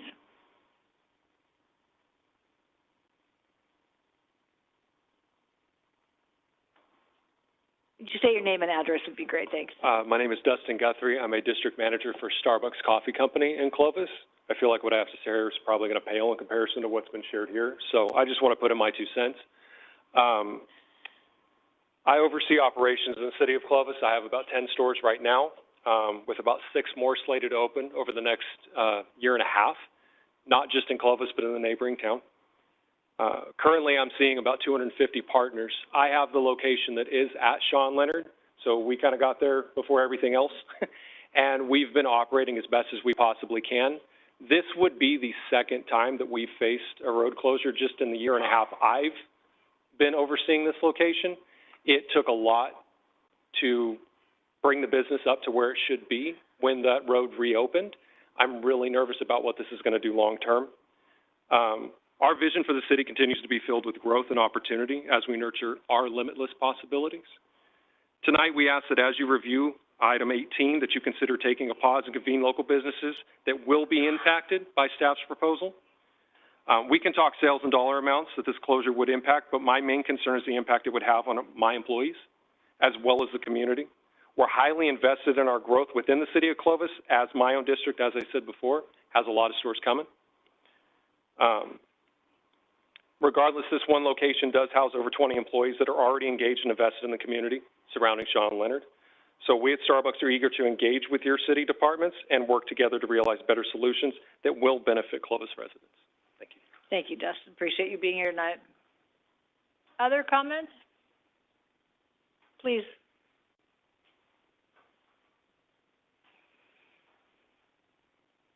Welcome. If you would also state your name and address, that'd be great. This is Lupe Sandoval. I'm with CRM Architects. I'm representing Panda Express, and our address is, I gotta take off my glasses, 2204 Plaza Drive, Suite 210, Rockland, California, 95765. Thank you so much. Thank you. I just want to echo pretty much what everybody said. Panda Express is ready to break ground and start construction, but they will not start construction until they know when the road's going to be provided for them for full access off of Shaw. Okay. Thank you. Yeah, thank you, and thanks for staying tonight. Anyone else? Anyone online, Carrie? Yes, we do have one. Mary, go ahead and unmute your mic. Council, Mary Rosas, Government Affairs for Starbucks. And this is a very difficult situation for everybody that's there in the room. But I'm here to say that Starbucks wants to stand up with you. We're hoping that you will invite us to be at the table to look at your community and how can Starbucks be one of those key businesses that continues to provide amazing jobs where we pay for your residents that come and work for us. We pay for their bachelor's degree. We make sure that they have the best health benefits possible. And we're concerned about this store. We don't want to have to tell our employees, partners, we call them partners because they also get Starbucks stock, that there's some challenges coming ahead. We want to thrive, and having the council look at this situation without having businesses coming to you and sharing what their vision is and what the impact's going to be is really nerve-wracking. So we're here to eliminate the nerve-wracking if possible, and again, be invited to sit at the table. One of the key things that's in my role and responsibilities at Starbucks is to connect city managers to our operations leaders, our store development leaders, and I'm more than happy to do that with Mr. Holt and make sure that as Starbucks wants to grow, which Dustin just told you, there's more stores that we're hoping we can bring to communities. So on our end, really and truly, it's really inviting you to invite us and in making this decision, and we'll be helpful as much as possible. Thank you and have a good evening. Thank you. Thank you, Mary, for staying on the line so long tonight. Appreciate it. Thank you. Anyone else? All right, bring it back to the council for some discussion, and staff is looking for either some action. So, yeah. I do have one question, if I might. Would it be simpler if the undercrossing was just a pedestrian, like at Lowe's? You know, there's the one at Lowe's goes alongside busy Clovis Avenue, but it's just a pedestrian undercrossing. Is that any easier than roads? It'd be a little quicker to install it, but you'd run into the same issues. Okay, that was my question for the moment. Are there questions or thoughts for staff? Matt? Oh, Drew, sorry. In the event that we did an at-grade intersection, we still have the issues with the property on the north side, correct? The right-of-way stuff, I mean, are we going to be able to, if we put an at-grade intersection, can we continue Sanders north from Shaw Avenue to, I don't know, I forget the next street up there. Whether it be an at-grade or undercrossing, you'd have the same situation. You're dependent on the development on the north side to build the road. Hey, so what would, in the event that a decision was made to make that an at-grade intersection, what would it look like based on that issue? Would it be a right turn only until everything gets connected? What would it be? Obviously, I haven't thought about it because we haven't hit you with that, but it wouldn't be a fully functional intersection. It wouldn't be fully functional, no. So would it be just a flashing red for north and south, and then flashing? How would that work? Honestly, you probably wouldn't put a signal in there until you needed access to the roads. That's how we normally do it with roads. Yeah, I'm thinking, in my opinion, is things have changed so much on the ground that I think we need to consider an at-grade intersection. That's just my opinion. Mayor and Council, I would like staff to be able to kind of walk you through the timing, and I think Dave has done a pretty good job of discussing the amendments that would be required to all the master planning. But I want Thad to kind of walk you through the timing if we were to unwind that undercrossing. Where would we be, and what would the impacts to specifically the developments, both on the north and south side of Shaw, the marketplace, and as you've heard from the Starbucks on the north side, what kind of impacts they would still see when Shaw is constructed? So we would have to redesign the whole project, essentially. Honestly, at this point, I don't know how much time that would take, but we'd also have to go through a new environmental for the project because we're changing the entire scope. So we'd have to start that process, start the redesign before we can even talk about what our start date would be. So who knows how far I wouldn't want to speculate and give you a date, but we're talking years out for us to even widen Shaw in this section. So you'd be dealing with a 2-lane road for years unless development built it. We've got a urban planning expert here. Do you mind, Phil, because we closed the public portion, just hold on one second. Let us just sort of talk this through, and then if you want to weigh in, Dan, at the end, you can chime in about what that would be. So do you mind just holding on? Thanks. So any change to this plan requires a new EIR? It's not an EIR, but it's a project environmental, so we'd have to go through that. Okay, explain the difference. It's not as long as the process as an EIR, but we'd have to go through all the environmental studies again that initially happened with the project.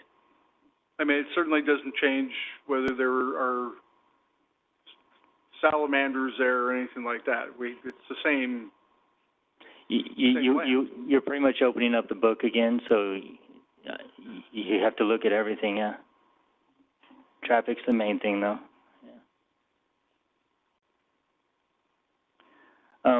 But wanted to point out too that no matter what, if this project goes after the development's in, there's always going to be an access issue on Shaw. You know, we will, if you do an ag grade, we'll be able to maintain Shaw through traffic, but there's always going to be an access. I'm not sure where this 2 to 4 weeks of disturbance came from. I'm not aware who said that, but it's not a time frame that's doable. It's going to be at least 3 months that they wouldn't have access. Yeah, 2 to 4 weeks really isn't reasonable in this kind of situation, but I'm still not sold on why that's not an option, but okay. Just on everything that we've heard, I mean, I really think we got to find a way to keep Shaw Avenue open. If that means changing the project to making it ag grade, so be it. I mean, if you do find a way to make the underpass work and keep Shaw Avenue open, and there has to be more teamwork here working on finding a solution to that, because, and it's not anybody's fault other than really time seems to have just passed, right? You know, I mean, our Shaw Avenue closure in phase 1 is taking twice as long as what was anticipated. So I think it's fair to say that we're going to see the same result when it comes to another Shaw Avenue closure. It's not going to be 1 year, it's going to be 2 years. I mean, not that it just seems that's the way it always goes when we get into these projects. So I'm not the expert here. I've listened to a lot of people talk about, you know, finding different ways, but it does seem clear to me that if we shut Shaw down for any extended period of time, it's going to have a financial impact on a lot of people who've invested a lot of money already into the city and into the future. So my thoughts are we got to figure out a way to keep Shaw Avenue open, and if that means redoing the plan, if that means I don't know. You guys are the experts on all that, so, but we got to figure it out. And if that means the group, everybody sitting in this room goes and sits in a Starbucks and figures it out, then has so a piece be of it. pizza. Yeah. Cheers.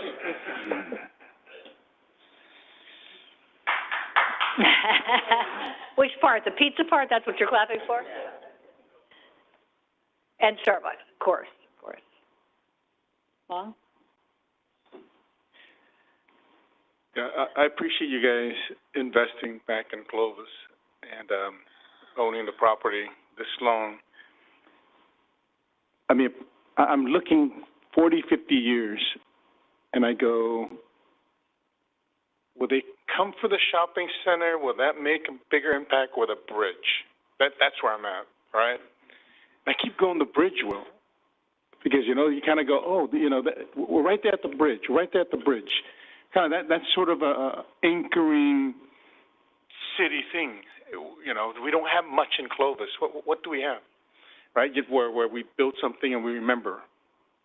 Old Town, which is sort of, but nothing on the street. So I look at that and I go, can't we work something out where, if it's already going to close a couple months, even if they do it at grade, why don't we go to option 3 where there's only 4 months closure? And how do we both win? And then we will do the heavy lifting somehow and put the $1 million in. So, you don't lose money. We kind of help our staff out. We're fulfilling the dream in which we promise, the residents of Clovis that this is what we have. And you saw, and you liked it, and I think right now you're in a tight spot because you don't want to lose your investment as well. And I think I like the at-grade also in that I like the access for police and fire being able to go back and forth. I do love that. But I just like the bridge a little bit more. and I want, how you answer my question, Thad, because I was going to ask you, if we were just going to expand Shaw, does it still close? And you said it will still close access for, I don't know how many months, It's not 2 weeks or 4 weeks. It'll be 3 to 4 months potentially. And so that made me go, okay, if it's still 3, 4 months, can we work something out? Because I think you feel like you're going to have to pay that $1 million. And so that's why you don't want us to go to the other options because, we're going to make you pay for that diversion and all that. But I feel like we have to own it as well. And we're going to have to make it work.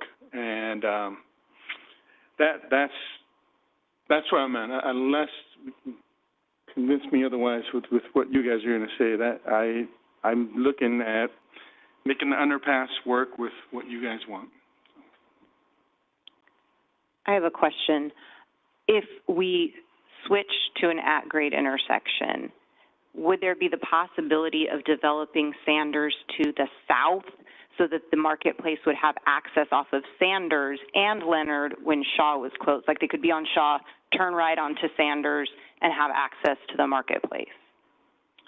The marketplace is already conditioned to build out Sanders, so yes. So even though if we did an at-grade intersection, we'd still have a roughly 4-month closure of Shaw, that from Sanders to Leonard, DeWolf to Leonard, whichever, there would still be the opportunity to have the additional access point off of Sanders connected to Shaw as an at-grade intersection. So you're saying you would still end up with the same situation because they would be building Sanders outside the right-of-way, and the Shaw project would come in and limit the access to Sanders, just like it would limit the access to their other entrance. So anything involving the Shaw construction is going to shut it down there as opposed to at Leonard. Anytime when we have to come in and build the south, because in order to keep Shaw through, we'd have to build one side of Shaw first and then the other side. So anytime we come through and build the south side of Shaw, we're going to limit access to anything connecting Shaw and the south. And there's no option to take phase 2 and split it between Sanders and Leonard and Sanders into Wolf? No. No.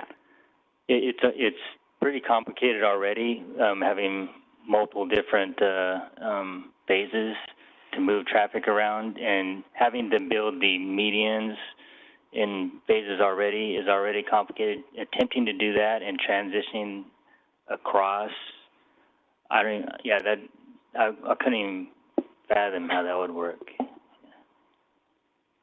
I mean, as far as what my colleagues have shared, I'm 100%. Part of it is, you know, obviously I know people have invested decades into the general plan and the master plan for Loma Vista, and this undercrossing has been part of that for so long, and it's been something that people have really, again, just kind of invested in, and I don't have that. So I am very open to considering the at-grade intersection, but I'm definitely not in favor at all of any kind of full closure of Shaw. I just see that as incredibly detrimental.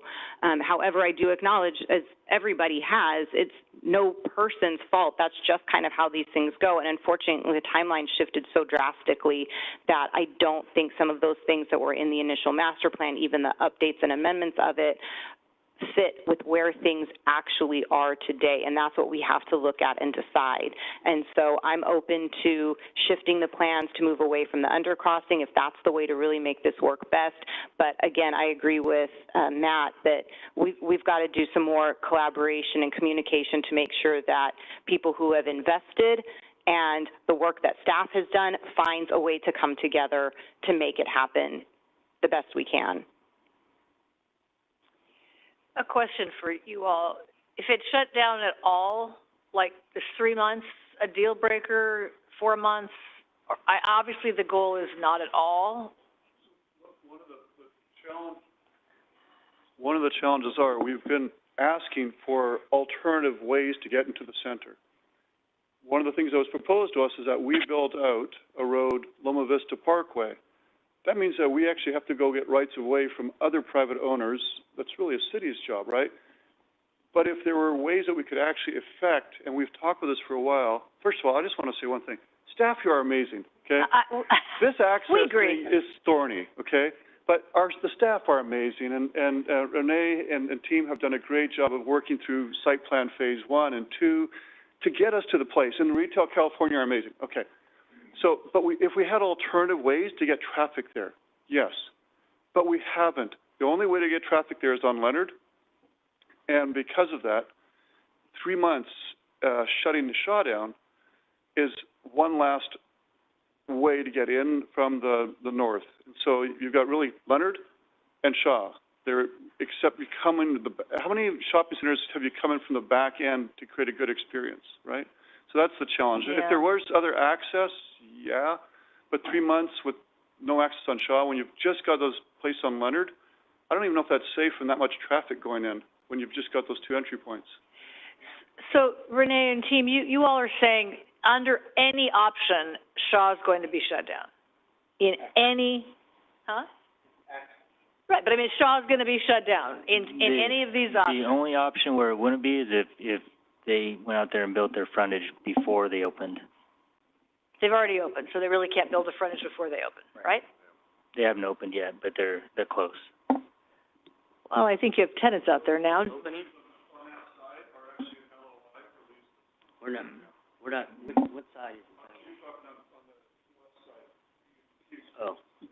Well, one thing I know is city councils are really bad land use planners. I just have a lot of experience knowing that we're not going to solve it right now. But one last comment, Mr. Orlando. Sure. So your question was, would 3 months harm you? 3 months from when?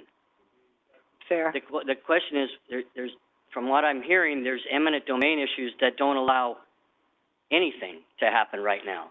So the 3 months, yeah, I would say yes, but when? From when? Well, sounds like it would be not as bad if it was today. 3 months from tomorrow would be better than 3 months from a year from now. Of course. That's so according to your graph, yeah. You have to stand up and talk to the microphone, even though now I've violated every rule about you. Sorry, yelling at everybody. I'm sorry. There's a confusion between the closure of Shaw and the closure of access from Shaw. Those are two different, unique things. Just wanted to make the point, the distinction. That's fair. When the curb and gutter is being poured on the south side of Shaw, we recognize that we will not be able to drive over the wet concrete to enter the center. But at an at-grade, Shaw can maintain traffic, get to Leonard, make a right turn into the center. So that's different. Thank you. That's a good distinction. I think what scares me about the at-grade for a whole bunch of reasons, but if it's an 18-month process to amend the master plan, I mean, that's actually worse than, that's worse. That's 18 months plus 12. I mean, I can't solve that problem, and we're not going to solve it here for sure. We don't, but that to me That's a downside of the at-grade, among other things. So that's a little bit troubling. Mayor, can I ask, if there was a change, is that like a GPA in which they would have to initiate the process to change that, so then it creates that application process going, or is that a city initiated? Because I want to know that part. It would be an amendment to the master plan that would be accomplished through the rezoning process. And it's applicant-driven. When we've done this most recently, it has been an applicant-driven process. Okay. It is also at the council's prerogative to direct it as a city-initiated project if you want to. And the cost is not known because of the studies? I think the traffic study is, particularly if it becomes a signalized intersection, is the thing that we're probably most concerned about. Okay. In terms of cost and timeline. I don't know. I'm going to ballpark it at $50,000 staff and technical studies. It could be more, could be less. Let me go back to, Will, your point about access from Shaw, is that what you said, versus Shaw. Different thing. What? No, wait a minute. No, I'm just kidding. Hold on. So, but is access to Shaw the same as your bypass idea? Is that the same word, just different noun here going on? Let me see if I can tackle your question. Oh, no. Too many engineers are talking to me. This is not going to go well. Go ahead. The bypass, that solves the issue of not closing down Shaw to through traffic. The access to their development off of Shaw is a whole nother issue. When we'd have to build the south side of Shaw, that would limit access to their property during that time. All right. Let me ask you a question. Do you all have had meetings or blah, blah, blah. Could you sit down together and figure out, I think the consensus here is we can't shut off access to your development. That's just silly. Like that, we just can't do that. And we owe it to the residents. The man who wrote to us and said, enough, open the road back up again, is going to have a nervous breakdown when he figures out this is going to take 2 more years. So I hope he's gone to bed. So, but is there a solution to be found? Because somehow we're in this yes, no, open, close world. Is there legitimately a solution that allows Shaw to stay open and keeps our promise to Loma Vista? We just, changing those visions, you're right. We had curvilinear trails because they were super beautiful on a map, super gorgeous, totally impractical, way too expensive. This might be that. But I want it both ways. I want to be able to figure out a solution, and partly I'm a little bit like Vaughn. 50 years from now, that bridge will be so cool. That bridge will be really cool, and if we give that away, that doesn't seem like a very good idea. That's where I'm stuck. But I think you can have it both ways. Would you put your hand down? No, I've already closed. What? Okay, hurry. I've already closed the public portion like 5 times ago. It's past my bedtime too. Okay, Ed. Sorry. That's I missed okay. the game. It was really bad. You what? Sorry. I missed the game. They lost or they won, whoever you were cheering for. Okay, what's your idea? Yeah, real quick. How about a roundabout? Did you just say roundabout in Clovis? Did you just say roundabout in the city of Clovis? Unique. Could you sit down? It's unique. You wanted something unique. That keeps the traffic going. Then you don't have a signalization. And Caltrans says it's much safer for pedestrians. I don't think I've ever seen a 3-lane roundabout in California. Paris. I don't know, I made that up. Or the United States, possibly. Okay, so I'm just giving you that time. So anyway. So thank you, Mr. Engineer. How about we get a little bit of time to come up with something? Is there more time to be had? We can't close Shaw and we can't get rid of our signature project. So I want it both ways. That's just the way it goes. I'm so sorry. We committed to a signature project in Loma Vista. Now, if you can make it another signature project, but I don't think you want to add grade crossing because you don't want to redo the master plan 18 months from now. We'll be still having this conversation. That seems like a worse idea than trying to make it work. I still think the pedestrian tunnel would be easier than a road tunnel, so I don't think that's a terrible idea. But that'll give us the, pedestrian access underneath the Shaw, because we've done it at Clovis and Shaw, we've done it at Willow. Is that any easier? You say no, but maybe, I don't know. Renee, what's the timeline for the $21 million? Is it 2027? So we've already entered into the cooperative agreement. I think we have to go back for extensions if we don't deliver within the time frame established in that Measure C agreement. This is definitely a complicated problem. I mean, I'm going to be positive. It's a good problem to have. We've got $21 million in Measure C funding. This is a regionally significant project. It's a project that will benefit bring a lot of value to the entire community along Shaw Avenue. There's pain with doing road construction projects, especially a project that has this type of scope. Major infrastructure is going in. We're widening the road 3 lanes in each direction. We're putting a median island in, curb, gutter. I mean, there's signals at, major intersections. I appreciate the discussion on the vision because there was a lot of public input and buy-in on this vision to really make this a pedestrian-friendly community. I mentioned in the beginning, this is one of the hubs, the community centers north and south, where you're going to have the highest density of population, mixed land uses, connecting the community centers north and south. Remember, you're going to get a large volume of bicycle and pedestrians trying to cross under Shaw or, over Shaw. That's going to be complicated, and we've got to remember the volume of traffic that we're seeing now when Shaw is built out, it's going to be over 4 times more. So we want something safe. But at the same time, we don't want the marketplace or any other business to suffer and, not be able to see the full vision. I think when we say, are there options, there's always options. I mean, the option of do we want to see Shaw built out as we have it planned, there's going to be some short-term pain. Can we try to reduce that as much as possible? Absolutely. We've given you our options. We've laid out the reasons why, but it doesn't align with the marketplace, and I understand that. I see the reasons why. Yeah, I think there's probably not consensus up here, if I could be so bold, to close down Shaw. I think that's not I don't hear that anybody thinks that's a super great idea. So that we might pass on that option. I guess I'm curious about access from Shaw. I don't know what that means, but I feel like you could think about that, or I don't know. Maybe there's something else along those lines. We can't solve it here tonight, so I think you have consensus that we don't want to shut down Shaw. There's that.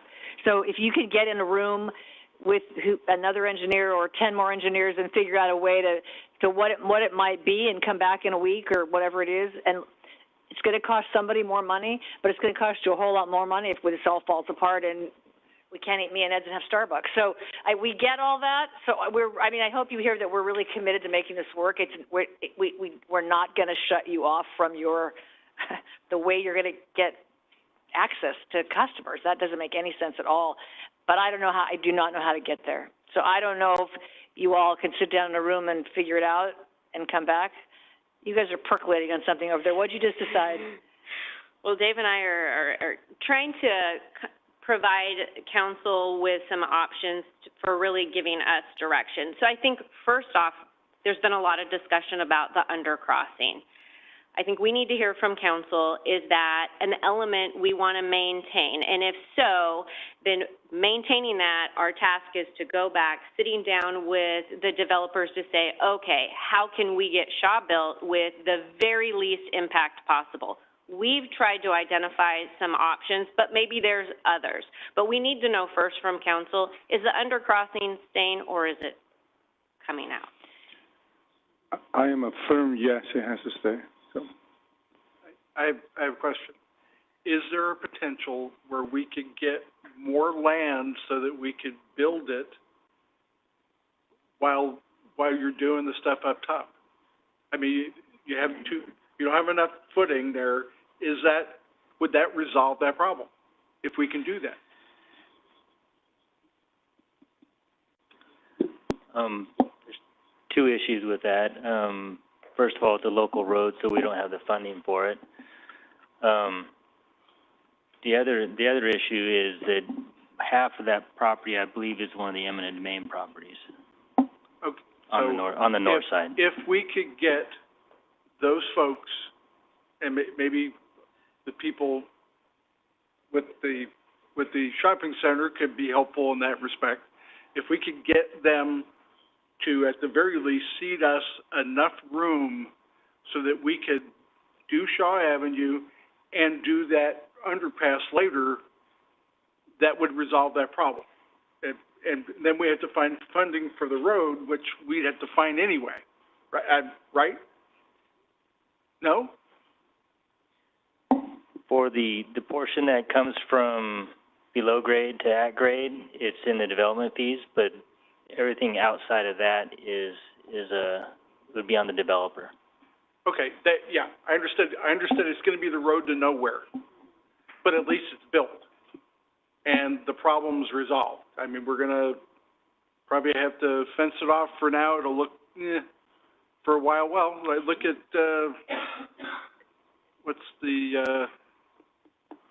when alluvial goes, Owens Mountain Parkway, it looks like hell. That's what it's gonna look like. It's gonna look like Owens Mountain Parkway until then. But if we can get that piece of land enough to do Shaw Avenue and then do the other thing while it's being done or whatever, but we could do that. I think that's a viable alternative, unless I am completely not seeing something here. Renee, am I not seeing something? I'm not as worried about that. That will come. I'm not as worried about that. And it'll be fine. It'll look like it's under control. I'm not as worried about what you're saying, but I mean, I hear. Yeah, I'm not worried about that. Yeah, I hear what you're saying. I think we made a promise that there's a signature project, and it's an undercrossing. Now, if you want to take my idea for the third time and make it just for pedestrians, that's like a half, maybe that's a little easier. But I mean, I think we made that commitment, and we made the commitment to the R&T Park. We made those commitments. That's just what we did. Okay, is anybody in charge of this meeting? Apparently it's not me. No. One memory. One what? One memory. One memory? Clovis and Herndon. We did an overpass over Herndon, 168. We did an underpass for the trail, and we never shut down Herndon. Okay, got it. Did you get it? Mhm. We did An overpass. we did the 168 overcrossing at Clovis Herndon and the trail underneath. Okay, it's really past my bedtime. Okay, so. Okay, there's a yes on the undercrossing or the overcrossing, whatever we're talking about. I think we made that promise to residents. I am okay with the undercrossing, and we put whatever force we have to bear on getting enough room so that we can do the construction underneath. Okay. I am uncommitted to the undercrossing. I think that, yes, we made a commitment, but unfortunately, as so many times, there's a reason that there's amendments to general plans. And whether it's beautiful curved roads that look great on paper until you get to that point, or whether it's the fact that Mother Nature delayed phase 1 of Shaw reconstruction, and now it's 8 months past and we're years beyond when we were supposed to be doing all of this, I think those things matter. And until something is done, we have the opportunity to look at where we are and make the right decisions for that moment. And so whether the undercrossing is there or not, I'm not committed to it. Okay, one uncommitted, Matt? I just want Shaw open. So if that means we can keep the underpass and keep Shaw open, then I'm okay with it.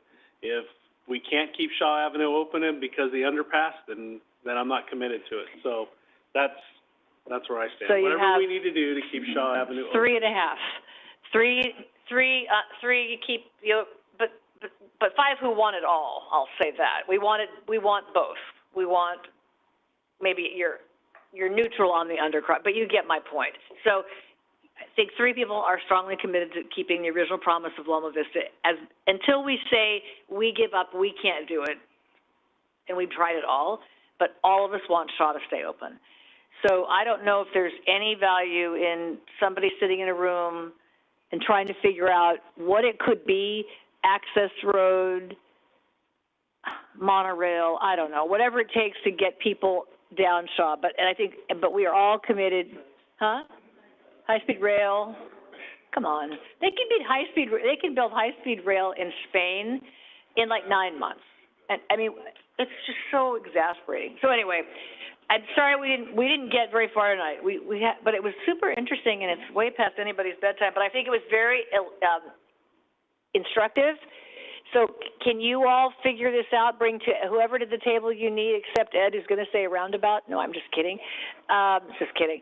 And talk about what's possible. The goal is signature amenity in Loma Vista. And if it's not underground, it better be like the Eiffel Tower, because we made a promise. So that's, I think, what we really got to hold on to. Clovis makes promises and keeps them. We made a promise to you that we'd have traffic on Shaw, so we'll do that as well. Okay? And so you do that, and then you come back in 2 weeks or tomorrow or whatever you think you can do. Put on your best. You guys can do it. You can find solutions to everything. And what does your coffee cup say, Renee? Start with yes. I'm just kidding. All right. Okay, so sorry for the long conversation. You didn't get resolution. You hopefully have some clarity.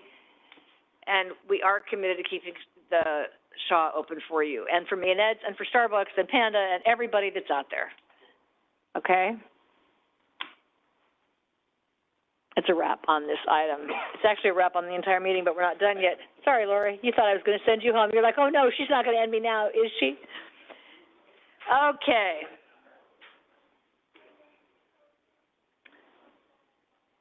Number 19 is awarding of permanent local housing allocation affordable housing funds to the successful applicant, Central California Housing Corporation, DBA Affordable Housing Development Corporation, and Better Opportunities Building, Inc., in the amount of $1,481,281 for the development of affordable senior rental housing. Go. What? I heard you. Stop it. Sorry, Claudia. There we go. My name is Claudia Cázares. I'm the Affordable Housing Programs Manager for the City of Clovis. Here beside me tonight, I'm proud to introduce Holly Greathouse-Paul. She's our new staff analyst with the Affordable Housing Programs. She's not new to the city. She's new to our program. And I just want you to know and her to know we're entirely and completely thankful and grateful that she's on our team, and she's done just a great job in being caught up with what she needs to be caught up in this last month. As mentioned, the item for your consideration tonight is I'm cutting down my slides. It is the award of the PLHA Permanent Local Housing Allocation Funds to AHDC and Bob for the proposed senior housing multifamily affordable development at the property located on Osmond and Barron. First, I'll provide a quick explanation of PLHA. It's part of the Building Homes and Jobs Act of 2017. It established a $75 recording fee on real estate documents to increase the supply of affordable housing throughout California. PLHA funds were first generated and collected.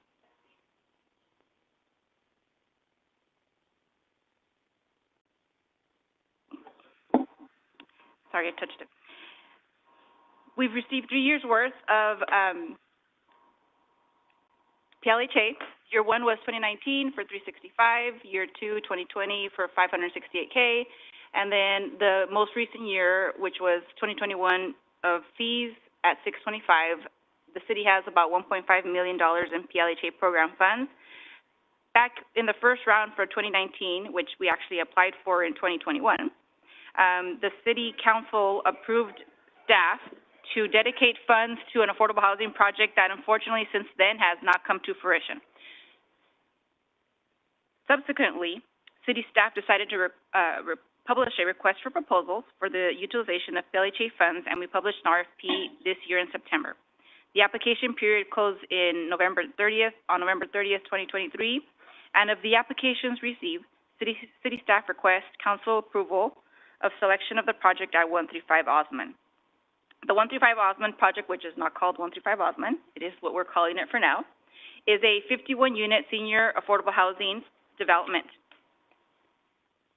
Currently, the project site and developers are working with our planning development staff to go through the DRC and review process. It is proposed that all of the units are reserved for those 62 years and older, at earning 60% and below of the area median income. For a family of two, that's $37,440. For a one-person family, that's $32,760. If approved tonight, City staff will return at the next City Council meeting on consent for a review and approval of the development agreement for the same use of these funds. The funds will be provided as a 55-year residual receipts loan at 3% simple interest with no worse than fourth position. The loan will be used for PLHA eligible uses, including property acquisition. Additionally, the development agreement will acknowledge the applicant's intent to form a limited partnership or similar company for the land purchase, development, and or future management of the project, as is very common in these projects. There is also applicant representatives in attendance still. Lori Doyle from HTC and Michael Duarte from Bob, and be able to answer any questions you may have, and that completes my presentation. We're happy to answer any questions. Excellent job. Excellent job. Thank you, and nice to see you again, Holly. I love that it's a partnership with the Housing Authority. I did not realize that they had a DBA of Bob. I'm like, who's Bob? But anyway, that's really great. So thank you for the presentation. Any comments or questions for staff? Are these single-story, or two-story, three-story? What are they? It's proposed currently as a 3-story. Okay, so this meets the RENA requirements. We're going to get credit for it? That's a good question. I don't have any PBS staff here. I can comment on that.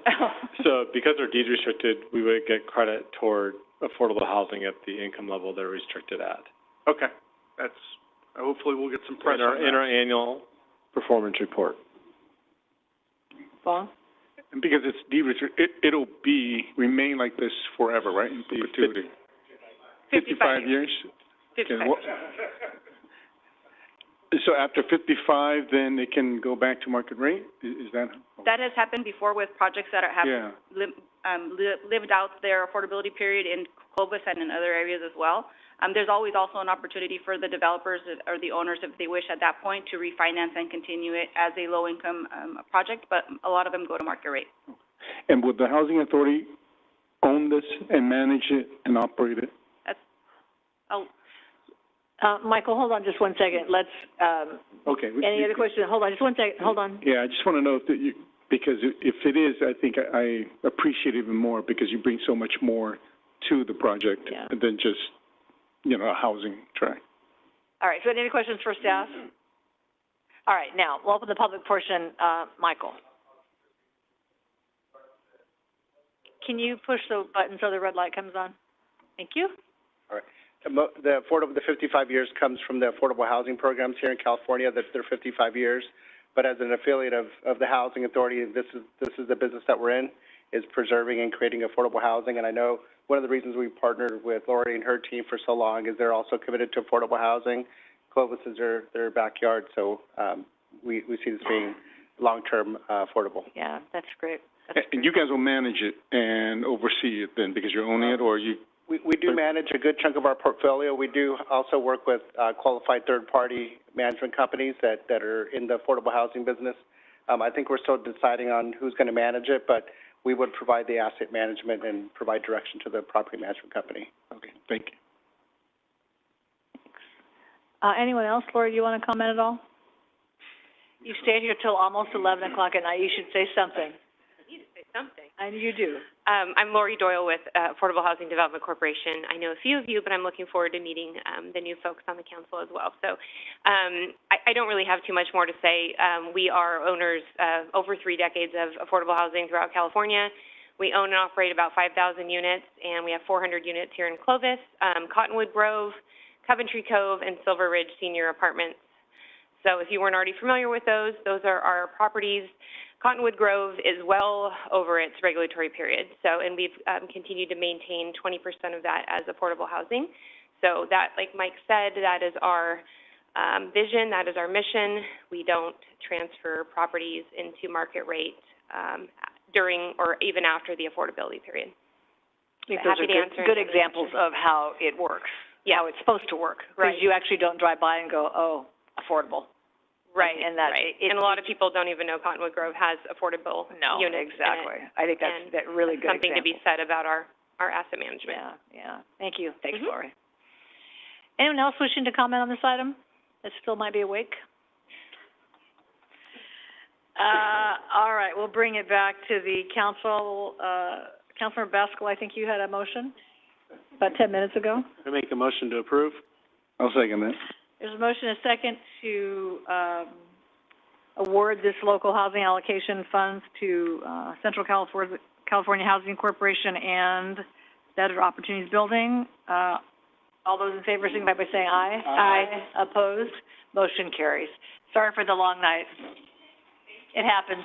Yeah, thanks. City manager comments.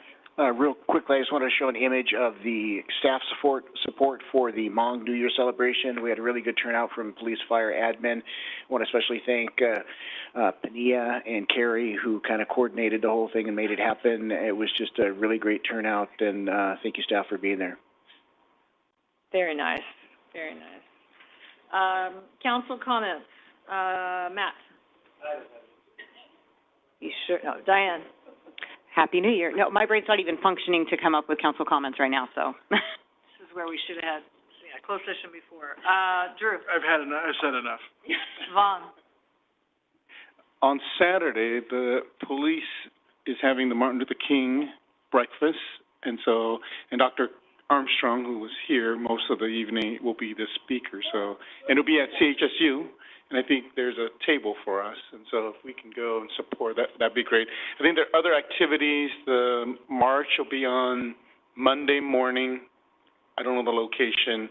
And then the garlanding, where they put the flowers around MLK, is down at the courthouse on Friday at 11. So we can attend. That's all I have. Thanks.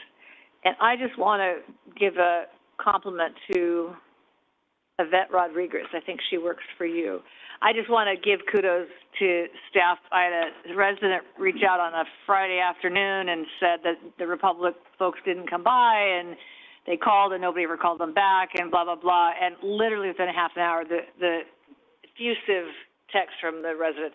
So thank you, John. I know it was New Year's Eve, something like that.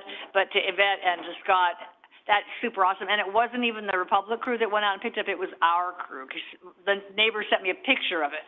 So anyway, that's such an awesome example of Clovis. So thank you to you and to Yvette and the crew that went out and picked it up. And speaking of Republic, can we take a quick look at their performance in their contract? Because I get more complaints about Republic, including my own front yard, by the by. Sorry, not to do an item at this hour, but... Hey, while Scott's coming up, I just want to add that the Friday night of New Year's weekend, you text me about 4 p.m. I'm thinking, there's not going to be anybody around that's going to deal with it. I texted 4:05. I texted Scott and Yvette within half an hour. Basically, we got it taken care of. So I was pretty impressed because I said, I know it's Friday night, and I know you can't probably get till Monday, but do whatever you can. And it happened. Great. So anyway, thank you. And they were not looking for an immediate response, but the fact that they got one is like amazing. So what's up with Republic and their performance? Good evening, Council. But let me start out by saying Yvette is outstanding. Oh my and gosh. It's great to have her on board. So with the Republic contract right now, they still have about a year and a little over a half, so about, say, 18, 19 months on their contract. We've had difficulties with them for probably the past 3 to 4 years. They've been changing management consistently every few months. It's a very corporate-run business, and they surely aren't performing up to what we expect. But at this point in time, we will probably just allow the contract to run its course. We will start an RFP in the next few months to get a consultant on board to run, the new contract, and then we'll see if there's any, providers of those, services where we can actually incorporate the organics, all that new law into, a new contract and get it done right, and potentially, look to get somebody on board that, can perform at a better level that we expect. Well, I'm happy to at least put on the record that, it's a pretty high dissatisfier and in the city. I mean, Yes. that particular service. So just to say it Agreed. out loud, and if they happen to read the minutes, but Every staff person that deals with them in public utilities would be saying amen right now to you. amen. Yeah, it's just, it's bad. it's just such a, anyway, I can't even express how great it was, and the resident was just beyond, like, I can't believe it. So it was one of those I can't believe it moments in Clovis that happen regularly, thanks to you guys who make it possible, and you and Yvette. You're very Thanks to the welcome. crew to going out on a Friday at 4:30 in their own truck to pick up someone else's trash. So anyway, enough of that. All right, thank you. Thanks for staying. All right, we are going to adjourn into closed session. We're going to deal with the item that's on our agenda, and that we then are going to reconvene back into open session. Anticipating any action, we won't be requesting any action. Oh, okay. So I can say now we won't report out okay. any action. All right. The minutes will reflect that. All right. All right. Thanks, everybody. Oh, if there's no one.